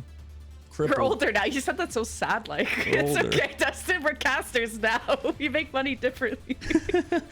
Well, it's a lot, you know, actually this is a different topic, but I mean, obviously playing is incredibly stressful. There's money on the line for everybody here in this game, right? I mean, you're playing for a prize pool. You know, it's all about your performance. Not that ours is, Lemon, but in their case, right? You know, it's a matter of, can you get enough kills in game? Can you support your teammates well enough? And if you don't, you lose out on thousands of dollars. Well, losing this match, a minimum of $3,000. If they go to the grand finals, a minimum of $5,000. Calling all heroes. We be calling all the big bucks too. We be calling the banks for this one. But Shock Timeless sitting on the point. Now they're very much exposed, while Dart Monkeys have some cover to deal with. So this is where someone like Barcode, a huge fan of her hit scan for so many years. She is the one to pop off for Dart Monkeys. Suzu already being used from Aspen, as you got a Reaper poking around from Zemrit through the bottom side. Shock Timeless have use their bubble, and this might expose some members once it's popped, but the first blood goes to Azure in gym. Yeah, I don't really like how Dart Monkeys want to take that fight down below. We don't really see too many teams, at least on University, try to take that fight. And like you mentioned, Timeless, the first ones to take that point. They're going to get some stagger kills on the moving fish, but usually, Lemon, we don't really see teams fight, you know, towards that left side, just because it's really an awkward angle for the team that has to come in secondary engage. Maybe because of that Reaper comps that we were messaging earlier. Maybe these Reapers just really want to fight towards these indoor areas, and that's why they fight there. But that was a very, you know, unique spot for that team fight to happen. But as I mentioned, that Parko got that first pick in open sync for Dart Monkeys. I like that Aramoria is going for those kind of cheeky peeks, because she is was at 10 or 20% above Aspen because of that aggression, but finally it gets punished, and that's gonna sacrifice that whole fight. But only losing Aramoria and Azure, you just back out for a small moment. But if you're Shock Timeless, you can fight again faster. Yeah, and Timeless has already had to play today, like we mentioned. So maybe, you know, warmed up, sure, but also it's getting a bit late, so the time could potentially be impacting Azure there as they try to look for that opening pick. You know, Dart Monkeys, they're going to push him with this Kriko Rush, and they actually get counter Kriko Rush on both sides, Lemon. As Shock Timeless try to make their way in, but you don't want to be too aggressive against another Kitsune Rush. You got to make sure your Reapers are involved in this, and Jim tried it out. Barcode on fire in this match. 3 important kills, making a 4th. And at this point, Shock might get the trades, but now they're investing ultimates because they think it's winnable. Primal Rage from Moving Fish to get these last few members, and that's the backhand of the law that'll get Dart Monkeys the point. Yeah, I'm not a big fan of that ult usage, obviously, for Shock, because now at this point, right, they're going to go to 80% probably for Dart Monkeys, and on the opposite side, they've got no ultimates. It's going to take multiple fights. You know, the only thing you're going to rely on here is a pick off of Azure, right?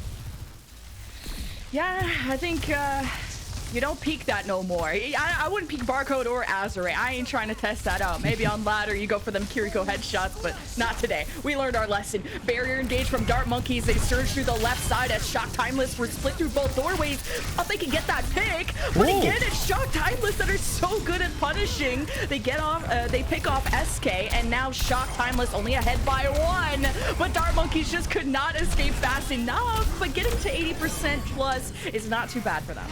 I mean, the biggest mistake that Dart Monkeys made there was, as simple as it sounds, they didn't get any kills with that beat drop engage, right? The moment that beat drop wears off and they start taking damage is the moment that you realize, oh crap, you know, we screwed up here. We didn't get a single kill. And that's where Azure, you know, the win condition for Shock decided to actually come out and find that opening trade-off and get this point back against all odds, basically.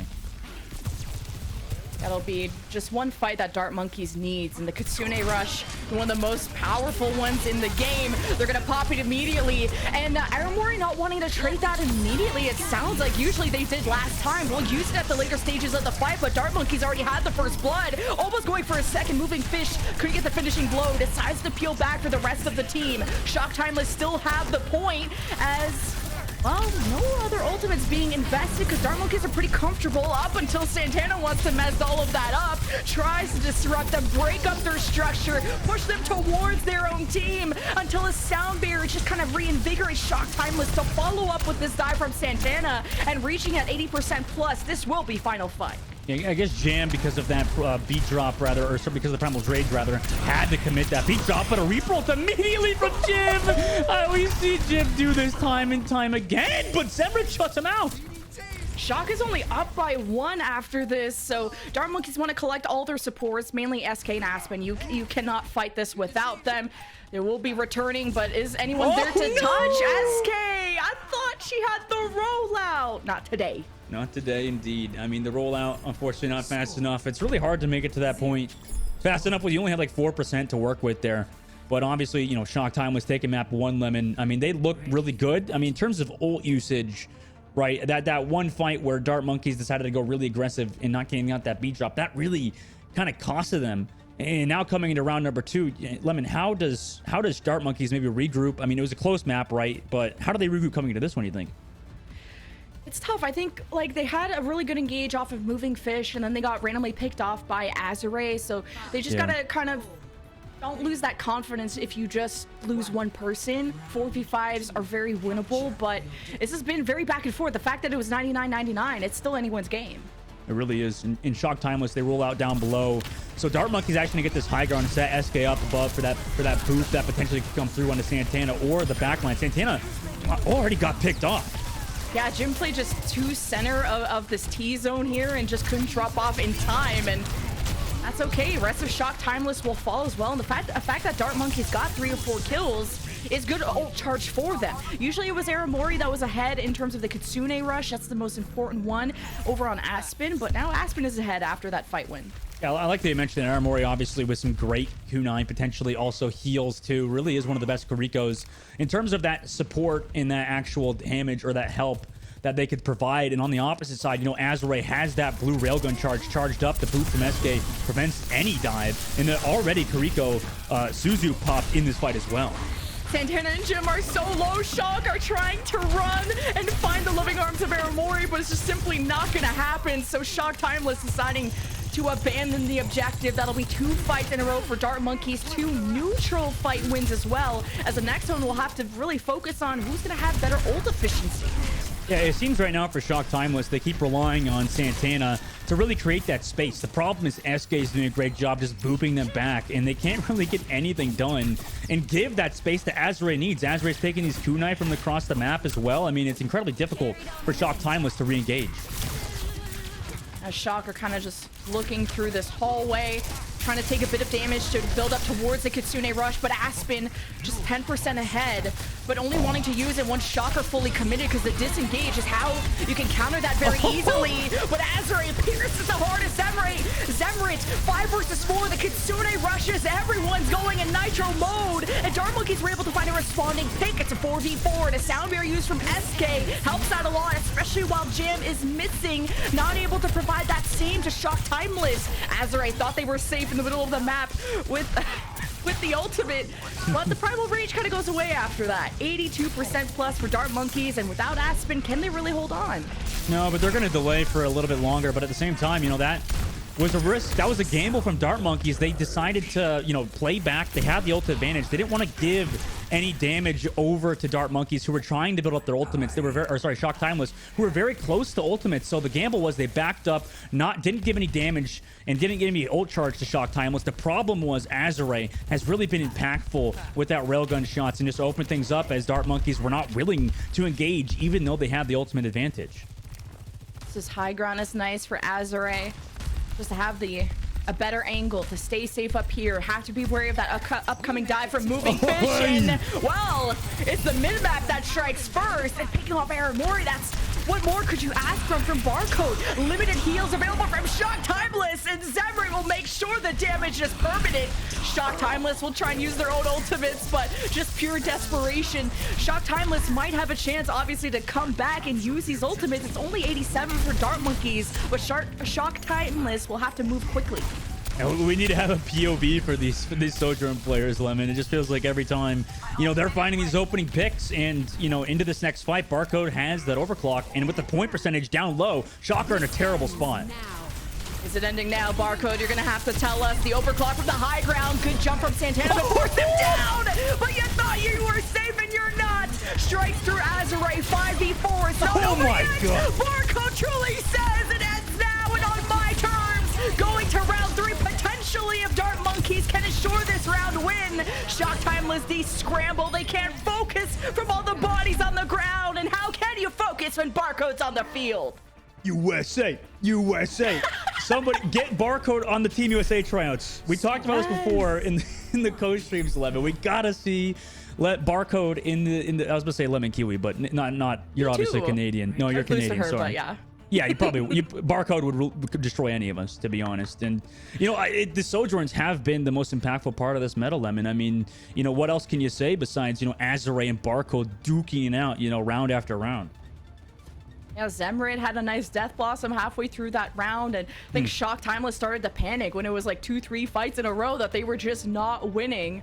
And this is where Oasis really does test your efficiency of how you can kite away from dives. And Dart Monkey's just a little bit better on University, but now City Center. It's about that teleporter who's going to get there first. Yeah, this health pack on that right side.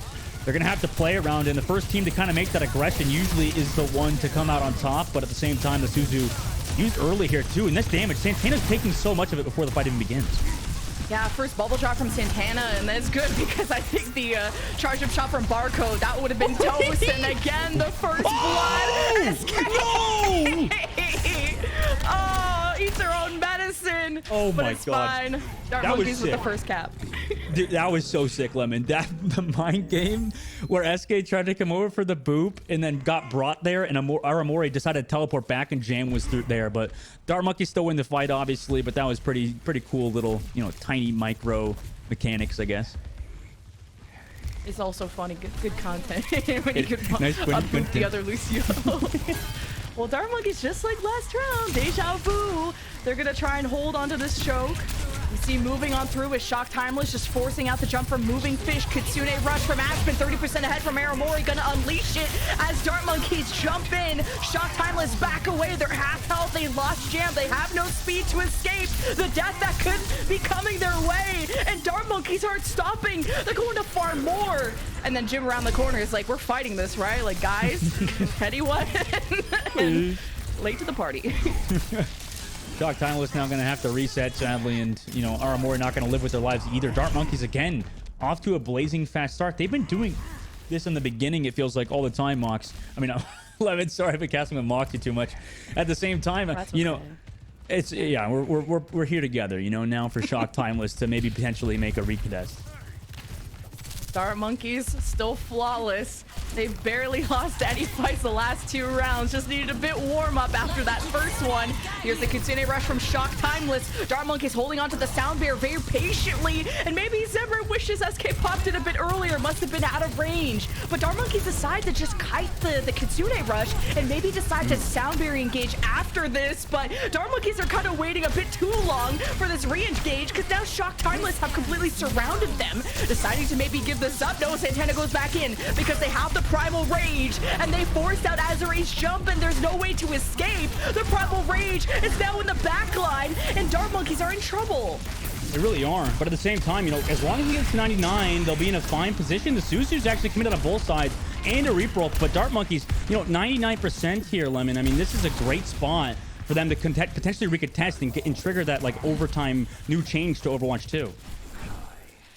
You gotta do the 0 to 100 comeback though. I'm nervous for them. You'll start with the Azure overclock from beyond the grave, and just on the other side of the map, the giant pillar blocked most of the LOS. As Dart Monkeys jump in, Azure has to hold the jump, and not enough pressure came her way, so she continues to lay on the damage. Dart Monkeys kind of overstayed their welcome, lost their tank, and Dart Monkeys can play Ring Around the Rosie forever until Moving Fish gets back. Yeah, I mean, they're going to have to back out of there now. And on both sides, for both Santana and Moving Fish, they got to maybe slow it down a bit here to enable their team time to catch up. Because if you dive too deep, obviously, past that choke, you're going to leave your team behind and you're not going to have any support on your dives. That first bubble from Moving Fish, just to give kind of a zone, some zoning potential, as they just were trying to force out Santana's jump. And then the Kitsune Rush happened from Shock Timeless, and Dart Monkeys just ran away instantly. So yeah, then they just pick off Barcode, which just buys them more time. Yeah, I mean, that's just more time in the clock for Shock Timeless. And now coming to the next fight, they're going to have be down that ultimate, that Kiriko rush, however, as Aspen's going to build up onto hers as well. Dart Monkeys, they have some ults here, but they're going to have to go incredibly hard onto Shock Timeless in this last fight if they want to get another one. Ooh, good patience for moving fish. Got down to half health because of that Reaper of Jim just on that staircase. Didn't want to use the Primal Rage yet. As Dart Monkey's getting so close to that Kitsune Rush, that's gonna be, it feels like the guaranteed fight winner unless you just drop all the spaghetti on the floor. But Jam is ready with his sound barrier and Shock Timeless. Wait for the call. Aspen unleashes the Kitsune Rush. Sound barrier from Jam. Dart Monkeys have a few more tools. Their own sound barrier as moving fish will conserve the Primal Rage until the second life is needed. And the dives are so clean from Dart Monkeys. And especially if Barcode has all the space to fire through Shock Timeless again. And in a round 3, 99-99, Dart Monkeys will start our losers finals up 1-0. Wow. What a win from Dart Monkeys. Dang. Off the back of, like I mentioned, that railgun shots and those shots out of Barcode and really the overall team, right? Moving fish to create that space to dive deep and really enable Barcode to do whatever they want. And, obviously they're going to get play of the game, Lemon. You have to, especially on University. She got like a 3 or 4K and got a lot of first bloods on City Center, and I think that's really tough for Azure because, like I said on Oasis, it's not a map that you can sit so comfortably back on. There's not the amazing sightlines if you do want to play that far back. You saw it on City Center with a giant pillar. University has that small doorway.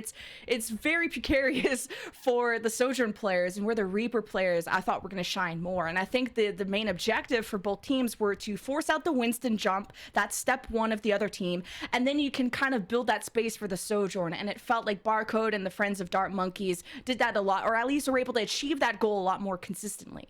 It felt like Shock Timeless were starting to do exactly what you mentioned a bit better towards the end. However, at the end of the day, Dart Monkeys had that big time bank, and it's hard, like you mentioned, to make that recontest when you're down 99%. What are you going to do? How are you going to play perfect for that long of a time? You got to win like 5 fights in a row to potentially come back there, and it's incredibly hard to do so versus a team like Dart Monkeys, who's really leveled up since the qualifiers. And we're awaiting the map pick from Shock Timeless. So during that time, we can kind of look back at the map set. The last time these two teams faced in the qualifier 2, when it went all the way to a game 5, we were screaming our lungs out. We got everyone super hyped about calling all heroes, and it was Dart Monkeys that went all the way and won in the game 5. But it did start out Timeless Ethereal's way, formerly known, with the control map win. And ended up being a draw on hybrid after that. So these teams really went back and forth, and you could tell it's that same fashion. The fact you went to 99-99 round 3 control, and it looks like we have our map choice, Dustin. Ooh, maybe. What is that? King's Row. Oh my God, of course. Why would it not be, right? They tied on this in that grand final, as I was just mentioning, which was crazy. I never get to cast ties, so we'll have to see how that's going to go. We've seen a lot of mirrors. I think the only composition swaps we saw were on circuits. So I think at least on King's Row, there's a lot more space for Sojourn. So maybe this is where like Azure can shine a little bit better without always a Winston on their face, Well, this is tough because, Lemon, as you mentioned, this last time they played on King's Row, Barcode was insane. That was like the map where Barcode really, obviously she's made a name for herself already, but to come back in here and just do what she does, even to a higher level, I really feel like Barcode's leveled up in the Calling All Heroes Cup and Challengers Cup in general. So, King's Row to make their name, it's going to be hard for Azure. Azure's been playing amazing, like you mentioned. Maybe this is a map where she can come back. But at the same time, how are you going to deal with Barcode when she's playing as well as she is? Yeah, it's tough. Like, just the raw mechanics, I'm giving Barcode like A+, S+, if that's even a letter grade I could give them. And Azure, like, obviously not shining as bright, but I'm kind of contributing other factors to smaller map, a lot more difficult to play any range characters. As an Ana main myself, like, I hate playing control maps, especially Oasis, because as soon as you see anyone, you're probably getting dove on top of. But then there's also the comparisons of Kiriko efficiency, where it felt like Aramori was a little ahead in round 1 by 10 or 20% ult charge generation, but then the last 2 rounds Aspen was ahead by 10-20%, and that was because of kind of that consistent fight win. Dart Monkeys were winning first and second fight, so it was putting them ahead in that snowball race that control game types are known for. Yeah, I really is off the back of Aspen in that last map, like you mentioned. And, you know, to go up a map for Dart Monkeys is amazing. I like how you mentioned, by the way, I want to touch on this real quick. Let me, what you mentioned on Oasis. I remember I had to try out for Atlanta Rain the first time. And because I had to try out twice for Atlanta Rain. The first try I didn't make it through. The first time, though, I had to play Ann on Oasis. And they were like, yes, we need you to heal more. Stop DPSing. So then I just like full only heal. Didn't do any damage. And I was just sitting in that main point of... what was the map? Control or whatever? Or University. No, the other one. Gardens, The other City one. Center. City Center, yeah, City Center. I was just sitting in main for the entire time, and my tryout team was so terrible that I just kept healing them, and we went to 99-0 without a single death. But we still lost. So you're goated, but now retired. You got to return. The goat has to return. No, please. Well, Dart Monkeys are the GOATs, at least in this series. Up 1-0. They go through Hotel, try to come up from behind. They almost snuck up on Jim. And Jim dropped down to like half HP, if not less, and somehow didn't result in that first blood. And that's giving maybe a bit more space for Barcode if she wants to play all the way in that archway. But she's kind of following along with the team. Being able to sit in that Winston bubble is great. And this is kind of a cat and mouse game, but Dart Monkeys have the first pick.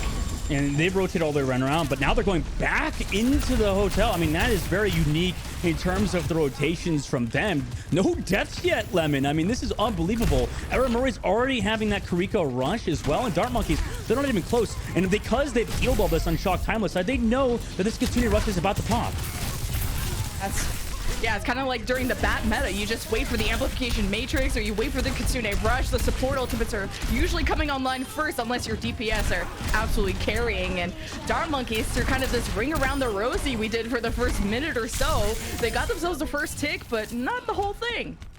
Yeah, not great, honestly, for Dart Monkeys. I mean, it seems like that rotation around the backside and maybe to commit back towards the hotel wasn't really the play. They kind of split up there, too, and went back archway. Shock Timeless now on the opposite side. You know, they have so many ultimates. It's so daunting now for Dart Monkeys to come back in. But with the Kitsune rush, they might be close to even. However, with the overclock out of Azure, I'm imagining that's going to pop off this fight.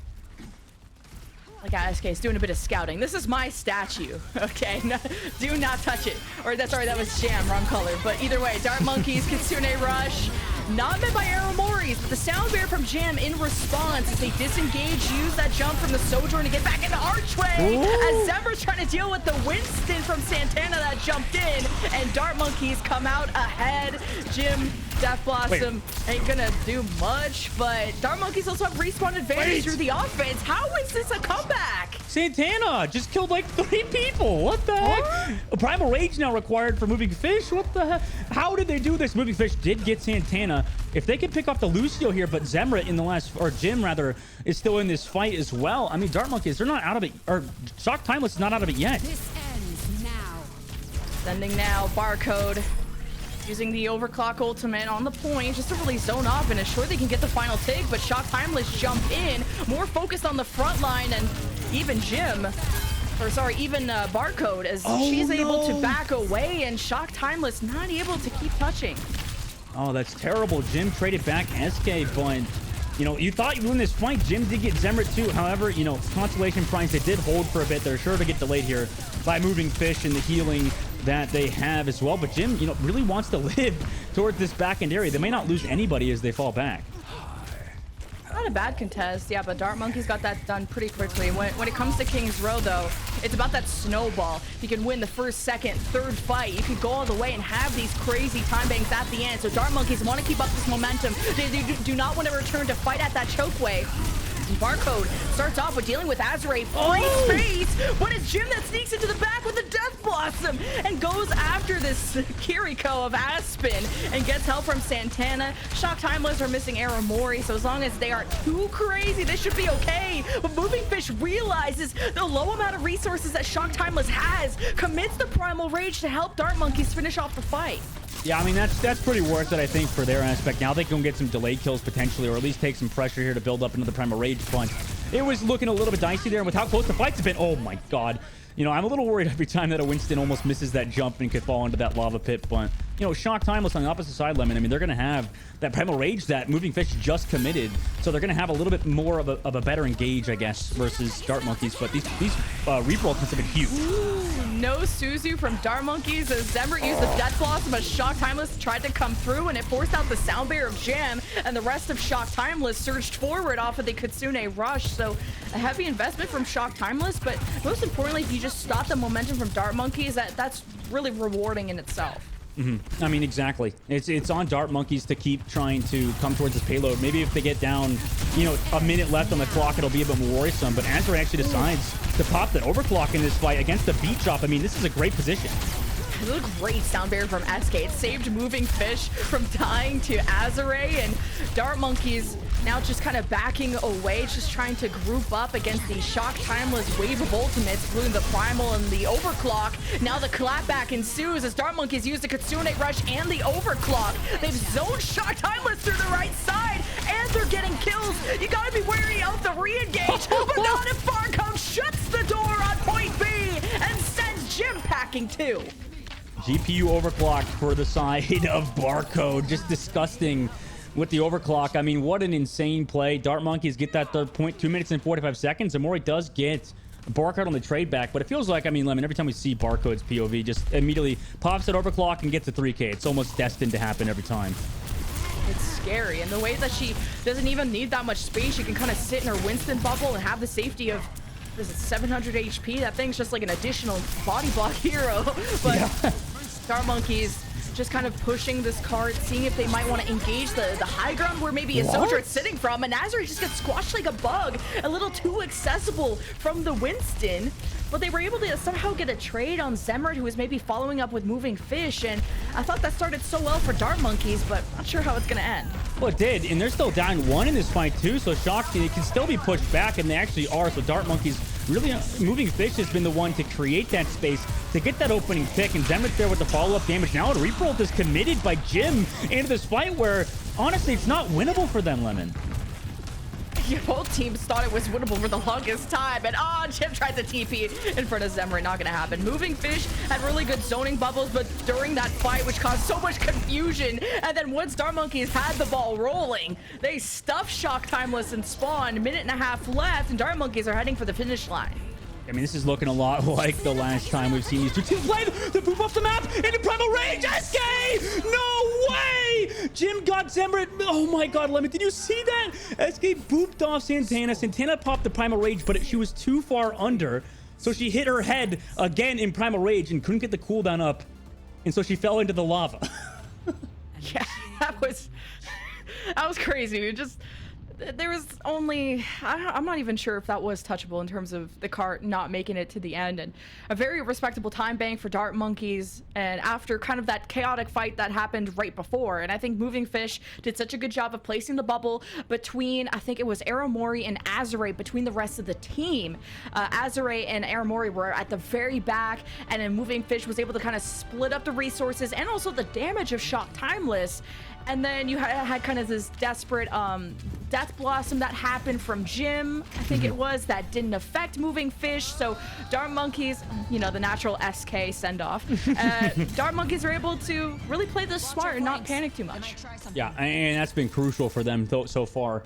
And really, I mean, it's been overall their team, you know, communication, teamwork in general, that's been improving throughout the tournament. I mean, they have Outlaws coach Jake obviously helping them as well. I believe still helping them. So, you know, Dart Monkeys up in chat because they've been doing great, improving continuously since those qualifiers, Lemon. Absolutely. After kind of a 3-0 from Altior Artemis, you're kind of wondering, do Dart Monkeys have what it takes to return and maybe face them again? Because that'll be their next opponent if they pull off this series. So Dart Monkeys have learned a thing or two, and kind of the cheesy Widow strat of waiting to make Dart Monkeys think that there's no Widow, but they're more worried about running from this Bastion Reinhardt comp as Azure, the forehead. It's right around the corner, delivers! And Dart Monkeys, man, they're in heck right now. They got a Bastion, Widow, and a Rein to worry about. I mean, this point is all for Shock Timeless. I liked what Dark Monkeys was doing there with, the fact that they countered that Bastion strategy to some degree, because we've seen it before. But Aspen, off the comeback, I mean, they got Azure on that backside flank, and now it's kind of a weird spot. I mean, Dark Monkeys, they're going to be able to recontest this against the Reinhardt. You're not in a bad spot. Yeah, just why Ryan is not meta right now is because he doesn't move very fast, and people can get around him very easily. But all this Reinhardt is doing is protecting Jim. Once they enter that shift form, you don't want to mess with him, or really the Widowmaker of Azure. But Shock Timeless doing a fantastic job with the creative shot, and I guess they're sticking with it. I was maybe expecting them to swap, but they're close to ults.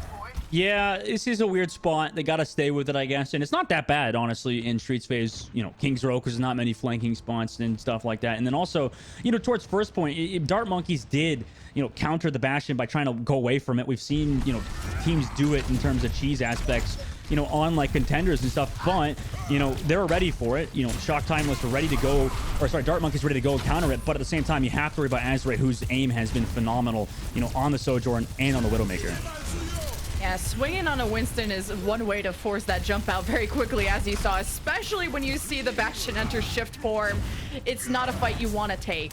And as long as the Bastion is not in that form, they have a chance. And Dark Monkey sneak through the alleyway, but Moving Fish almost died on impact, dropping down to 2 HP, but keeping them alive. Kitsune Rush from Aspen helping out, but Jim stays in the corner and has the immortality fail, stopping him as Santana lines up the pins for the rest of Shock Timeless to knock them down, or I guess blow them up. Either way, Shock Timeless are scary.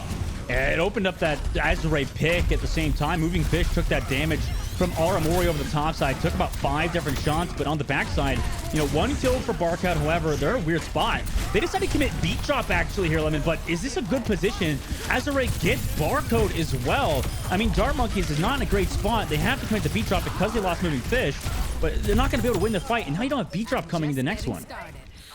Yeah, that was like a risky investment for Dark Monkeys, right? Because they were 3v4, 4 being Shock Timeless, and really thought if they can just slow them down, they thought it was winnable. I think they might have had Zemrit up either way. Dark Monkeys are going to wish they had that one back. They'll have the Primal Rage to sustain if they can get Zemrit in a good position. There's the initial jump by Moving Fish, and really it just forces Shock Timeless back. Amp Matrix plus Bastion. Dark Monkeys are trying to hide, and man, they're actually getting shoved out of their cover. So this is scary. Shock Timeless are about to cap, and this timing is going to be out of control. Sound Barrier from Jam, and that barely saves Azure. Zemrit tries to go through all of those shields with the Death Blossom, and it's not enough. You're just going to shatter Aspen because you're just a mean person trying to stop her before the teleport happens, and Dark Monkey somehow pulled out ahead in this fight. I mean, 2 things, obviously. Azure just went aggressive. Unfortunately, couldn't find those kills. That's number 1, right? You want your Sojourn to find those kills, but also, because they had Santana on Reinhardt, they didn't have any follow-up from that Winston dive to be able to find those low HP targets. That just puts so much pressure on Azure, who has to hit those headshots, and if they don't, they don't have the consistency of that Winston to follow up on those body shots. So Azure, unfortunately, not able to find anything on that overclock, and now Dark Monkeys are in a great spot with 2 ultimates. Stopping that momentum again. Shock Timeless do so much this last fight. You gotta hope that get a good eco push going. Build up towards some ultimates, and I guess catch the forehead of Barcode. 5v4 for Shock Timeless, which starts the Kitsune Rush from the defense to use on the 4v4. But we have a disconnect from Shock Timeless, and we'll have to call for a pause after this fight, but Dark Monkeys also hold them at bay. Yeah, I mean, that's a good hold for Dark Monkeys so far. Shock Timeless, at least, consolation prize, they have some time on the clock, so it's not entirely over for them just yet, especially since they are a great team. And, for Shock Timeless in general, Lemon, I mean, they've been doing a great job in general, like throughout the entire tournament. So to actually follow through with what just happened, guys, we did have a DC on the side of Shock Timeless, and, they do have 2 minutes on the clock. On the opposite side, Dark Monkeys steamrolled on their offensive side, right? So you gotta come up with time here now coming into third phase. This is gonna put more pressure on Shock Timeless, don't you think, Lemon? Yeah, at least you got the Kitsune Rush from Dark Monkeys out, and that was, you know, their golden egg. That was a very important ultimate to get out. And the fact that Shock Timeless don't have any ults, trying to bait out ults from the other team and then build up to your own is kind of the win condition for point B. I mean, unless you just send Azure or Barcode to kill everybody without ultimates, that's great too. Glad we got Jim back, so that'll reset their ult charge to 0, which not like the most impactful ultimate, but still one that can sometimes win fights. Yeah, and it really can. Off the back of, you know, Dart Monkeys on this defensive side now with 1:30 left. And Shock Timeless have to really set up here towards this fight to maybe get in with a fast Kitsune rush and then build up beat during that. And then maybe... what do you do about that? What do you do about that, Lemon? Yeah, Aramori had to make the quickest decision.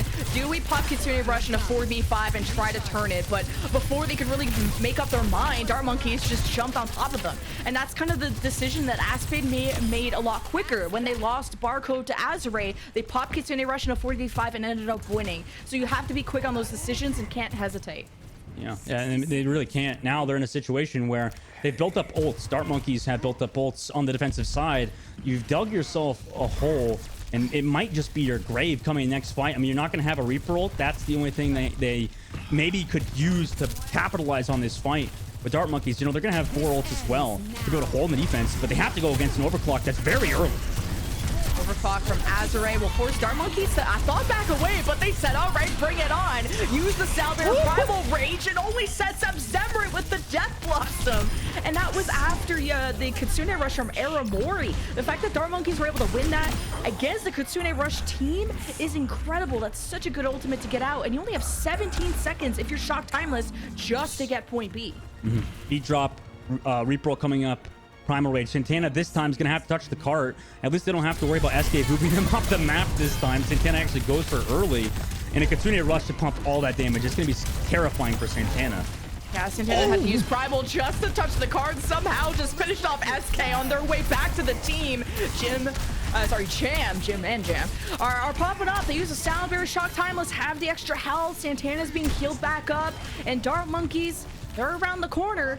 Shock Timeless, though, it's overtime. A lost fight here would put Dart Monkeys up to match point. Shock Timeless jump in. They place the bubble at the choke just to zone them off to own some of the real estate as Moving Fish presents themselves. You gotta have that Gym Reaper really step up and force that monkey away so that your Sojourn of Azure can feel more comfortable. And now you're seeing Santana own more of that space. Shock Timeless send it on the Death Blossom. The bubble from Moving Fish breaks up some of that damage as Shock Timeless are just meters away. They're not going to get a ton of kills until they finish them off just now, and that'll assure their point B success. Yeah, what a great great teamwork from them on Shock Timeless's offense.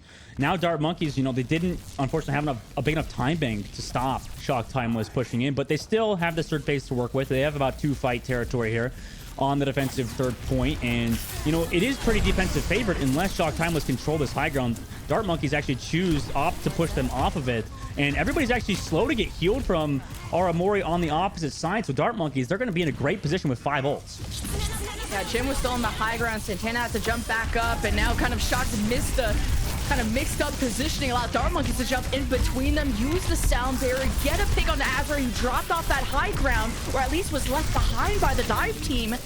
And Dart Monkeys, I mean, they're still in a great spot. You lose SK from just being a little bit over aggro, but other than that, Dart Monkeys can just kind of play chill here. Yeah, they can, and that they are, but they're actually going to make that Reaper ult and the Primal Rage over the top side from that railing. Moving Fish looking for a kill, but I don't think they'll be able to find it. They may actually go down here. They go low. Yep, they're actually taking out the counter engage comes through from Shock Timeless. And when I said they should play chill, I wasn't kidding. They had won the fight. They were at the corner. They didn't need to overextend with the Death Blossom. That got punished. The Primal Rage didn't end up doing much. And now Shock Timeless have a barrier Death Blossom for the final fight. They're set up on the left side. No one's looking at the right. We got an emergency Roadhog to look for that hook while the Winston is not looking. Gets the hook on the Jim, the execution, and why you made this hero swap. Got now a Sound Bear from Shock Timeless. Can they pull this off with a 4v5? This is for the map win for Dart Monkeys, or another round of attacks for Shock Timeless. And Moving Fish is an unstoppable force and continues to slaughter Shock Timeless. Dart Monkeys have stopped them once and for all, and they go to match point.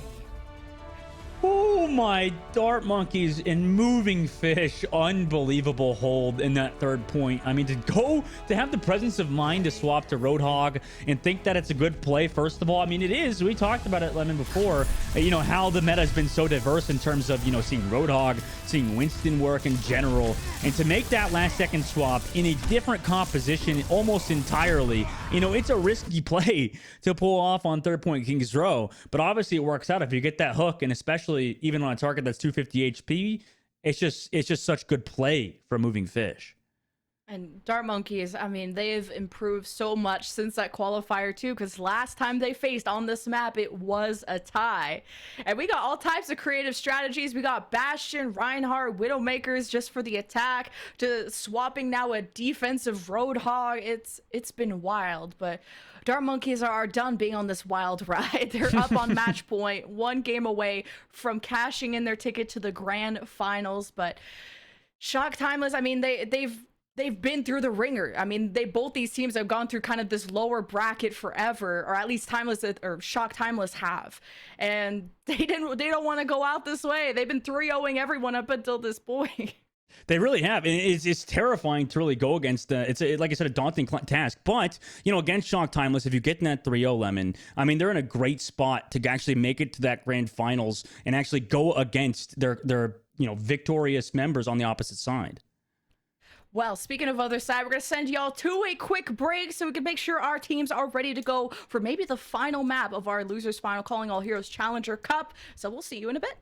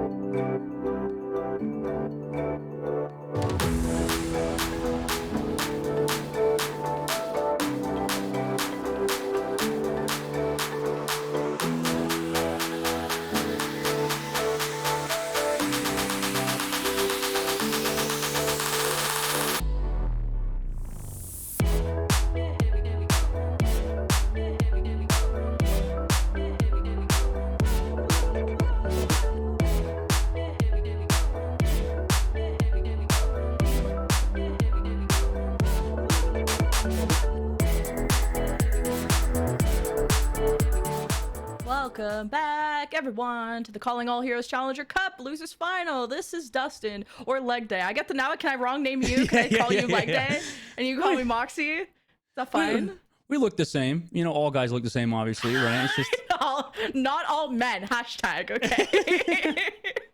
We got maybe one more map to go. As we're already losing ourselves. Dart Monkeys are ahead. They haven't lost themselves though. They're rolling. Mm-hmm.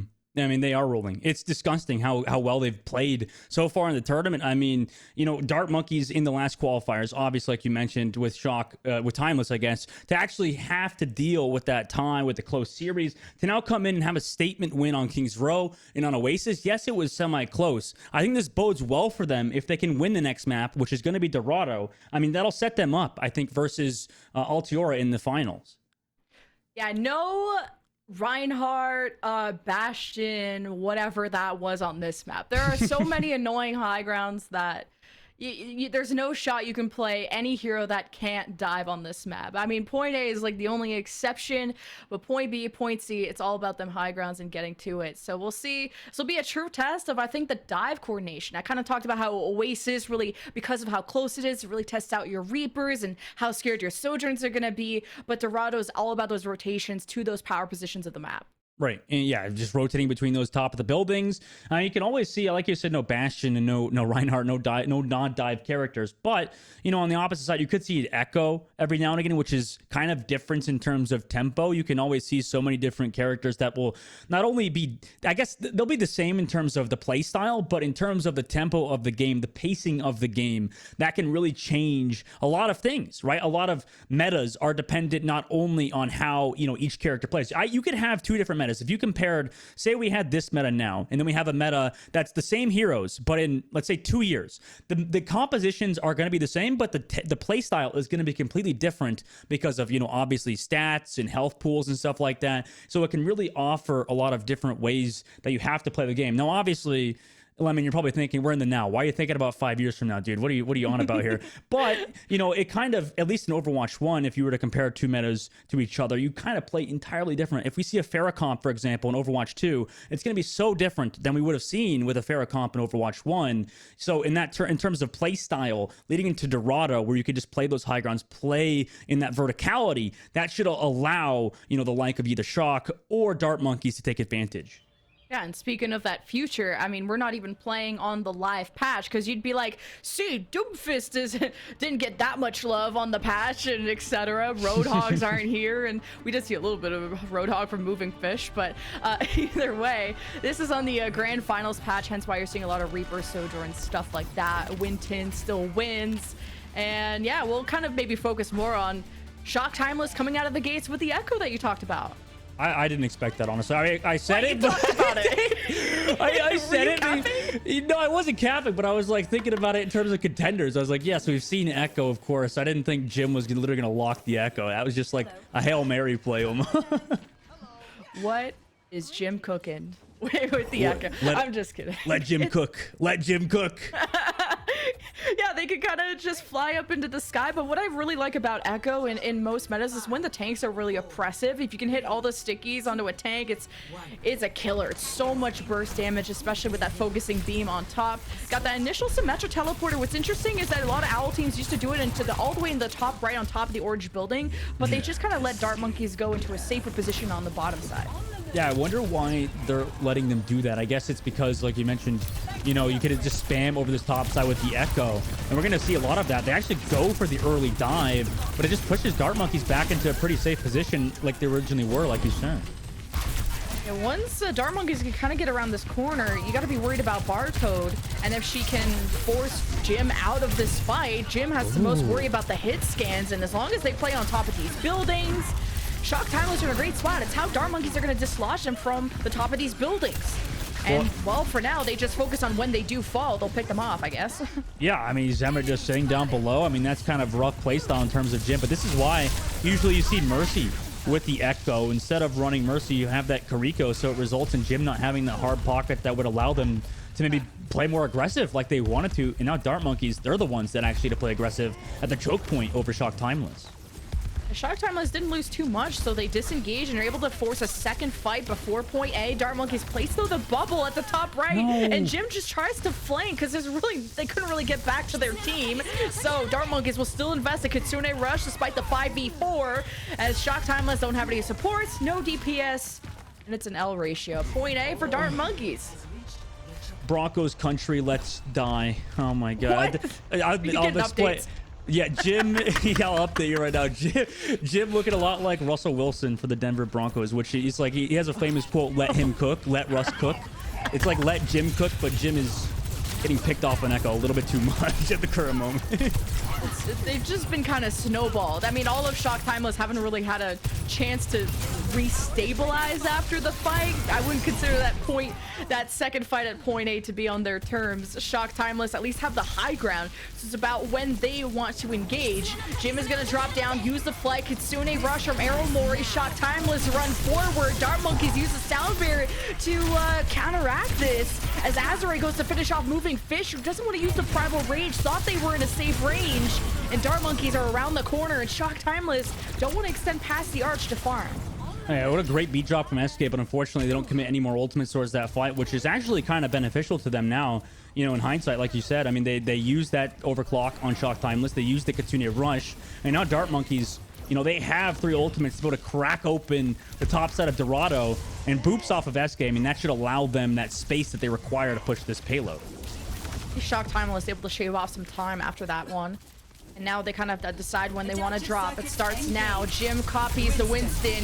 You got 3 Wintons for the price of 1, but Dart Monkeys use the Death Blossom as they drop, and Shock Timeless are shredded. Dart Monkeys waited patiently, and it pays off. It just keeps working for them. I don't know if it's because Jib is on Echo, why this isn't really working for Shock Timeless, or just Dart Monkeys are in their head at this point. 3 minutes and 13 seconds left. And, you know, we've seen this show before. We've seen Barcode with the overclock before. Can they even touch it? They can't. They got booped up. SK again with these huge boobs.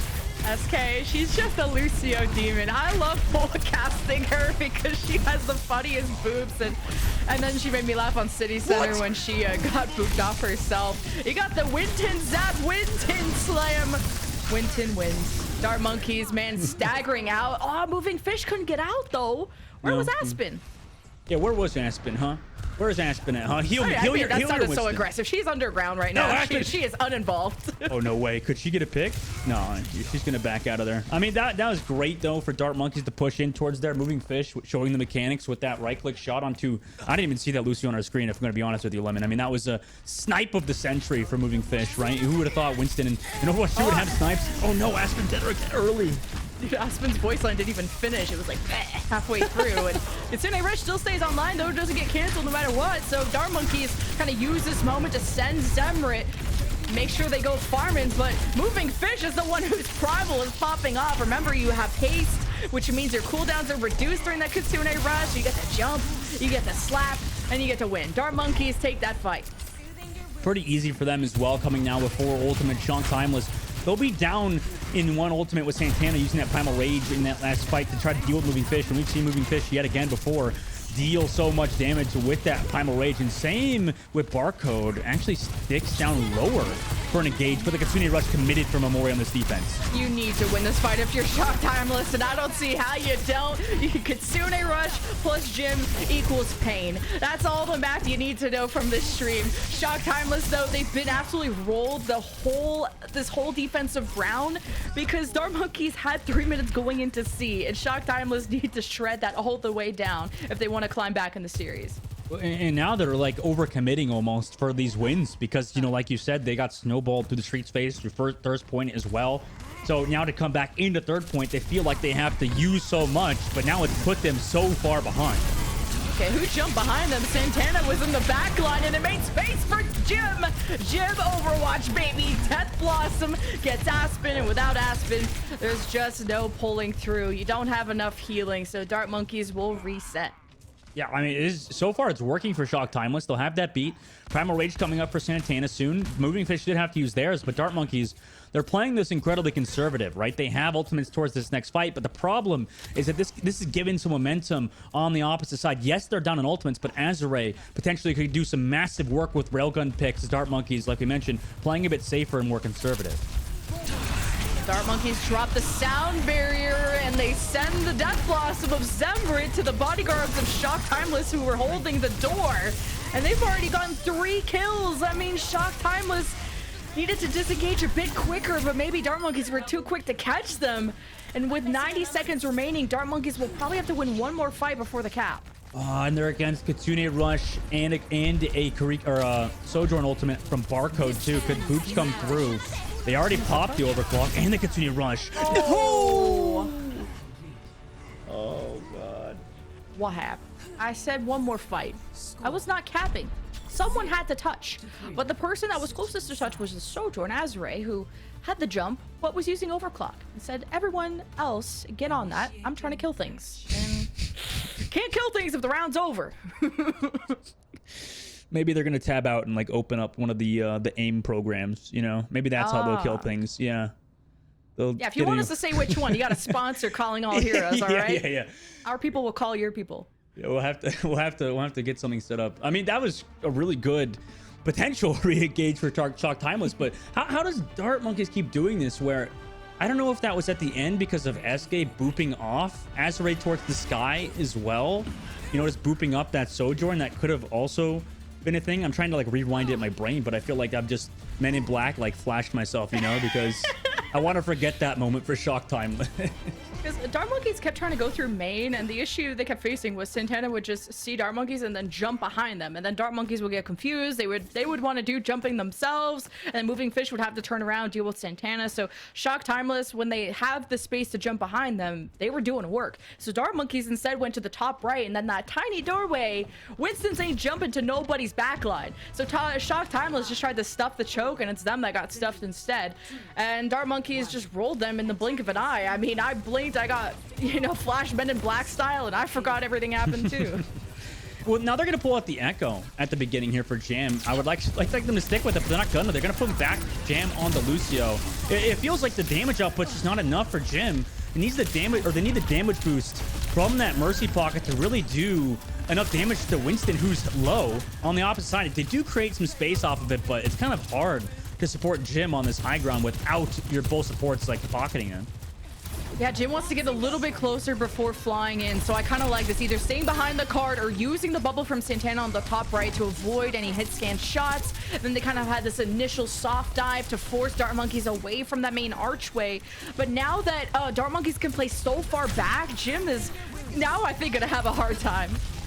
Yeah, Jim looking around that back right, the top right angle specifically, but you know, has to drop down below. They're just going to farm ultimates right now, looks like. Lemon, but Azure with the shot of the railgun to take out Barcode. Dart Monkeys after that, I mean, what do they do? I'm just surprised Dart Monkeys engaged here. I felt like they had the range advantage of just trying to poke them down, but I think Shock Timeless, they knew they were gonna get sniped at range, so Jim just committed damage into Moving Fish, which I think made them panic and forced Dart Monkeys to take a fight that I don't think they should have. You're 100% right. I mean, they have already a minute and a half off the clock. You know, they're doing a great job just defending there. But, you know, how do you defend against Azure, who's lurking with that railgun shot on the opposite side? You know, you give Azure enough chances, they're sure to take advantage of that. Jim did some scouting too, knew exactly where Dart Monkeys were coming from. Kitsune Rush from the T-Fence. Jim snipes Barcode, who somehow jumped behind them. You ain't getting past this wall. Shock Timeless so close to point A, and half their time bank is gone. Dart Monkeys still invested ultimates, even a Primal Rage on top of the Kitsune Rush. And Shock Timeless, they stay vigilant. They really haven't used much besides their own Kitsune Rush. And with everything they've banked back up, this could be a snowball for Poi B if they do this right. I'm gonna take a little bit of analysis from chat. I saw that comment earlier I told you about where, you know, one person in chat said all Tiora has to do is not choke. You know, maybe all Dart Monkeys have to do is not choke.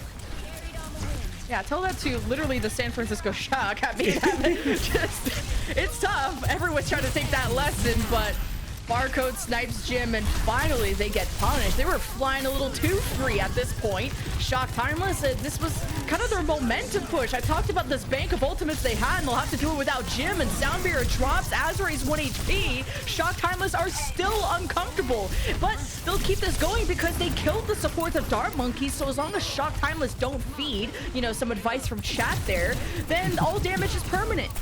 Yeah, all damage is permanent. Now they have to fall back low on ultimates as well.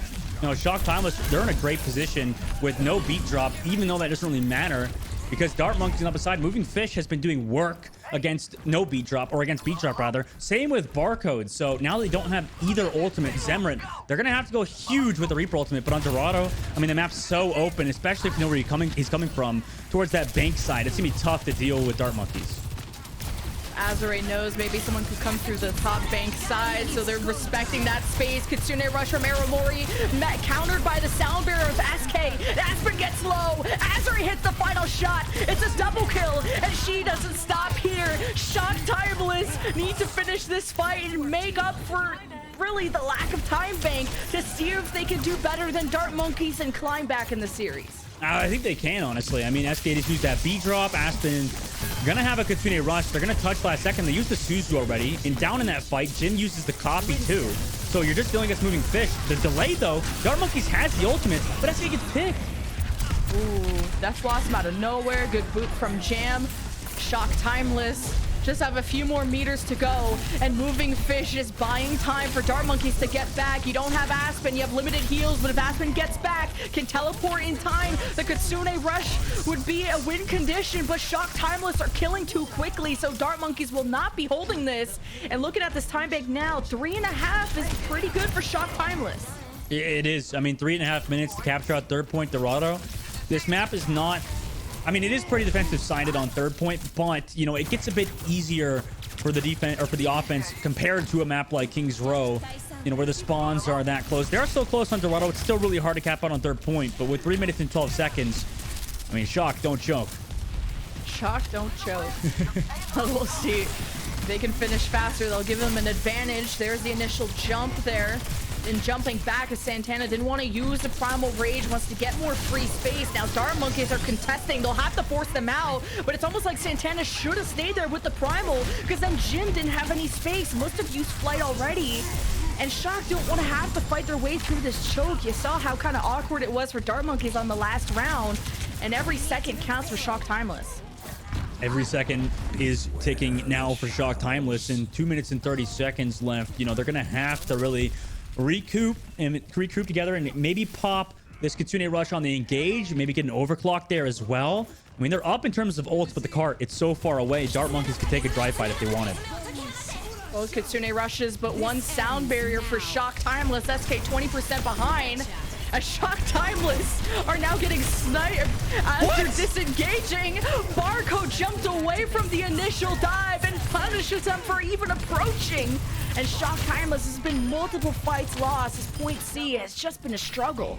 My jaw is dropped. I don't know how the heck Barcode hit that second shot onto Jim. Jim wasn't even on our screen when we saw Jim get taken out. Like, I don't even know what happened. Is Sojourn, does she like shoot curved railgun shots? Has Barcode found some sort of new tech that Angelina we had no Jolie idea? style? Yeah, exactly. The bullet? Yeah, she really did. Oh no, you lost Aramori! We haven't even figured out where this fight is taking place, and somehow Aramori, I mean, must have taken either a body shot from the Sojourn and zapped by the Winston. I have no idea. Then you trade this out, so both teams are kind of scratching their heads like, well, do we go in without them? Well, Dart Monkeys will have their Kitsune back a little bit faster, but Shock Timeless round the corner, and you got to worry about Azuray, what she can find with the overclock. She almost got that pick onto someone in spawn room doors, but good headway for Shock Timeless. Yeah, I mean, both Primal Rages are available. It's going to be on either Winston or Railgun shot out of both Sojourns towards this fight. So pay attention to Santana, Moving Fish, Barcode, and Azuray leading into next fight. Okay, whose Reaper is teleporting up there? It's Zemrit. You really got to make sure that no Sojourn or Reaper is comfortable up there. It's how you can access either team's backline. Speaking of backline, Santana is making room. A setup camp and almost killed SK. Just couldn't get the juggle right off the wall. And a great boot to send away Zemrit. Everyone from Shock Timeless focused them down. And Dart Monkeys, though, they're only ahead by one person. And a Death Blossom from Jim, as there's a Winston right there, but the Suzu saved Dart Monkeys, and that was a great call by Aspen. 20 seconds left. No ultimates on the board besides one support out for Shock Timeless on Aramore. So that should allow maybe Azure to build up that ult. Same with Jam. And on Dart Monkey's side, I mean, Barcode with an overclock. Up 2-0 over Shock Timeless with a Primal Rage. They're in a fantastic spot to end it now.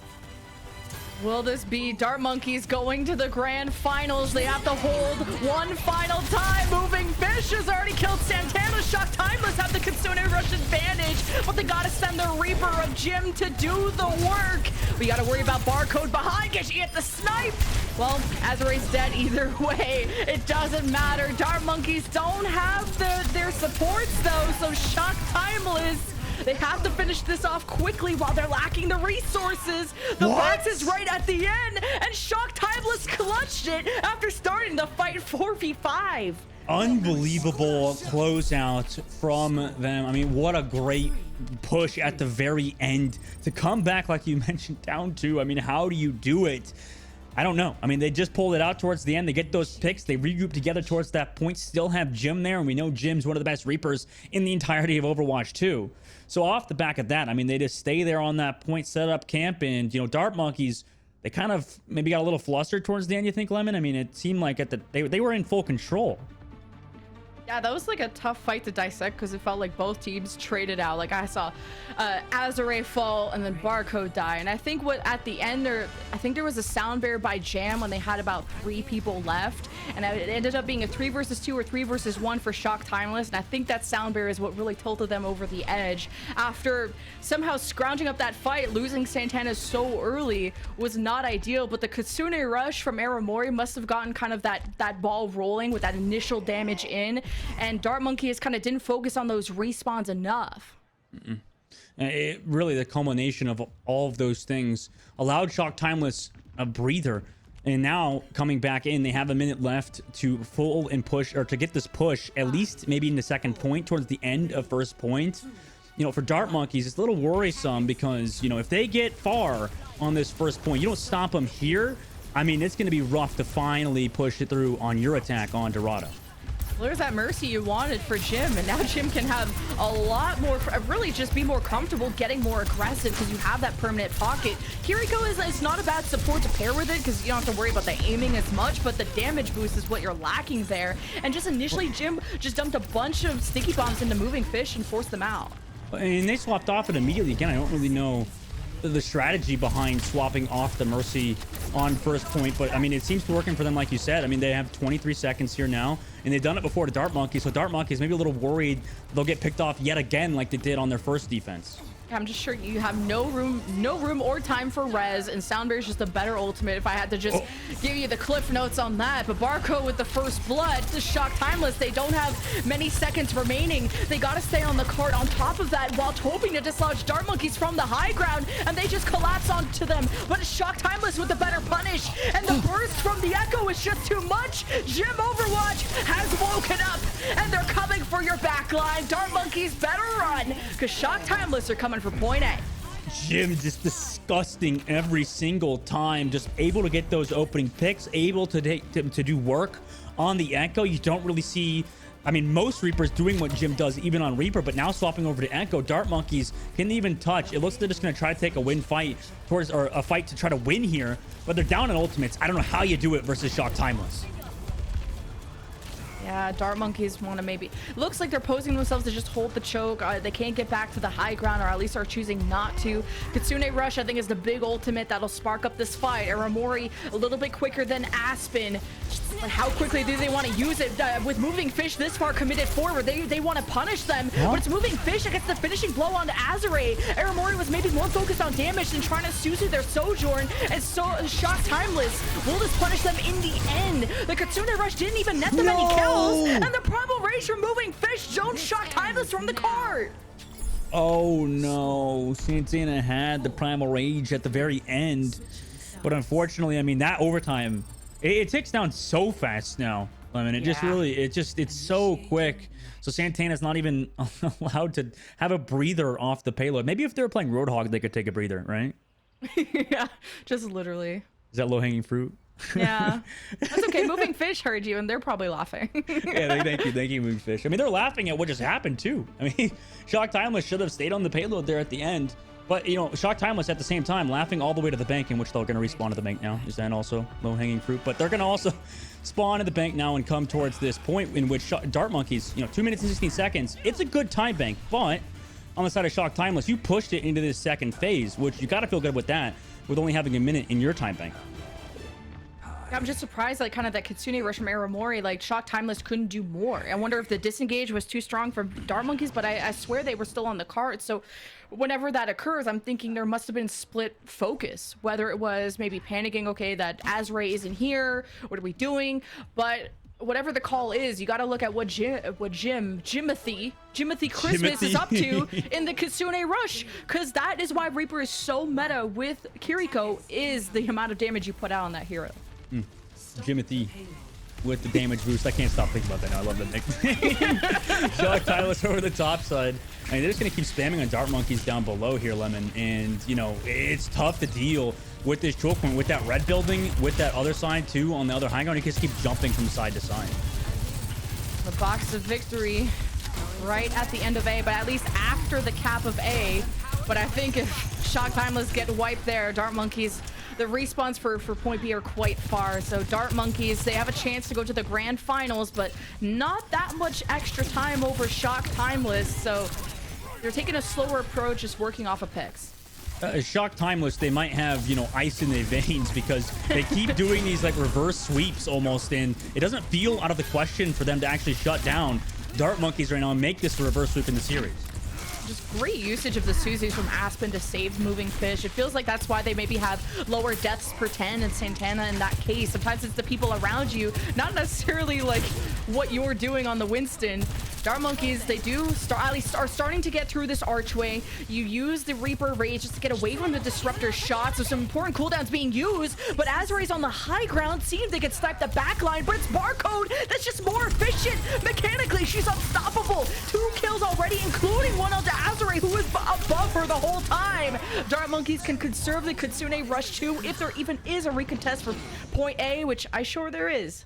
Maybe. I mean, they're going to have to come back as fast as they possibly can, but that's got to feel terrible, right? They use the Kitsune Rush, don't even get a win off of it. A lot of people consider Kitsune Rush to be that ultimate that you could just get free fight wins. Well, they're going to recontest, like you said here, Lemon, and they're actually getting it pretty fast. Can't even tell if they capped or not. Dart Monkeys, though, they are using the Kitsune Rush, so cap or not, Shock Timeless. Feel like they're taking an L. Sound Barrier, Primal Rage. They're sending Shock Timeless to Narnia. 13 seconds left, and Dart Monkeys have the box of victory around the corner, but the doors of point A are still opening, and maybe Dart Monkeys went a little too deep, but Shock Timeless have lost too much. Around the corner, there will be someone to contest, but it's not a tank, and I assure you, it's not going to be good. Jam is there for the initial boop. Behind is the death blossom from Zephyr, and Dart Monkeys Primal Rage the other team off the cart, and with a swift 3-0, Dart Monkeys are going to the grand finals. Oh my god, Dart Monkeys, what a series from them. How do they keep doing it? I swear we've seen 4, maybe 5 boops off the payload. I mean, it just seems to be continuously either from Moving Fish, either from SK, to just keep watching that payload, and somehow, some way, Shock Timeless just kept contesting last second and putting themselves in a really hard position. Dart Monkeys, they get that rematch you talked about earlier, Lemon, and you know, how do you think they fare this time around? Maybe they needed that warm-up to go into the grand finals, you know? Oh, they are on fire. This was more than a warm-up. This was the ultimate challenge. The rematch from qualifier 2 grand finals ends in the same fashion but in a different way.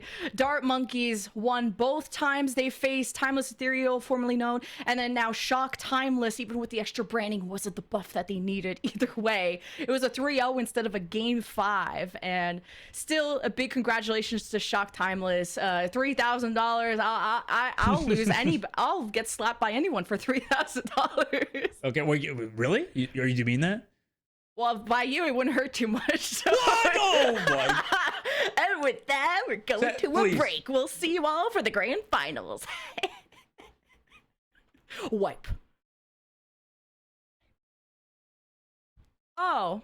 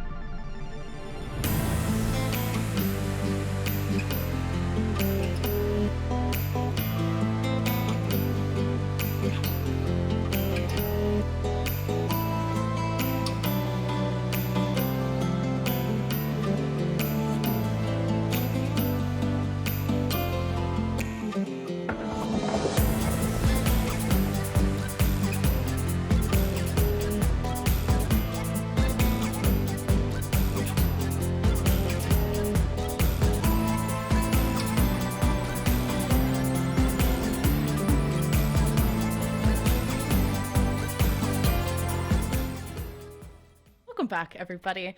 Me and Dustin has settled it behind closed doors. I'm now $3,000 richer. And look, no mark on my face, but I have brought someone very important, the Lucio Demon herself. SK is on the line for our winner's interview. Congratulations. How's the tournament been so far?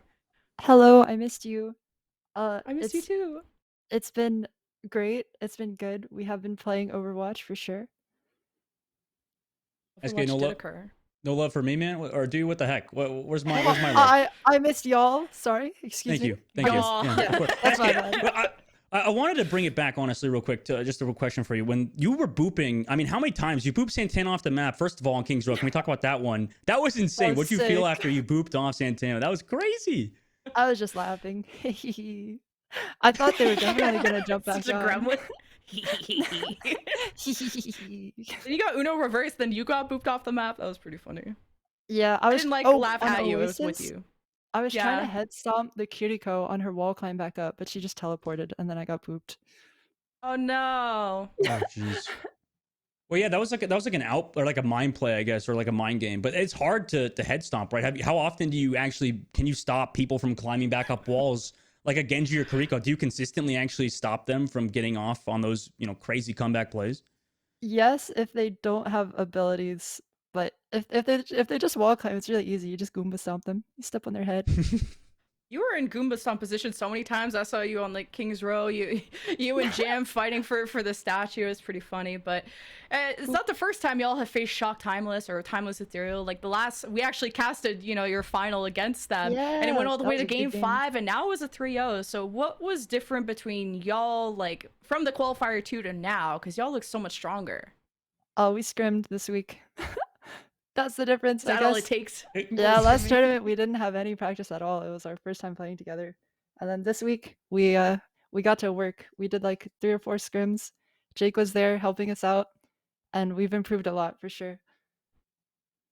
Yeah, it really looks like that. I mean, like generally it seemed like they have so much, or you guys, I guess, Dart Monkeys in general have really improved since that first qualifier because of the scrims, like you mentioned. And I mean, to actually close it out with so many times, to really have a lot of, pressure on you guys, obviously, to make it to those grand finals and finally shut out at the end. How are you feeling, I guess, going into those grand finals? How are you feeling at the end of the day coming into the matchup versus Altiora yet again? We're excited. We want revenge. Timeless was in our way. Sorry, Timeless, but we're gonna get our grudge match now. I Ooh. believe. Okay. So what kind of glow up from y'all has to happen to make this a different result against Altiora Artemis? Any wisdom to share? We were furiously typing in the group chat for like an hour and a half between our 2 matches, so we're gonna see what happens. Okay. Thanks so much for the interview. Oh, I know you did. I saw you just fired up on there, getting the boops. Congratulations on this win.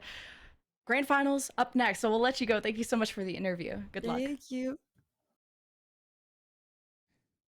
Well, I mean, Lemon, a great interview with with the homie over SK. I mean, getting that boop off the map, really playing as well as they had the entire tournament. Dart Monkeys, that 1 week of scrim, it was enough, right? I mean, it was enough to get them towards that grand finals of the Challenger Cup after qualifying through the second qualifiers, not even the first one. I mean, to be one of the underdog seeds, it's a crazy storyline for them. Just the brainiac answer from SK. All it takes, y'all asking in chat, how do I become pro in Overwatch? You can hear from Dusty, you can hear it from SK. Practice makes perfect. And typing in a group chat and being cooler than other players, according to SK from her interview earlier. But we're gonna take a for real break. No slapping break, just a normal break this time for y'all to get your popcorn, because on the other side we have the grand final for the Calling All Heroes Challenger Cup. For a minimum of $5,000, the winner gets $10,000. You won't want to miss it.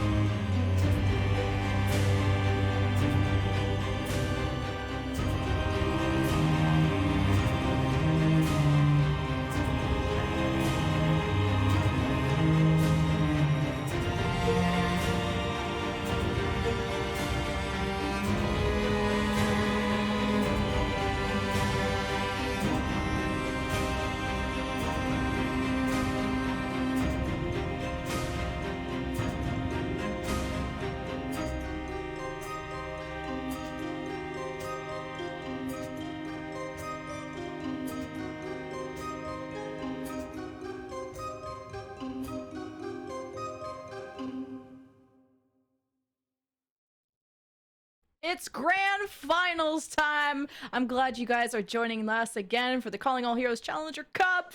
$10,000 goes to first place, and not a bad $5,000 for second, Dusty. And that's not a bad prize at all. I mean, I think that either team both teams that are coming in here to the grand finals are really winners at the end of the day for participating. I mean, to sign up for the Challengers Cup, to participate in the Calling All Heroes tournament, where it's been such a great positive reaction from literally everybody. It's been awesome to be a part of, Lemon. I mean, I'm sure you can feel the love as well that everybody's receiving when we play in the we watch rather the Calling All Heroes tournament. We can look back at the bracket, which has been insane. In the upper bracket, obviously, Dart Monkeys got knocked down due to Altiora Artemis and sent Dart Monkeys to the lower bracket where they had to take that 3-over shock. And now they're back. They made their way back in towards the final bracket after playing against Shock Timeless. Shock Timeless, people on Twitter thought they could pull off, that similar Shock vibes where they make it to the lower bracket. Sadly, they do fall to Dart Monkeys. But now, Dart Monkeys' revenge, like SK said, I mean, they're looking for that revenge against Altiora. And the script writes itself, Dustin. The fact that we have our first place from Qualifier 1 being Altiora Artemis versus the first place of Qualifier 2 of Dart Monkeys facing off in the grand final for thousands of dollars. They should make a movie about this. It writes itself, but we'll get into our map shortly. By the way, this is a 1st to 4 instead of a 1st to 3, so more Overwatch. Woo! Yeah, I mean, for a grand finals, it's warranted. I don't think there's been a single grand finals that's been 1st to 3. If there have, probably been the worst grand finals ever. This one, not going to be that. Yeah, L plus ratio. You ain't Dart Monkeys or Altiora Artemis going to be in the grand finals. And for this matchup specifically, Jen, like for Dart Monkeys, I mean, they're going to have to go against this team of Altiora Artemis, who has been stacked and playing amazing throughout the entire tournament. HK has been standout. Bun has been amazing. Halo as well. This team has been juiced to the gills. And now coming to this grand finals, it's going to be tough for Dart Monkeys to play against.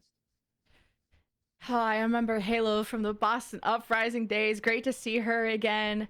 But you're going up against quite a force of Dart Monkeys who coming off of a momentum win. But as a player, Dustin, by the way, whenever you would win a match and you have to play another one right after, are you getting the vibe of like maybe you're just running out of energy a bit and maybe you're getting a bit exhausted, or is it like a fire in your belly at that point? Well, you know what's interesting is you have to do like all of these things. I know I'm not directly answering your question yet. By the way, we're going to Basan to kind of dodge Stonewall. Okay. No. I was gonna say in the Overwatch League you don't play 2 matches a day, but back before the Overwatch League, that's like years ago at this point. Like we said, I'm ancient now, I guess, compared to a lot of these players that are 19, 20 years old. A lot of them actually, going back then, yeah, it kind of does light a fire under your butt to actually have to come to that grand final. Sometimes you're tired. Sometimes you use it as a warm-up. A lot of the times, like you're at the other team, maybe you didn't get a good scrim because a lot of the teams aren't practicing anymore after coming back to the grand finals. Everybody got knocked out of the tournament, so why would they want to come back to practice against you? And that's a lot of your practices against those teams. So for Dart Monkeys, they get a warm-up against the top-tier team, one of the top 3 teams that have placed in this tournament. So they get to feel pretty good coming into that. That's like their match to use coming into this one, feeling nice and ready to go versus Altiora, maybe they're cold. Maybe they're not ready for this match versus Dart Monkeys, who has been warmed up and ready to go for this match on Busan, in which first match is going to be Busan, and on the first round, it's going to be Mecha Base. Yeah, this is kind of like Oasis, where especially maybe more of an Oasis University, where it's very, very close. Plays like a control center of Lijiang Tower. The Reapers are going to shine, but I think Sojourns might have an easier time. If the fight takes place on the point, you have this high ground, you have some space to work with, which is a bit easier than some Oasis rounds. But surprisingly, M5 is not capping with this Roadhog. Interesting to run off on the Roadhog with the Genji specifically. I mean, kind of don't know if that's trolling or if that's a serious pick, but it could be very serious because we've seen Genji been picked before, but they're just going for that counter kind of play style, it looks like, Lennon. Oh yeah, just Roadhog is the ultimate Winston counter. You hook them in before they jump. You do insane amounts of damage close to range. The only thing inconsistent about Roadhog is measuring the distance between when you want to use your primary fire, which is, face first, or your alternate fire, where it's kind of this sweet spot where you can max out the damage. Altiora, they floss Bun. I don't think they give up hope, though. Having the high ground's not too shabby. They'll hang around. Dart Monkeys will get the point first. That was almost a bit of an ego check there for Bun to try to shift into a Reaper and a Sojourn. That's just not going to work out for you. Altior Artemis now have to be the ones to reset, in which they do have that upper seed. They actually go aggressive again. What an aggressive playstyle, and it actually capitalizes off of Bun getting barcode. You just don't want to play anywhere near this Roadhog. It's so tough. So Dart Monkeys have to kind of engage and disengage very quickly, play with their bubbles very smartly, and never peek their Roadhog, because I just don't think M5 is missing these hooks. And that's a quick retake for Altiora after only giving up 29 to Dart Monkeys. Yeah, that's great for Altiora. Now on the defensive side, they're going to have that Kitsune Rush. Dart Monkeys don't have theirs just yet, but on beat drops, they're about even with Halo and SK on the opposite side. Dart Monkeys coming back into it. Gonna build that overclock, but you always gotta watch for railgun shots as you move in for the recompense. Now it starts with the Kitsune Rush from Wicca versus Aspen. You got the whole hog, though, and in Overwatch 2, it sure bangs. It's not cancelable, and Dart Monkeys just get sent away physically to come back with vengeance. They have not been slain. A sound re-engage is called by SK as the rest of Dart Monkeys just try to coalesce on the single target, but it was a little bit tough against the Halo sound barrier. But as the dust settles, Altior Artemis are on top. I feel like Dart Monkeys still played that pretty well in the re-engage. Unfortunately, didn't work out for them, but Altiora Artemis looked like one well-oiled machine. Just be able to counter dive that Dart Monkeys push and then re-engage it. Now, of course, is moving Fish over to the Roadhog on that re-engage, so maybe a bit of change up in terms of the con. A Dragon Blade. I just can't even believe I'm casting Genji in the Year of Our Lord after all the changes we've been through. But HK proves to me it works. Yeah, it'd be too easy saying SK, you say HK. I know, there's SK and HK. My brain can only handle so much. That was great from Altiora on this defensive side, that blade. And then also the disengage of it would have looked to be Barco got split off from Dart Monkeys, you know, push inwards. And now 20% left on the board now for Artemis to actually fully cap out. Dart Monkeys with no ultimates, it's looking rough for them. All right, my bad, Mari, aka M5. I just kind of wanted to call you some kind of gun name, like just like we did to poor old Sam when we called him S9mm. It's because you're good at, man, you shoot your shot, you almost hooked in the other hog, moving Fish at the swap just to try and match you, and Bun gets to come alive on the Sojourn, the double kill with the overclock, as you had SK just try to bait some attention, keep that overtime wick burning, but Altiora Artemis with a dominant first round. Yeah, pretty strong start from them. I mean, 100% to 29. They did lose the point first, but that was really because Bun kind of, well, you know, put it in layman's terms, inted, right? I mean, just kind of ran towards. Gotta call him a feeder, Dustin style. Well, they're the ones here in the grand finals, and I'm sitting here casting, so I don't think. I think they're winning. Bun is crazy. I mean, just the fantastic Sojourn. And I mean, to be honest with you, Lemon, I switched off of Flex Support onto full-time DPS gameplay because it is, gotta be honest, way more fun than playing Flex Support right now in Overwatch 2 for me because I always just get dove and destroyed by Sojourns with railguns. So I said, why can't I do that? Why can't I be the Sojourn that railgun shots? You know? Why can't you ever not lose a map the way Altiora Artemis is doing right now in playoffs, huh? Like, Altiora Artemis are unstoppable, and Dart Monkeys, they thought that they think they're cooking up a glow up. I mean, SK had the wisdom to share. It's all about scrimming, which sounds really simple. But two Roadhogs face off, Mari versus Moving Fish. And you don't really have like an Ana, that instant kind of kryptonite to either anti or sleep to stop the healing. So much sustain is available for a Roadhog. And he's going to actually move forward towards that other side. The Hog pushes back now towards the backside of the point, and it's pretty much a stalemate here with Altiora actually the ones in charge of this point, and with the point first in their control, but Moving Fish doesn't decide to hook first and actually gets the kill on Damari. Now it's the first couple of picks, and Moving Fish, it's like, okay, I'm gonna swap to Roadhog, and I'm gonna teach you how it's done. Mari has already conceded and has swapped to the Sigma. Literally L ratioed at this point. You bring the Sigma out to just have that flexible shield to block some of these hooks. Yeah, I mean, that's fine on a map like this too, where you can spam and get away with it as well. I mean, so Sigma specifically has been a great hero, where Mari, you know, she's decided to actually swap over to it. And really a lot of teams in contenders in the Calling All Heroes have made the Sigma work just to run at this hog with that shield up. Sigma's such a good brawler too, but Moving Fish snuck into the backline and just hooks the Kiriko. And Mari just has to be so careful of that, but you just always have to be front-facing your Hog, or the Hog is just going to get around you, because the Hog does not want to brawl a Sigma.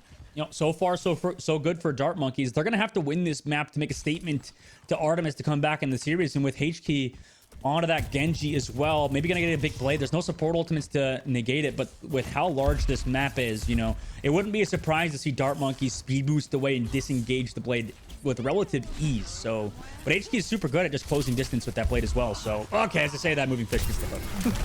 Moving Fish is dominating right now, and even dodges the accretion, or maybe got Suzu. Either way, Dart Monkeys making the comeback of a century after kind of getting dominated by Altior Artemis on Mecha base, and this is just another reset. But Altior Artemis, they're banking so many ultimates. This is going to be an explosive one coming up, and it starts with the Dragon Blade from HK, who gets whole hogged into Jupiter by Moving Fish.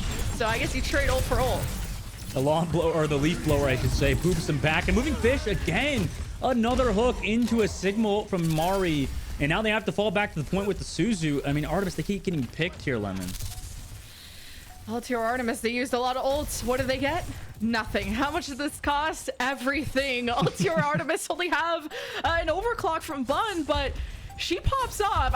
We were co-streaming her, and I'm a Bun #1 fan. So this overclock better pop off. She's sitting over in main, dodges the hook, stays at a safe distance, but the sound barrier from SK is called. And SK's actually the one on the hunt to force out the jump from Bun. And SK's not even over yet, but with the pocket from Wicca, Bun is not being touched up until they forgot about the Roadhog. Moving Fish is a solo, an army of one. And Dart Monkeys are about to force their round 3. I mean, that was an army of two moment almost there. A little bit of a callback because SK just dodged forever and Moving Fish came back out from the top side to slam dunk. Now, I mean, they have to touch the point. Otherwise, the quick overtime is sure to go. And in a couple seconds, it sure is going to be in Dart Monkeys' favor. The HK will touch, but yeah, no, Dart Monkeys will equalize it 1-1. And now we're going downtown, Lemon. Now, Altiora, are you going to mix it up again? Mari on the Sigma. I don't know if that was it.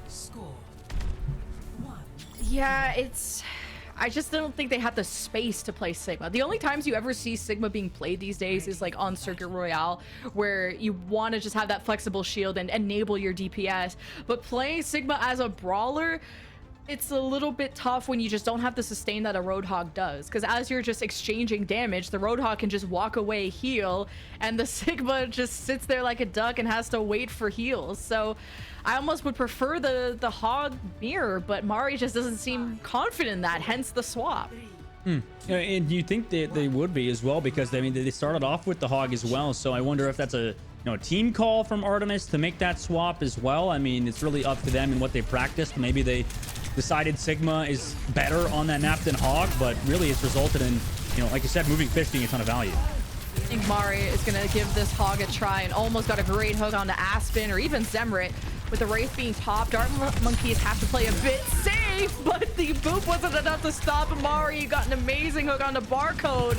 And Dart Monkeys are down 2, so just needing a full reset here. Zemrit must not have Wraith to go back to safety, so Altior Artemis will be capping first.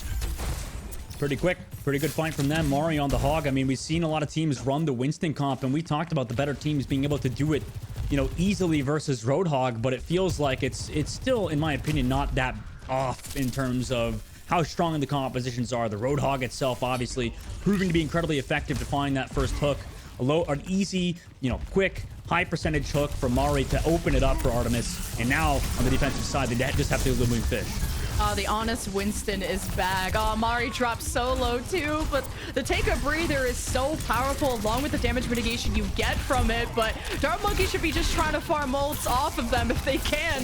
For now, Dart Monkeys are getting hit by a whole hog by Mari, and this is just splitting Dart Monkeys all from each other. SK was in the middle of popping sound barrier, I guess. It still hits only 3 of her team. Dart Monkeys are now faced with the Kitsune rush of Wicca, dead. and without Aspen, who somehow flew off the map, you don't have the heals to fight this. Well, was that the leaf blower or what? I mean, HK also gates on to Moving Fish and SK without having to use a blade. It might have been off the back of Mari with that ultimate. I thought SK was going to fly into Thomas at the end there. I mean, that was just kind of scary for Dart Monkeys. And now coming to this next fight, they're down that beat drop versus both a Blade and a Sojourn ultimate overclock. But the beat drop coming up for Halo, it's scary, so they rotate to coast. In round 3, it's coming down to the last fight for Altiora Artemis to win, to go up in the series. It's a dragon play from HK, who finds the Dart Monkeys backline before they were even ready to take the fight. There was a death blossom to try and zone them off, but the damage had been done. Altiora Artemis just have to clean up, but Moving Fish has isolated a few targets and maybe makes this winnable. At some point, though, Dart Monkeys have to think about touching the point because it's 94 for Altiora. Moving Fish, though, with some great movement over the top side. They actually come back, cap this point, because Moving Fish jumped towards the point with the Primal cooldown, got the jump back out of Primal cooldown. So now into regular Winston, got that pick, but now SK's the one picked by Mari. That's terrible for Dart Monkeys, who had such a crazy comeback potential. The 0 to 100 comeback. Dart Monkeys have done it before without Moving Fish, though. We'll have to see. It's a Salver from Altiora. While Dart Monkeys' backs were against the wall, they all implode. And Bun is just untouchable at a distance. That's a clean fight win and a swift one. Moving Fish is back, just a touch on the Doomfist, and he's got the nice schmoves, but all they got is an L at the end. Altiora Artemis walking away quite literally with a game 1 win. Wow. I mean, just clean from them. Overall, a little bit of emo at the end, huh? Mari really flexing on us, but I mean, great work from them towards the end of Busan, where, you know, it's hard to actually, you know, fully 99 somebody. You see so many recontests, you know, eventually the wall, the dam is bound to be broken. However, the defense was too strong. I mean, this is why Altiora is such a dominant team and has been in calling out heroes, because they bend, but they just don't break. Yeah. Well, Altiora are going to keep banging on this door, man, because they continue to have a flawless run through this playoff bracket. They haven't dropped a game once. And now this is a rematch of what was it, the previous winners final, where that was also a 3-0. So Dart Monkeys, you got to wonder, is the glow up there or not? It might be. I mean, at the same time, like for Dart Monkeys, I don't know. I don't know if it's there or not. They're going to have to win this next map to try to prove something. But really, I mean, it's going to be off the back of Barcode doing as well as she did the first time. Maybe Altiora Artemis has figured kind of something out to counter Barcode even, right? Maybe they're just shutting her down. Maybe not even allowing her that space with the Hog. It's been super difficult for Barcode to come online for Dart Monkeys and really the entire team. They won a map off the back of Moving Fish, but how many more maps can they win with a consistent Winston playstyle?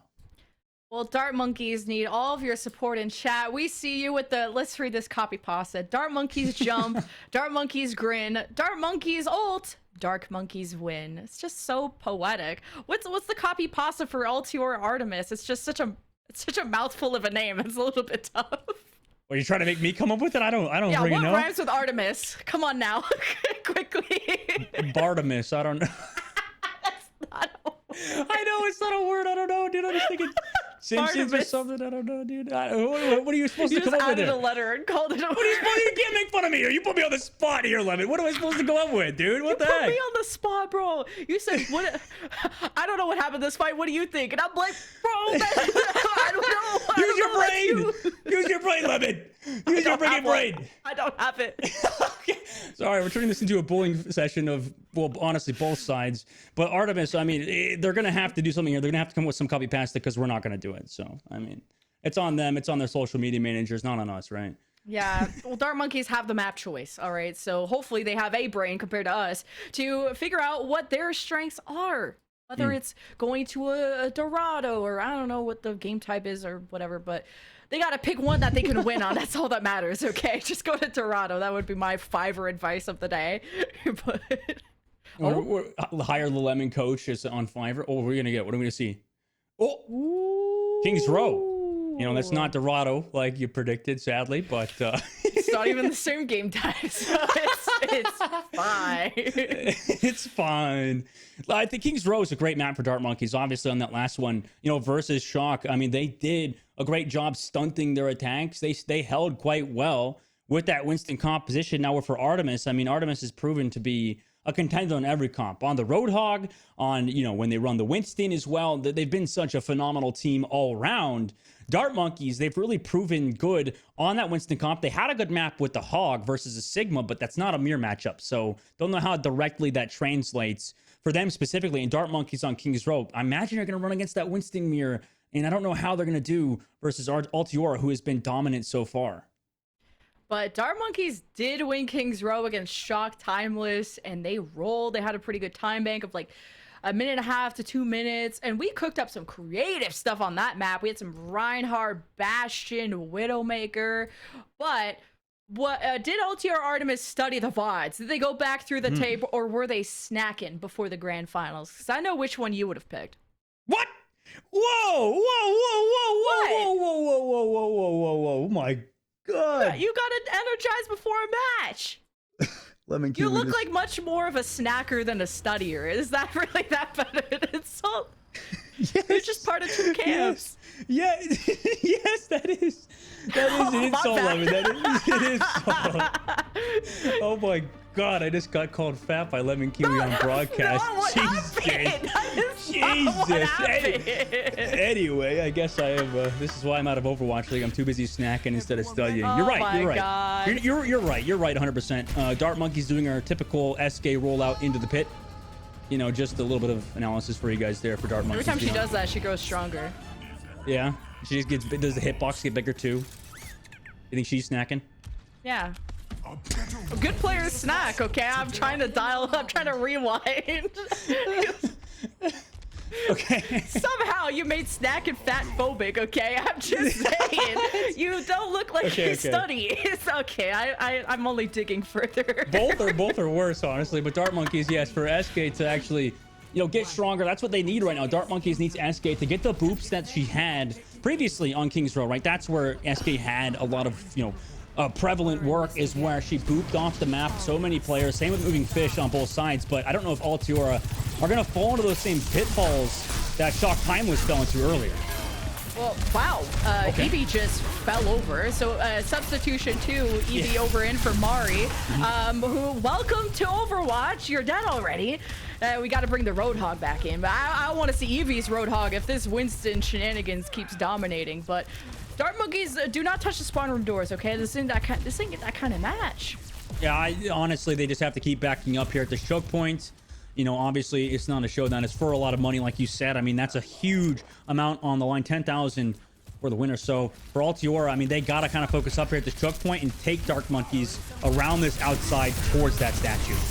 Gotta be careful of the burst. Look, Evie is so low, and you just need Wicker to also be on the ball of Suzu. Your Winston dying is not just all of your Winston's fault, but everyone around them to enable them. And HK, as soon as kind of the cards fall, they're finishing off every kill. That's a 3K for HK, make it a 4th. So Altiora cap. HK is just a standout player, really, just off the back of a teleport. You don't really see a lot of fight wins just off the back of Reaper play like you do with HK there. And Dart Monkeys now on the opposite side. They're going to build that Kitsune Rush. They're not going to get a recontest. They know that. So they're going to just set up at the choke point, pressure out Altiora, and try to take control. But the counter engage by Altiora, it's so smart. There's a primal. Yeah, they forced the primal. There it is. It's gone. Come back. Oh, it's back. Jump scare. Oh, they're gone.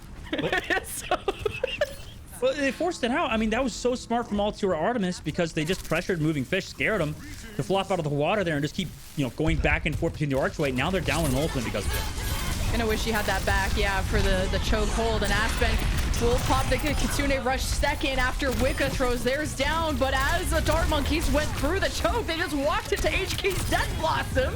3K, 4K. Man, HK is a monster. Really is. I mean, just dominant. Kariko Rush there. I don't use that word a lot to describe Altiora, but that Kariko Rush, the Kitsune Rush rather, with that Reaper ultimate just follows through on the Dart Monkeys. After they used a Kitsune Rush of their own, they didn't have any other ultimates to counter the side of Altiora. They just decided to brawl, and it results in them losing. Now in the next fight, they're going to have to come in with a great overclock. But against Bun and Altiora, they just seem to be completely shutting down, Barcode's ultimate, especially with the Primal Rage out of Eevee. It's going to be scary for Barcode. Right, Altior, they have so many ultimates. They're actually going through the back alley side, trying to sneak up on Dart Monkeys, and see Moving Fish found them, but they're the only ones that got support. Moving Fish falls over. The sound barriers are exchanged, but Dart Monkeys in a 4v5. This is going to be tough for them to turn around. They used the Death Blossom to maybe try and catch some trades, but Altior were smart and booped it away, and that was a great shot by Halo, so Altior are in a position to cap B. I don't know if that was a preemptive play from Eevee, but Eevee actually bubbled off the beat drop from SK. Now that Moving Fish was a little bit aggressive, they thought they would get the beat drop, but HK just decided to keep pressuring into them. And they're going to get this point, by the way, moving forward in the third phase with 4 minutes and 32 seconds off the back of a great bubble and great plays from HK and a simple overclock and beat drop. 4.5 minutes is so much time. Like, Dart Monkeys, I didn't have this tough as a time last time, and then they lose H key to SK. My brain is computing. Just from the kind of peeking around the corner. And that'll just kind of slow down Altior's momentum there. Yeah, HK's been playing super aggressive in the entire time. Generally, has been trying to just get away with as much as they can. But in that situation, finally, Dart Monkey's counter it. Kitsune Rush exchange, and Altior were first to fall. Great focus from Dart Monkeys, and it's not even over yet. Moving Fish jumps in, gets the targets low. Wicca is so hurt, and somehow Altior are still living. The support play of Altior just seems unmatched as HK gets involved, gets another multi-kill. HK will probably get a montage, like a full-length movie after this tournament. They're popping off. They really are. And now they go for this spawn camp close towards where Moving Fish is to maybe force that Primo Witch early. They might have to. Moving Fish jumped away, but luckily they didn't have to follow through. They come to the other side, so now Altior ignore that. They actually jump back towards the payload. Early aggression onto the Sojourn on the opposite side and pop Primal Rage too. Moving Fish told Bun, "You're not getting out of here alive," and just popped the Primal just to get the extra jump. But Altior had amazing fuel, whether it was a Suzu from Wicca or, well, I guess a dead Wicca now after Barcode shoots her in the face. So Altior with a quick reset. And there we go. That's exactly what you need for Dart Monkeys, to find those picks through Barcode. That Barcode has been a factor, a massive factor in Dart Monkey's success thus far in the tournament. So Barcode really needs to come online and continually find picks like that. And with an overclock coming up, no, really? Yeah, we're gonna have to call a pause, make sure everyone gets back. That's so unlucky. I'm not sure how far along they were on Kitsune Rush, but that is a tough one to race. I'm okay with Reapers losing their ults, because Reaper Death Blossoms are like, unless you're H key, and that's pretty good. But So you're biased then, right? I mean, you're biased towards Kitsune's and Kariko. Oh, yes. Okay. I see where your heart lies. But on the opposite side, I mean, Dart Monkeys, that's good for them, right? To be down that Kitsune Rush, like you said. And I know why you like Kitsune Rush so much, because it's such a strong ultimate, right? I mean, that ultimate is so crazy that people consider it team fight winning. Like, at any time, people pop it, right? I mean, it's just so hard to play against the Kitsune Rush when everybody's just pumping in that damage, has that attack speed increase, has, the reduced cooldowns as well. There's so many factors that lead Kitsune Rush to be one of the best ultimates in the game compared to Reaper Ultimate. And now that you're down that coming in next fight, Dart Monkeys still have an ultimate lead. It's got to be scary for Altiora now to cap out in third point. Yeah, Altior, though, I mean, they're doing well in the series so far. I mean, it did have to go all the way to a round 3, and they haven't dropped the map yet, so I don't know why I would ever have a doubt or be worried about my Altiora stocks at all. It's just, how much time are they going to finish with, or really how far can they get? And Dart Monkeys, at least they were able to slow it down a bit, because on the defense, they got rolled through point A and through point B. The fact that we had, 4 minutes, like an insane time bank for C, whatever it was. So the fact that Dart Monkeys are able to take a couple of wins here is nice, but losing again that Kitsune Rush buildup, it's just more sacrificing time on building that up again. Yeah, and that's going to be good for Dart Monkeys for sure on this defensive side. But, on the opposite side, 2 minutes and 30 seconds, that's a lot of time, Lemon. I mean, that's a lot of time to capture out King's Row. I mean, at worst, Altiora, they're going to lose a minute and a half, but then you're down to a minute. If you can keep it over a minute as well, I mean, I could see that happening for Artemis, especially with how good they've been playing. Dart Monkeys on the opposite side, if they stop, if they can at least get Artemis to below a minute, they'll have another chance on the recontest coming into that third point. So that really will allow Dart Monkeys to now come back on their offensive side, if that even comes to that, right? Dart Monkeys has been so good on Kings Row. We saw in the last game, Lemon. I mean, they were playing so good on Kings Row, having Barcode pop off. It just seems like for Dart Monkeys on this opposite side, just hold for a little bit longer, get them to 0 seconds, at least to overtime, and then maybe you can capitalize and come back onto your own attack. Yeah. Well, while we're just waiting on getting this final player back, sounds like they're back. We just want to give a big shout out to Calling All Heroes and everyone who is supporting this program. It's a joint program with the Overwatch League to have this amazing platform for marginalized genders to come and show their skills. So this is a whole stepping stone in their career, whether it's Open Division, Contenders, Overwatch League, or beyond, just a platform to have fun with other people in a safe place. And we all appreciate everyone tuning in and showing support. I see y'all's copy pastas and your favorite players in the chat. This has been a pretty crazy grand final. It's going to be hard to match the qualifier 2 grand final that we casted that went to game 5, but we'll see if this one will measure up. Yeah, we'll have to see. I mean, we're going to come back from the unpause now, and SK with the beat drop, Reaper ultimate as well for Dart Monkeys. They're in a great position, but at HK with that Reaper ultimate, we've seen them pop off with before. I wouldn't be surprised to see it again.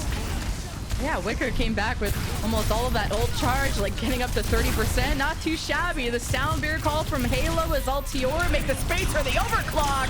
And Dart Monkeys couldn't escape in time, but Zemrit was hiding in the shadows. And a Death Blossom that gets the Kiriko out of the picture. That's a fight-winning play, all thanks to Zemrit.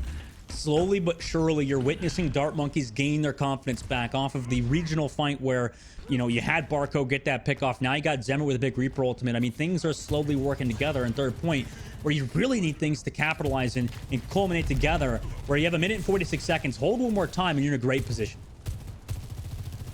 Altior, how can they kind of put HK in that same position? Going through kind of that mega pack side is the only way to sneak there. As Dart Monkeys playing passive up until Altior are the ones that want to pull the trigger. It is the Kitsune rush from the defense first and a quick disengage from Altior in response. Yeah, pretty fast. I mean, that's smart from them to avoid Dart Monkeys ultimate. We've seen Dart Monkeys actually do it in the qualifiers, this time really not doing it as much to Altior, who has now coming back with their own Kitsune rush. Kitsune rush from the attack this time, and well, Moving Fish is just getting out of dodge. Did not want to be overwhelmed by all of that damage. Trying to heal them back up, but Altior, they decide to jump in and just Goomba stomp Barcode so Altior can start that snowball. They're so close to capping with 55 seconds left. Can Dart Monkeys get their stuff together? Barcode's back on the Bastion, but someone has to touch the cart, and everyone's getting shredded by this Reaper until the Bastion of Barcode is finally here, but it's too late. 44-second cap for Altiora. And Eevee killed Barcode before the timer clocked, so I mean, they get to add that to the kill confirm as well. And I mean, this is exactly what we talked about towards the break, right? Altior just, you know, sure, they lost a player. They lost Wick, I believe, there with that Kitsune rush, like you said. But, you know, coming back into here, you still have 2 minutes and 36 seconds on that time bank. And it's not over for Dart Monkeys just yet, right? In this situation, they did fall below a minute on the clock before Altiora capped out. But on their offensive side, if they now cap out with 0 seconds, then they have another chance to recontest towards first point Kings Row and can maybe come back towards the series, but it's all contingent on them capping out the entire map. So they're still going to have to get through Kings Row, but that should be doable for Dart Monkeys, who have proven to be a force on this map. Oh, Dart Monkeys, I do believe they can get a better time, and they have already shown us just that. I mean, is it almost 2 minutes that they got against Shock Timeless? So they picked this map for a reason. Now they better prove it. You can't get 3-0 twice, or I guess technically 4-0 twice by Altiora. You know, you can't go into the interview and be like, we're ready, when you're not. Dart Monkeys, I know they got something up their sleeve, and you know, the Barcode Bastion had me feeling some type of way.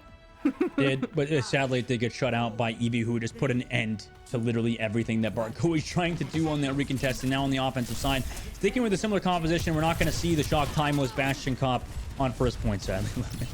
Aw, that girl can dream though. But Dart Monkey's dreaming about capping the point, and they've already put Barcode up into the high ground immediately, which forced kind of Eevee to jump and try to zone her off. So a bit of a scramble, but somehow no one died through all of that. Great support, great healing from the back lines. And now some pressure as Dart Monkeys start that first tick. Suzu used first, I believe, from Aspen as the bubbles have been bursted physically and morally, but Moving Fish is going in deeper. SK has a double kill on Lucio, by the way. I'm not sure what she's cooking in those scrims, but I know it's something good.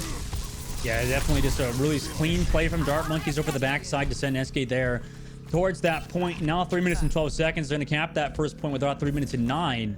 They have ult in their bank as well, but I mean, not a crazy differential. I mean, SK is going to be a little bit in terms of the Lucia charge. Really, it's going to be that Reaper and the Sojourn that are ahead now. But, you know, we've seen HK without ultimate just be able to pressure onto Moving Fish. And then same with Bun, just be able to build those railgun shots and come into his next fight pretty quick. Now it's the fight for the choke, but Moving Fish couldn't get away fast enough. And this is the stop that Altiora needed just to hold Dart Monkeys at bay and start to take off some of this time, because that was a swift point A cap from Dart Monkeys. Yeah, our Dart Monkeys don't know how to disengage Altiora. Altiora is just re-engaging so quick, so fast. And it's kind of surprising Dart Monkeys every time they keep coming in. They're not set up for it. Not every team in Challengers Cup is doing what Altiora is doing, so they have to mix things up versus them. Oh, Kitsune Rush, though. How good are Altiora at disengaging? Well, they're going to fire back with their own seconds after Aspen used hers. And Dart Monkeys don't have a front line, and Moving Fish was like 2% off Primal, so you hate to see it.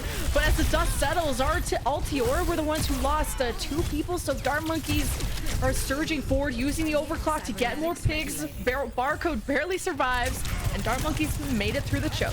This is not that bad for Altiora, though, because they did lose that Streets phase fight with also popping Barcode's ultimate. So now they're in a pretty good spot, and they know it. But at the same time, Dart Monkey trying to take advantage, take off Wicca early.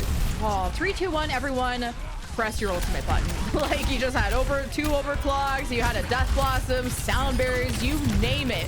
But at the end of the day, it's Dart Monkeys that just have the better coordination, and apparently a DPS in form of a Lucio. SK, how many times am I going to screenshot this kill feed and you be all over it? SK's been amazing, and Dart Monkeys as well overall. Just understand how Artemis is playing now. They know Artemis is a bit confident, a bit cocky at the current moment. They even try to touch with the Primal Rage, and they can't even do it because of SK, the same person that you just mentioned to get that boop. And now the counter engage comes through from Dart Monkeys. Eevee really needed to touch that card with the Primal Rage. The whole point you use it, but at least Altiora can kill stuff now. Just not sure how useful that's going to be when Dart Monkeys have to reset on the card anyway, but this looks cool in theory. It does. You know, it is cool, but at the same time, and now they're still stuck at this first part of the third point. Lemon, and it's so hard to come back here against a lot of ultimates for Altiora where they have the defensive advantage. Oh, the Kitsune Rush, as soon as they saw HK use the raid, Dart Monkeys thought that was their window of opportunity, and it still is. They managed to punish them and the backline as Altiora just scrambling to die on the card and buy themselves more fights, but they gotta think about how they want to win because Dart Monkeys still have 4.5 minutes and 1 fight for C. Spicy from Zemrit as well. And now, like you said, 4 minutes and 16 seconds with the Reaper ultimate. Spicy stuff from them. And HK on the backside with that Reaper ultimate. Maybe look for a TP play here or just play defensive and take out Zemrit like that. Oh, HK got her revenge, and she's coming for more. The paycheck and the kids. Like, Dart Monkeys are running for the hills. HK is coming. She's being sped forward by Halo. And any more staggers here is precious seconds for Altiora. I thought Dart Monkeys kind of had Altiora figured out, but that was in that situation a bit too aggressive from Dart Monkeys at that choke point. Without using a single ultimate, you can't really stay in these aggressive positions without using something to give you an advantage in the form of an ultimate. That's usually going to give you something, some sort of leverage to cap out on third point. Great positioning from Bun. I like how she knows how far she can go without getting punished. You always have that Sojourn jump, but you got to know the right distance, the sweet spot. And now she's overclocking, and she is coming for Dart Monkeys. Barcode is gone. Lucio lineup. It's easy peasy lemon squeezy, and Altiora win back-to-back fights. Pretty clean. Off the back of just an overclock from Bun. Dart Monkeys now are building that ultimate, but they did have to use, Barcode's ultimate in the last fight. They'll have Aspen's Kariko ultimate. Wicca maybe has to build theirs on the opposite side, but they do have to come through on the offense, which is always gonna be hard versus the defense. Advantage, just like that. Oh, the Sounder from SK only hit 3, but Halo, the better efficiency, hits the whole team, and you see how that rewards Altiora Artemis with a fight win on top of investing the Death Blossom that got a lot more value than Zemrit. So Dart Monkeys have kind of hit this brick wall. This is scary now for Dart Monkeys. SK tries to get Bun, who went super aggressive towards the spawn, and that's that confidence we were talking about for Altior. It's so hard versus the defense when you can't figure out where they're going to play, because look, HK's in a completely different position as they were earlier, and the entire team, they're no aggressive at this choke. Oh, you gotta punish The this. body Barcode is getting body blocked. That is so mean. And she's shift jumping into a wall. Oh, I would tilt, but I know Barcode's a lot more composed than I am. She's fragged out before, Dustin. I'm tilted for her. I don't know, man. Like, I don't know. That's pretty bad. That's pretty bad, Lemon. I don't know. Big. He's so big. He's so chunky. He's a snacker, but it's fine. Dart Monkeys jumping to the back. Goes after the back line. They're so weak. What a well-timed Suzu from Wicca at the end.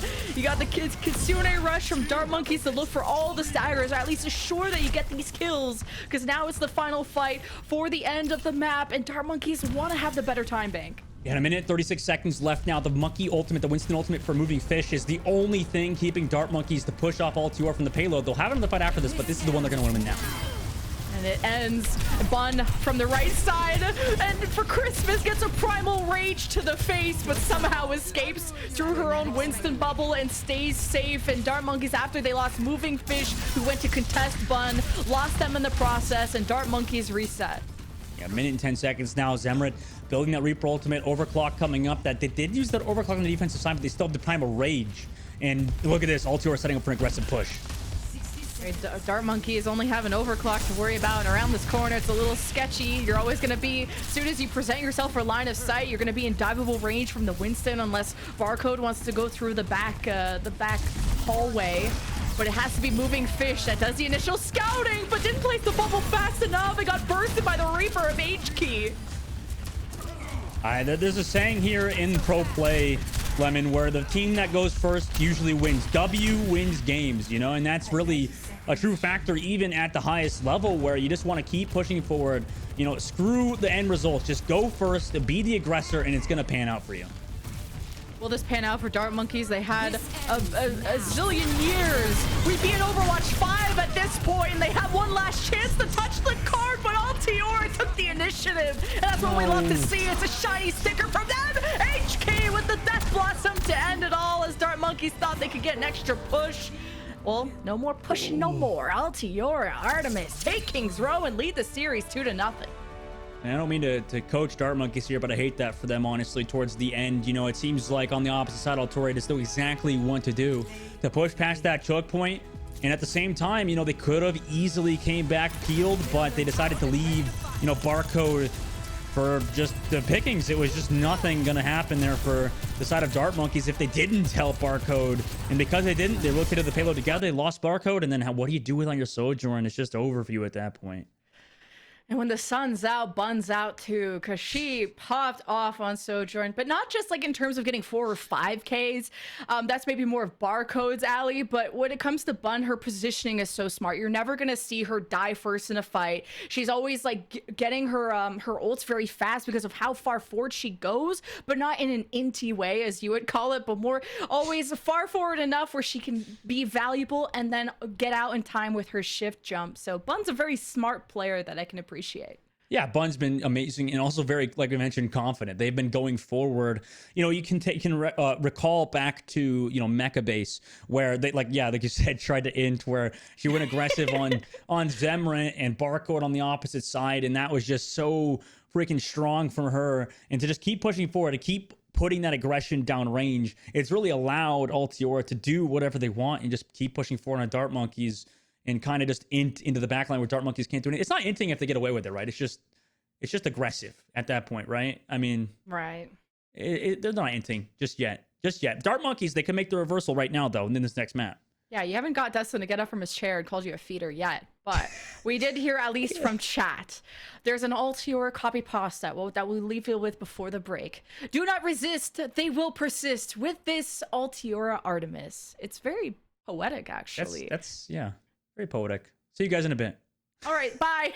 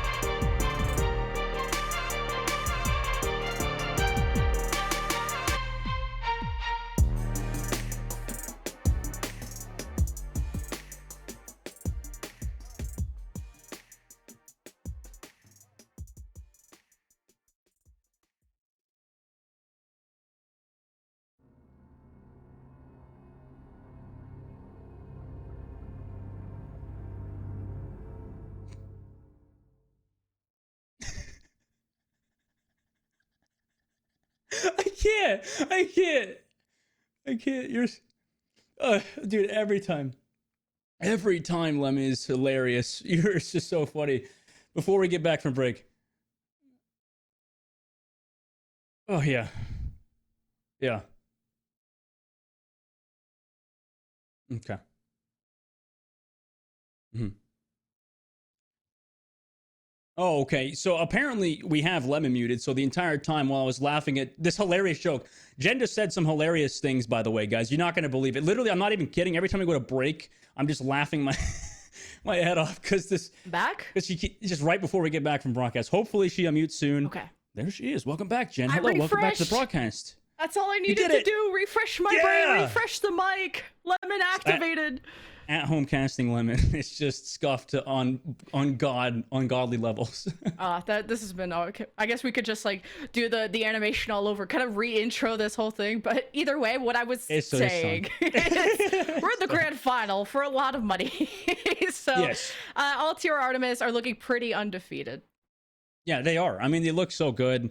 There's a reason they've been dominant throughout the entire tournament because, you know, something I was talking about during the game, Lemon, but I did want to kind of touch on it, I guess. First of all, I mean, like everybody knows, I feel like Overwatch players in general, it's said, you know, the team to go first was going to win most of the time, right? This has been always like a general play style from Overwatch players. It's just kind of a confidence thing. It's to gain confidence, but also to continue going forward. It's just a good feeling, right? This is why you play Overwatch. It's just snowball to be able to get that damage down range, to be able to get those team fight wins. And really, when you're the one to go first, to make those plays first, to know that your entire team is on the same page, that's why we play Overwatch. And Artemis, playing together, playing as unit, you could tell they're feeling good. I mean, they've gotten some baggage online, you know, in the actual game. So together as a unit, they just keep pushing forward, going first. And Dart Monkeys, you know, all they could do is play balloon. I can't.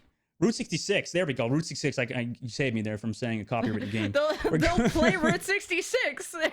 They're at least all on the same page when it comes to the map. And it's got to be heartbreaking for Dart Monkeys. They looked really good on King's Row. I mean, they had, what, 4 or 5, a zillion years for point C.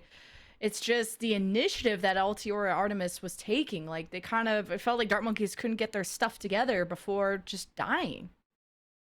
Yeah, and I don't know what they're going to do differently on Route, if I'm going to be honest here. Like, it seems like Altior are in a great spot. I guess to maybe think about it from their perspective, they need to do a bit of a better job to disengage, right? I think they got to do a good job peeling those dives from Artemis. Because Artemis, you know exactly what they're going to do. They're just going to keep going forward, keep going first. And if you're the one to actually back up, or, you know, vice versa, you got to be the ones to go first, go immediately on Artemis. And maybe they're not going to expect it either. So really, it's on that decision. You just got to make one. You can't be split. At least there's microscopic glow-ups happening, because the last time these two teams faced was in the winners final. It was a 3-0 for Altior Artemis. They went to King's Row and Altior won 3-1, so they stopped them before point B. And guess what map they played third? Guess what map Dart Monkeys wanted to go to? Route 66. And it was a nail-biter 3-2. But Dart Monkeys, I'm surprised they keep wanting to go to the same maps they lost on. Yeah, I've got to feel like on this map for Dart Monkeys, they're going to have to maybe come together and like you said, I mean, they're going to figure something out here. Maybe it's a change of composition. You could put Zemrod on something like a Tracer. You could change some things up in terms of just like your overall play style, like I mentioned earlier, right? There's a little bit of avenues you can go. But the problem is in Overwatch, right? You can't really coach your team mid-series, right? It's incredibly hard to. You can say some things as a coach, but really your team is only going to play 1% better or 1% worse based on decisions you make. And sometimes teams will overreact. So a lot of what you have to do comes in the preparation for games and not direct coaching during the games. So really on Dart Monkeys, they have to get fired up. They have to feel better. Really, all you can do is change emotionally right now. In Altior Artemis, I mean, maybe they're not expecting Dart Monkeys to go for this aggressive hold. This could be a game changer for Dart Monkeys if they successfully pull off one fight. Yeah, just forcing as many fights as you can to make that time bank ever so smaller. It's a payload game, but it's also a race against time. And Dart Monkeys, they need a big comeback on this map. And it starts here. It's always Aspen looking for those initial shuriken shots, but it's Bun on the Widow who almost found Barcode off the crack of this train. But now we're kind of swapping back to our usual comps. Well, and she also built some damage there as well. So Bun already 13%, where Barcode's at 5% because of the role change as well. You know, characters keeping ultimates. So they actually want to fight early on this card.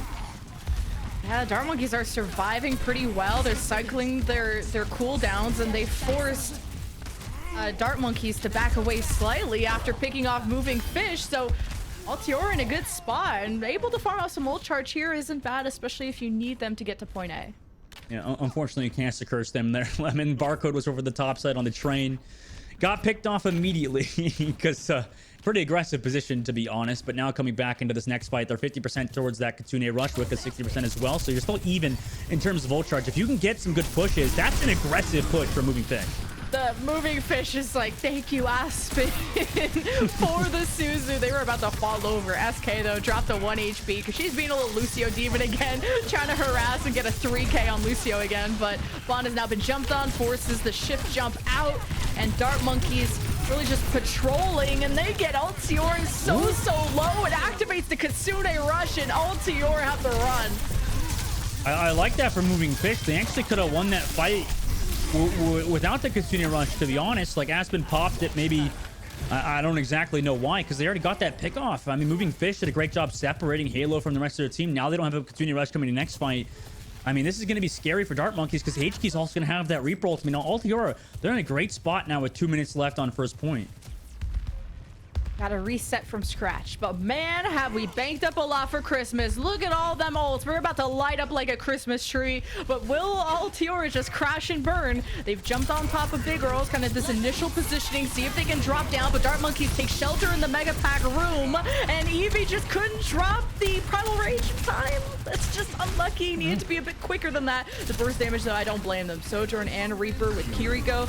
It's hard to keep track. But we look back at HK with the Death Blossom, but it's countered by the sound barrier of SK, and a ton of ultimates later, and Altiora didn't make any progress.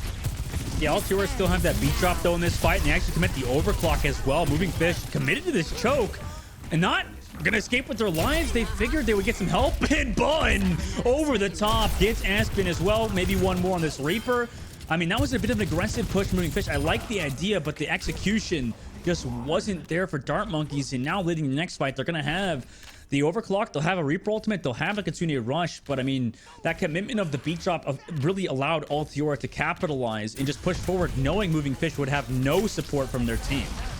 Just the fact that Dart Monkeys were able to bring down this time bank so much is a big advantage for them. And now they're holding the choke. Altiora forced to use the Sounder and the Primal just to break out. And Dart Monkeys are happy with this, but they actually choose to still keep fighting this. Kitsune Rush through the backline of Altiora while Eevee is still messing about. Manages to find Barcode, which is pretty much the primary goal you want to go for with the Primal Rage, is to lock down the Sojourn. Altiora, their spawns are really close, so they're fine. You know, every time I see a Pro with Reaper real quick, gets shut down by Bun in that fight as well. But every time I see a Primal Rage, by the way, Dart Monkeys are for sure going to have to reset here as they just funnel towards this payload.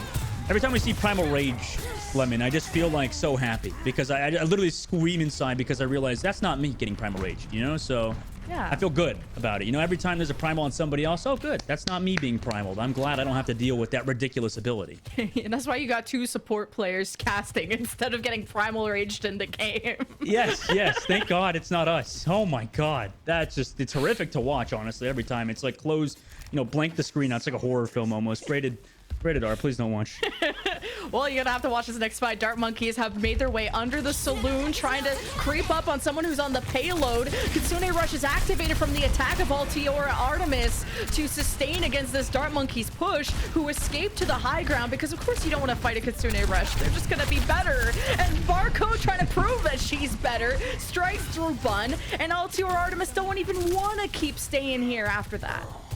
Yep, nope, they're just going to have to back out of there. No ultimates committed. They're super good, Altiora is, at realizing when they're down and can't win a fight. They're not like the type of team to just try to clutch up and win last second. They know they're going to try to take the 100% fight wins, which is how, you know, you can kind of show you should play Overwatch. But minute and 36 seconds left. Dart Monkeys on the opposite side done a great job burning off time off the clock. You know, they've built Kitsune Rush too. If they use their support ults right here, they'll get a fight win. All right, the overclock from the attack. They're safely on the bridge, trying to dodge the dives from the defense. Moving Fish in the back line. Bun would love to maybe get on top of this Saloon. Just being on the ground, you're so vulnerable to the Winston. And it's HK that gets focused down first. So Altiora is scrambling just to respond with that damage. It's a fantastic Suzu from Wicca, but I just don't think they have the healing with Dart Monkeys completely surrounding them. So Altiora reset, and this huge time bank they got is almost gone. Okay, yeah, it's looking rough now for Altiora. They have that Reaper ultimate. They're going to get Kitsune around 60%. Eevee also with the Primal Rage. Dart Monkeys, though, I mean, they also have so many ultimates on the other side. They're just missing that beat drop. So if they use their ultimates correctly here, they should be fine. But the Kitsune Rush popped early for Dart Monkeys. Yeah, they try and cut off those rotations from Altiora going through their left side, and it's pretty successful. You squash Bun twice in a row. Those first bloods onto the Sojourn, I mean, she's kind of the most vulnerable hero you can go after, and the fact that Altiora are just not resetting quick enough, but you ward off Dart Monkeys, but Bun will be back soon. I guess Eevee thinks this is winnable. They're going to commit the Primal Rage, go after Barcode the same way just to get revenge on Bun. Altiora lost their backline, though, and without Wicca, this is so rough. Your win condition was off of that Kitsune Rush, and Dart Monkeys are seconds away from holding Altiora at point B. This is great for Dart Monkeys. Beat Drop comes in through the sky, but that was a great job from Dart Monkeys to stop Altiora there. And that's kind of, okay, we're kind of noticing something, a little bit of a crack in the armor of Altiora is that, you know, Artemis, they're not good at winning fights that they're gonna lose. You know what I'm saying? Like, they can't come back in fights. Once they're down one member, they can't make those clutch plays. So if you get them in those situations, if you just commit ults one after one after one early on Altiora, get them down one member, put them in a weird position where they don't know what to do, then you can get that win. Because as we saw, I mean, Eevee popped the Primal Rage in a 4v5, got no value. You know, Altiora pops HK's Reaper Ultimate, got no value. You know what I'm saying? Like, those type of things are what's leading Dart Monkeys into getting a win there in the Streets phase of Route 66, which you can assume that's why Dart Monkeys picked Route 66, is because this is a great map for them. They're practiced on it against Altiora Artemis, whereas Artemis on the opposite side, you know, they really may either need to shore up their offense, where they just got to win fight after fight after fight, or they got to get better in those clutch situations for them on this defense. I think Altiora, their best pushes were coming through the cave side in the top right. I think that was a safer position for Bun to be in, because when they went through main and tried to go through that mega pack room, it felt like Bun was always jumped on by Moving Fish, and Altiora were always starting these fights 4v5s, a little tough, but I felt like HK was still a star that Altiora can depend on, and even though they didn't get point B, you just have to have a better defense. Exactly. I mean, HK is crucial right now for Altiora to keep popping off as well on this offensive side, and Moving Fish with the hog hook immediately. There's no way they keep with it apparently though, right? Yeah, you go for that initial hook, and now that they know what you're up to, it's usually countered. I was gonna say, if HK would have got the hook there, that'd have been hilarious. Just the ultimate caster curse. But yeah, back to the tried and true. Yeah, quick little, you know, Symmetra TP hook, you know, never hurt nobody. But it does hurt your time bank. 30 seconds off the clock already for Dart Monkeys. Like this position Barcode is in too. You get great sight lines onto where Altiora's safe position is on the defense. You don't have to worry about if Bun would be doing the same thing on the other side, and losing Barcode and not ideal. And the defense continues to thrive. I mean, you called the Bun in a ridiculous position, just getting these pickoffs after pickoffs, one after another. Uncontested in the background, this is where a Sojourn loves to live and just play above as these train sides, as Altiora set up aggressively still on Dart Monkeys. It's rough. 1 minute off the clock. Just the fact you're winning a couple of fights off of this positioning is not ideal for Dart Monkeys, but they're forced to use the Kitsune Rush just to finally break out of spawn and start to make some progress over at A, and Barcode's gonna look good doing it. Yeah, Wicca got Eska on the trade back. I mean, I know I've been talking about it where it seems like Dart Monkeys are in a rough position every time they use ultimates early, but it actually could capitalize for them. This could work out for them if they get ults early, maybe with this Primal Rage for Moving Fish next fight and onto Altiora's backline. But Altiora had built up the time bank, and we talked about Altiora super good in these team fights where they just commit ultimates and understand what Dart Monkeys are trying to do. The time bank is now cut in half, and you have Bun overclock on top of Big Earls, and anyone pushing this cart is just dead. And Bun proves me right. Without Aspen, this just seems so chalked. You don't have the healing. She'll teleport back soon if Dart Monkeys can buy time, which involves not taking a lot of damage. But moving Fish with a great responding pick makes this very winnable for Dart Monkeys. Aspen is surely back, but you can't heal through this Death Blossom. H-Key spins to win. But I like this for Dart Monkeys, though, actually. 1 minute and 45 seconds now. Moving Fish got that pick onto Bun, and it made Alturia freak out. So they committed both that Reaper ultimate and that Kitsune at the same time. Dart Monkeys have an ult advantage leading next fight because of Moving Fish's aggressive Primal Rage pick.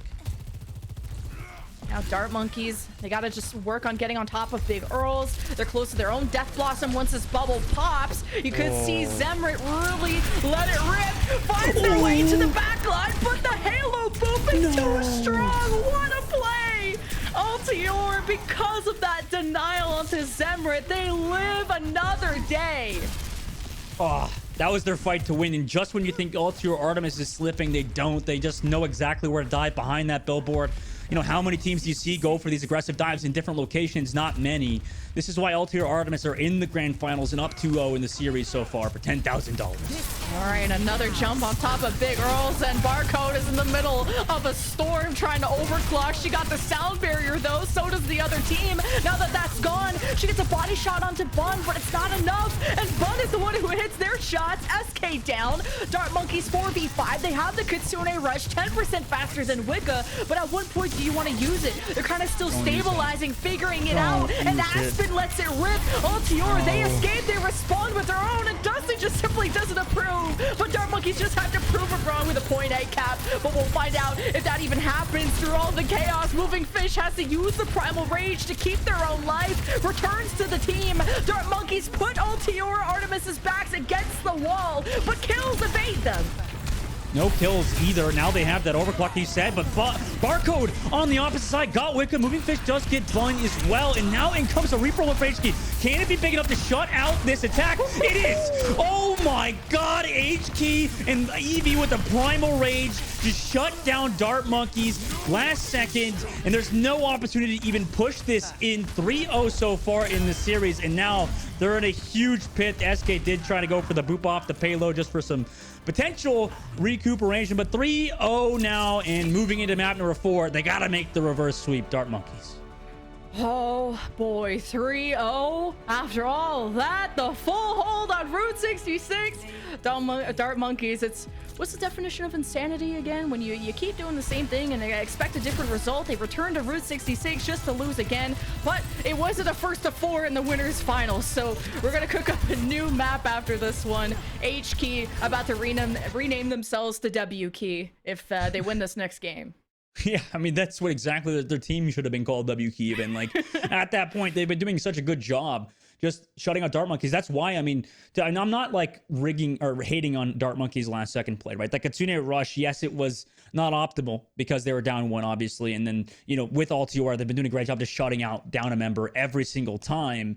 And, you know, Dart Monkeys is scared because with 30 seconds left at the reset there, they have 30 seconds left on the clock. They come back now. And then what? Altiora is going to engage you on another crazy spot, probably towards the train side. I mean, it's just going to feel terrible for Dart Monkeys there against Altiora, where they know, I mean, at this point, it's just they're in their head, right? Altiora Artemis are just in Dart Monkeys' heads, you know, have an entire, you know, family, a whole house and everything planted in Dart Monkeys, knowing exactly where to dive on them. Dart Monkeys are going to have to get this funk right now, Lemon, to make a comeback in this series because down 3-0, this is a huge deficit to come back from. Yeah, living in their heads rent-free in this economy is pretty nice. And if they pull it off, they'll be $10,000 richer. This has been an amazing program, and I'm looking forward to what's next. And just to see all of the talent that Overwatch has that I don't think we would have ever really known about if it wasn't for Calling All Heroes. So again, shout out to them. Shout out to everyone supporting, because all these people are...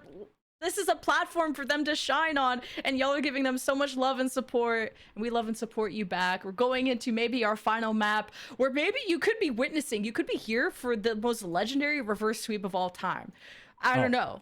Just saying. I mean, It could be. I mean, get your NFTs are kind of dead now, aren't they? But if you can take some pictures, take some screenshots of what's going on right now, because Altair up 3-0. Maybe this is that meme where it's like, seconds before a disaster or whatever, where Dart Monkeys makes that reverse sweep and they prove that they can, pull out the bulldozer and just destroy every single house that Altair has planted in Dart Monkey's head. Dart Monkeys, at least they're going to come with a surprise because they haven't had to play a map 4 against them before. So the choice of map, Altiora don't know what's coming, and we're cooking up our map set down below. We went to Busan, it was Altiora. We went to Kings Row, it was a W for them again. We went to Route 66, it was a full hold, and we could be ending it all on the new map, Esperanza. Okay, I had to think for a second. Esperanza. Esperanza. Okay, get it right. Okay, come on now, Lemon. Sorry. Yeah, Esperanza. I'm just kidding. Esperanza is a great map that a lot of teams have been picking these days. To be honest, it seems like it's the new push map to pick. I mean, Colosseo, as you know, Lemon. I mean, you were a part of the Colosseo, incident, right? I mean, the Colosseo were the 3 minutes or something, 4 minutes first point fight where it just never ended, right? I mean, remember that? That was, I mean, you probably don't want to remember that, to be honest, but coming into Esperanza, everything's been a bit different. The fights are a bit more dynamic. Everybody takes fights on these high grounds, on the archways so frequently. It's so back and forth, especially since these two teams, I'm sure, are practiced on this map, nowhere to fight. There's a lot of areas where the team coming to recontest have an advantageous position. So realistically, I could see this actually favoring Dart Monkeys, especially if they're still practiced. And if they looked as good as they did at the beginning of Route 66, they could transfer that over to Esperanza with that aggressive offense. Yeah, just every push map has their own identity. I kind of say New Queen Street is very flank heavy. Colosseo is very long sightline heavy. And I would say Esperanza is kind of a mix of both, where it's very windy, so there's not a lot of long sight lines, but there's lots of little places to hide. I wouldn't say like very flank heavy as New Queen Street, where you can just cut through and get to spawn practically, but lots of little windows and areas to hide in. I mean, y'all got to see in the Overwatch League finals how to really play it, and this was Dart Monkey's choice of push map, so we'll have to see what they're cooking.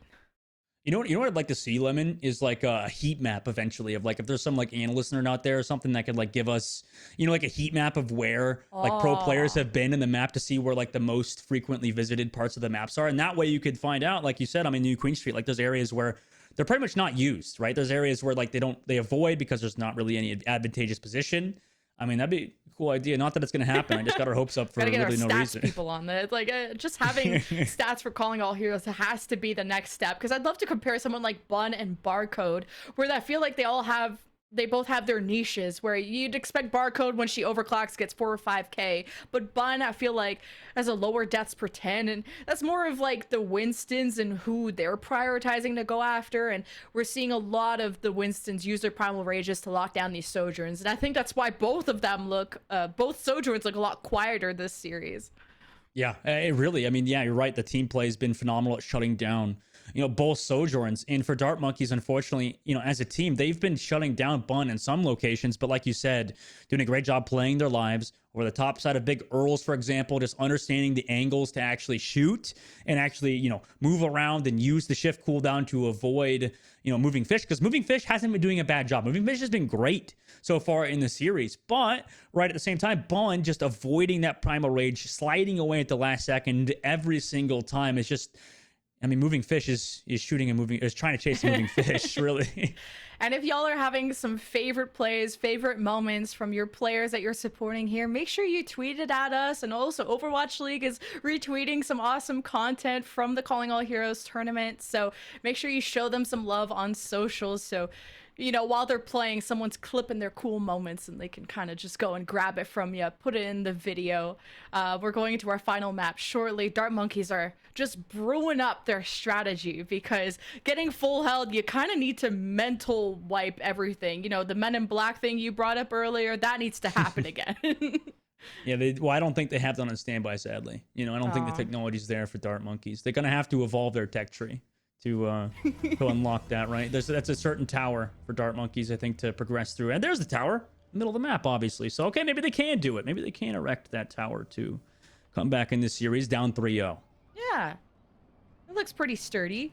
And this is the most annoying part of the map, honestly, for I mean, as a support player to fight, because you think you just want to go automatically left towards the bot, but the right side of that pillar is where a lot of Reapers like to flank from to access that backline. So you don't want to just automatically forehead go into the objective. You have to assess where's the best place to take that fight from. And it's as much as Overwatch is about shooty bang bang, you're just like killing things all the time, it's also about information gathering. This is the map where it always attests to, you know, how synergized your team is in ranked, right? If you see your team, like you said, if you see your team and you go left, or and then your other team goes right towards the bot, like it's just over. Like your team's on the same page, it's done. So, you know, the moment you see everybody go towards the same side, that's when, you know, the dopamine sets in. You're like, okay, yes, we're on the same page. We're gonna win. We're gonna win. This time, Dart Monkeys, you know, maybe they're gonna win if they go on the right side together. That's some cope. We'll have to see if they can prove you wrong. So that bridge too on each side is a good place to own. If you lose control initially of that bot, to fall back onto the high ground, but you lose control of your tank. Dart Monkeys aren't starting off on the best of foot. Barcode has to jump away, but took initial damage and was finished off before she could escape. And Aspen will teleport. Oh, I guess into her death. I thought I was gonna say back to someone safer, but all right, full wipe. Your spawn doors are pretty safe, and they can't kill you there. Bun can't rip your head off in the spawn doors, right? True.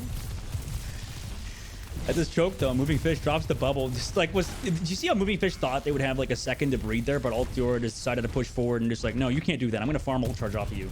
Just no time, no downtime for Dart Monkeys to even think about, you know, life or, you know, anything outside of the game. You think about life sometimes. Some dark times when you're respawning, but taking control of the bridge is a good starting point for Dart Monkeys, but you lost some people on the way there. Halo besting SK in that moment, but not the end of the world. Dart Monkeys are still gonna maybe hope to get control of the top bridge. Moving Fish jumps back up there. That's why Bun doesn't want to stay too comfortable, but still good 25 meters for Altior. Dart Monkeys are really just existing. I don't see like a really convincing push going in either direction.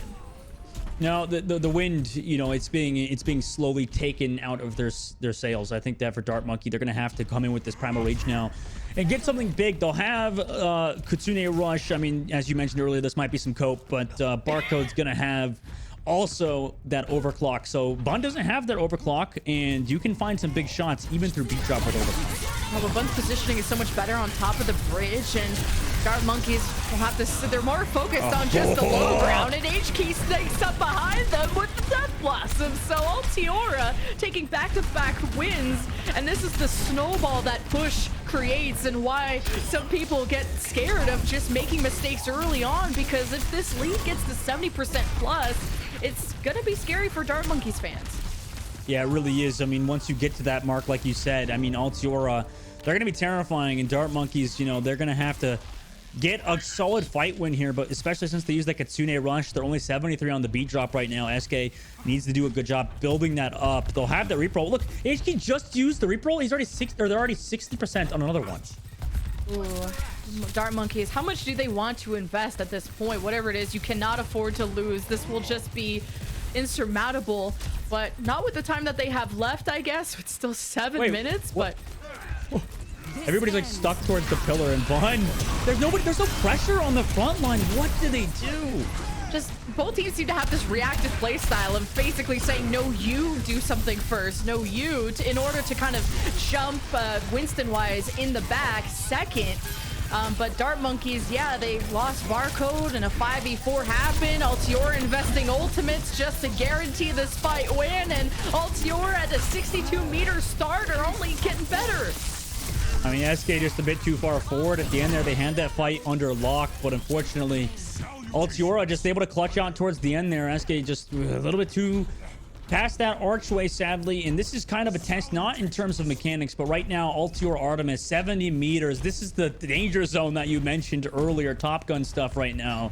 And Dart Monkeys, they're in a rough spot, you know, as a team. Maybe Altior Artemis just practiced way more together and are ready in this grand finals. Yeah, oh, Halo dropped the sound barrier. Altior lost H-key, so the Kitsune Rush might lose some value when you don't have all your DPS online. Dart Monkeys, this is how they clap back. Their Kitsune Rush obviously doing a lot more damage with Zemrit fully involved, and staggering out Altiora is only going to benefit Dart Monkeys, but you have to make that 0 to 81 meter comeback. All right, they're doing it. Well, this is step number 1. Push the robot into 1 meters. We're going to have to celebrate in a second here. Okay, Lemon? Okay, I'm ready. Here it is. Here it is. Pause champ. I'm waiting. Wait. Yeah, look! They have a meter! Wow! Clap. Clap emojis in the chat. Dart Monkeys, though, they're going for more. They're going for the 100 meters. They're going all the way. Dart Monkeys, they're prowling off the bridge. I don't even know where Moving Fish went. They just escaped into the shadows, which gives Altiora control of the bridge. And, well, Barcode ain't gonna find nobody with the overclock after Altiora got scared and ran away. Well, they were running from Moving Fish, who came around that left side and then got picked off afterwards. Now Eevee has to deal with Zema on the payload, but HK yet again with these Reaper ultimates been so impactful, and they're just going to take control of the robot yet again. Bring it back around the entire map. 4 minutes, 50 seconds now. We are halfway through the map. And 32 meters for Dart Monkeys. They've banked some time, so that's something for them. And they're going to actually make a Hail Mary play here. They're swapping to Roadhog here, Lemon, to try to do something, try to shut down Eevee. But with the Primal Rage, Kitsune Rush, pretty much every ultimate, Altiora is scary to deal with this fight. I think this is a great way to make sure Altiora are not going to overstay their welcome when they do dive in. The Roadhog holds space a lot better than a Winston. Soundbear and Death Blossom, yup, that'll do it. But kills by check, I don't see any. Dart Monkeys are somehow losing this after the initial investment, including a Soundbear on top. But revenge is even sweeter for Altiora with the Kitsune clapback from Wicca. So Altiora now reaching 90 meters plus. Yeah, that's a lot of time or meters on the clock here for Altiora Artemis. They did use a lot of ultimates though, and Dart Monkey's going to keep running this Roadhog composition. They're against the Beat Drop coming in next fight as well. So Altiora know that they're going to back up, have to farm some ultimates, play this choke point. It seems like every team likes to fight around this archway here. So we're going to see Dart Monkeys kind of group up together and they get ready for next fight as Altiora are looking for an opportunity to push with maybe a Beat Drop with Halo. Oh, Dart Monkeys have to make up for so much space, going all the way to 100 meters. It's a fantastic job from Altiora. Great hook. Okay, Halo's gone. No Soundbear from Altiora. And you see how they're running away because of it. Not before Bun gets a revenge. Oh, the hook at point blank misses. You hate to see it, but a Suzu, I think, would have blocked it anyway. Moving Fish now gets to work with the Kitsune Rush of Aspen.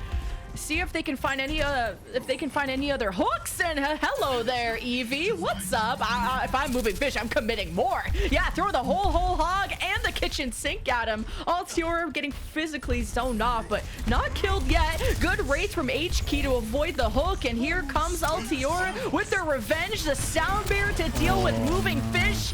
And Dart Monkeys really got to keep going. Their momentum just keeps being stifled every time.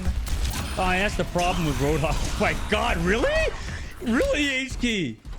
Oh, okay. All right, that's how it is. That's a bit dishonest gameplay right there, okay? I mean, listen, just dropping the Reaper ultimate on top of a hopeless little SK on the payload, that's so mean. That's so brutal. But, you know, Lemon on the opposite side, right? That's the problem with Roadhog, is you rely so heavily on these hooks to find anything. If you don't find those hooks, it's over for you. Yeah, just Moving Fish needs to be a lot more aggro on the Roadhog, but Bun is now besting Barcode, so you're not winning that duel either, and Dart Monkeys get wiped again after they tried to go for a cheeky flank, but Altiora are just smarter than that. They are just truly looking like the best team in the Calling All Heroes tournament, and really they're 2 minutes away from proving that to be your undefeated champions, not dropping a single game, and Dart Monkeys have to make the most legendary comeback on this map just to begin. Well, now they're looking back at the 100 meters, like you said. Earlier in, you didn't expect to probably hit the 32 to 127 mark, and now towards the inside health pack, they just chase Moving Fish down. Again, around that backside, pop the overclock too, but they don't even need to use it. They're just going to wait around. They already got the pick off, but they do lose Halo on the opposite side. What a great shot from the overclock on the opposite side, but Eevee, now with the Primal Rage, I mean, you know where this is headed on the opposite side. It's going to be so hard for Barcode to stay alive. I'm surprised she can even see. Sometimes you get primaled so hard, your eyes fall out of your head, and it's just, you don't even know where you're going, what you're looking, what you're shooting at, and 127 meters.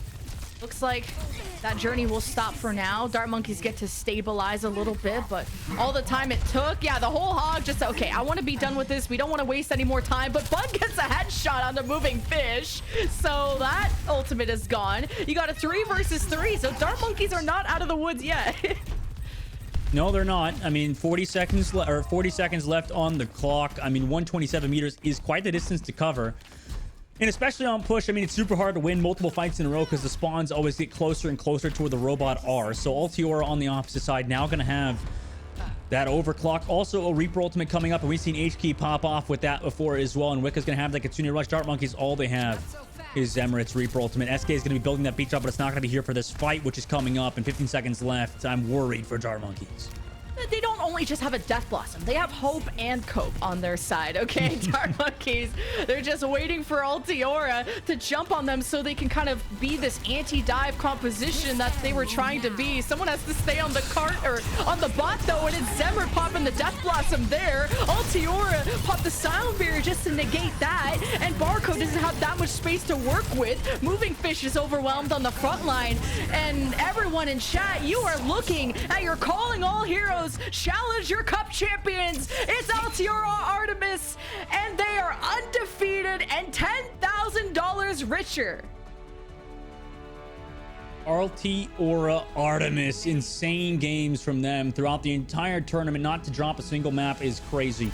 I mean, think about it. I mean, we've never seen a team in Overwatch League do it. Never any contenders besides maybe British Hurricane and stuff. So this is an absolute dominant team. I really hope, you know, they keep it together after this, because I mean, yes, that's Money in the Bank, but they got to keep winning more tournaments, right? We want to still see in the next Calling All Heroes tournament, we're going to want to see these same players run it back potentially with Bun, HK, Mari, Halo, Wicca, Evie, Anna, and Anayun. This team has been absolute dominant and well deserving of that $10,000. And they were able to make all the other Altiora teams happy, knocking them out. At least they made it through to the end. And look, they even grew a 6-pack after all the work and all the crunching they had to do today. Man, I wish I had those, but congratulations, Altiora Artemis. But of course, the biggest challenger, their toughest opponent, Dart Monkeys, in second place. Don't walk away with nothing. $5,000 to them. And in third place, Shock, Timeless. And also just a shout out to the Overwatch League teams that stepped up to the plate to represent a lot of our teams. I know we had the Vancouver Titans, maybe Toronto Defiant, just a ton of Overwatch League teams supporting this movement, supporting this platform. Here are all the teams that you saw. Riz Sorority gets a special place in my heart just for the name. Well, I mean, for the, what was it? We need the resume. The resume, but yeah, the resume. But you know, on the opposite side for Dart Monkeys, right? And like you said, every other team to actually join us here. I mean, that was awesome to see so many Overwatch League teams, and also come up with the individual unique logos. That's really cool. I like Shock Timeless. It's a very unique logo as well. I mean, they're all super, super good looking. And for Dart Monkeys to get second place, I mean, for what they were saying, for how much practice SK was saying they got a week of practice before this. I mean, that's a dang good placement. I mean, that is really good from Dart Monkeys to actually put up a fight against Altiora Artemis, who, yes, was dominant throughout the entire tournament. I mean, shout out to them for playing as well as they did, just as a unit. Just so amazing throughout the entire tournament to actually clean things up for the finals, for the grand finals, and close it out in that fashion. It just speaks to their dominance. It's crazy how they just didn't drop a single game. Because I know there's a lot of discourse in the community of like, okay, like, who would you pick up from a marginalized gender? Like, and it's like, this is why this platform exists, so they can have a place where they can show off those skills, and there's no excuses of who else carried them or who else did what. This is all about them and their success, and Altiora Artemis prove that. I mean, I hadn't heard of them because of, like, maybe not competing in contenders and stuff like that, and for a platform like this, now everyone gets to know their name, look them up on socials, and keep track of their journey. And not only just Altiora Artemis, but everyone else that competed in Calling All Heroes. And we're gonna have a winners interview shortly before you close out the stream. Don't go anywhere, because we have Wicca coming up soon, and I'm really excited to talk to them and just kind of, how did Altiora get this good? Because I want to know. And actually, Wicca is on the line, so I can ask them directly. Hello, Wicca. Congratulations on the W. I mean, you already have W in your name. It's that easy, right? Yes. Hi. Thank you. Thank you for having me. Hi. Hey, Wicca, how are you feeling after that series? I mean, to get a 4-0 victory throughout the entire playoffs, you guys played amazing. I mean, how are you feeling? How dominant was that for you? Obviously, I mean, why I'm asking that. You guys were dominant as heck.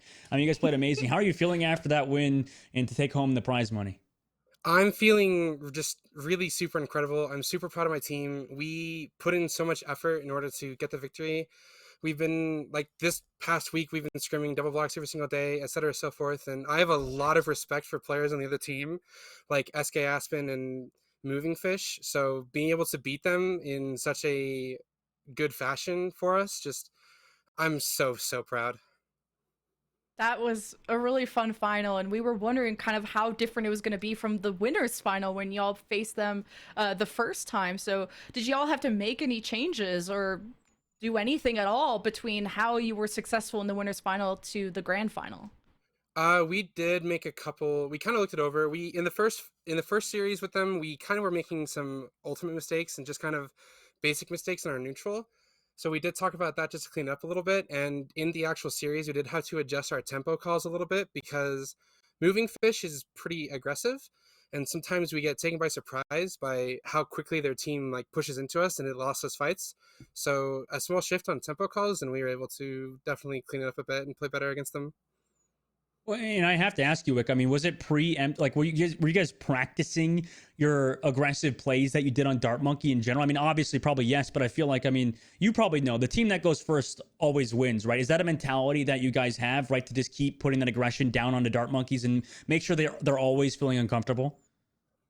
I mean, sometimes it does depend on how we feel of the winning condition or not.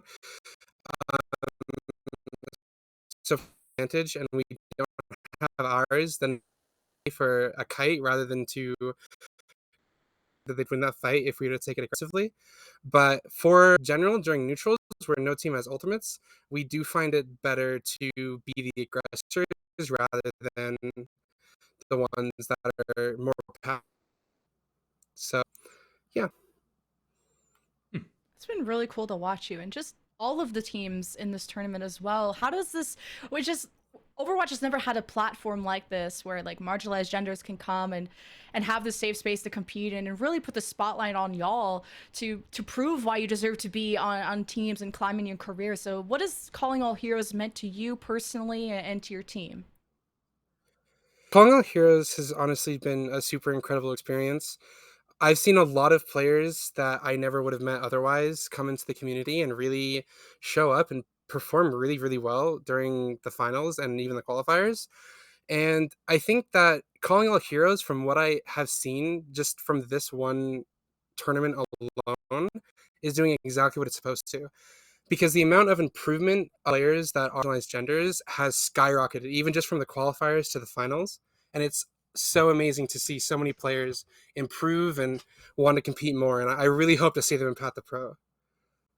Do you have any like shout outs, honestly? I mean, for anybody that you've seen so far or for your own team or anything you'd like to say, before we let you go, Wicca? I think my shout outs are probably going to be Jim as a player, really surprised me. They definitely played really well on the Reaper. Um, and then also players like Sheep, I think improved a lot. And just the team coordination in general from all the teams really got better. As for call outs outside of that, I'd really like to shout out for my manager, Elijah, that I met through Calling All Heroes. He's absolutely incredible. He's amazing. I love him. He's fantastic. He manages my contenders team as well now. So Oh, cool. I was actually about to him ask, like, especially. where can we keep up with Altior Artemis? Like, whether or like for yourself, like, are y'all streaming? Are y'all competing in contenders? Where could we follow you more until the next Calling All Heroes? So we're all on Twitter, and then all of us are competing in the Path to Pro, so you can probably look to find us there. But we are a little bit split up on teams because we do play for separate teams other than Artemis in Path to Pro. But Okay, maybe we'll awesome. Well, be Artemis again for the next season of Calling All Heroes if there ooh, is another one. heck yeah, there better be. We're gonna ride if there's not. Thank you so much for this awesome final, entertaining us and showing y'all really that you can play the game. That was sick. Congratulations again. Thank you so much. Thank you for having me.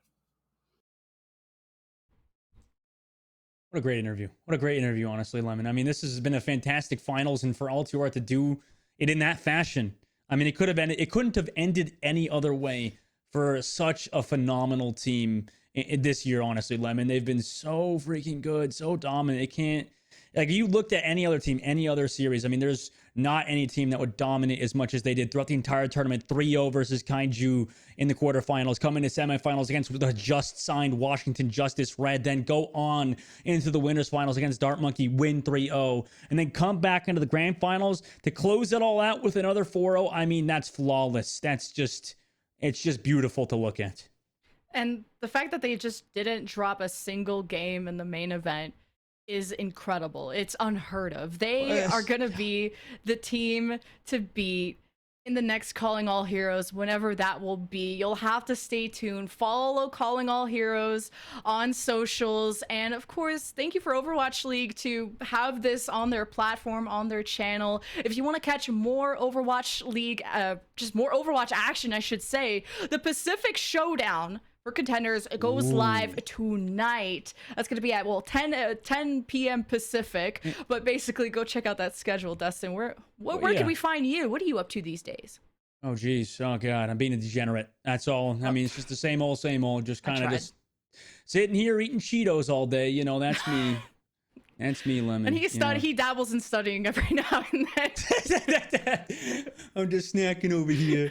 I'm just snacking. You can also, by the way, I'm glad you shouted out a Pacific Showdown. That there'll be 2 new skins as well, 2 new contender skins that you'll be able to get in terms of drops. I mean, everybody loves their drops, right? Yeah. You can't miss those. Well, if you're not catching Dustin Bowerman on Twitter or on his Twitch, you can catch Pacific Showdown tonight. Big Hungry Phil, Chef Billy, LaFawn, Paul, Pixie, and of course, Avril from the Overwatch League will be casting that. It's going to be a banger. We got O2 Blast and all types of awesome teams, including T1 playing tonight, so you won't want to miss it. That's all for Calling All Heroes, though. Thank you all for supporting this platform, Overwatch League, for the partnership, and the other casters, Moxie, Sid, and others who helped out. You're all incredible. I hope we can do this again. Let Overwatch know if you want this to happen again, okay? Let's write on socials. Thank you all so much. Have an amazing night.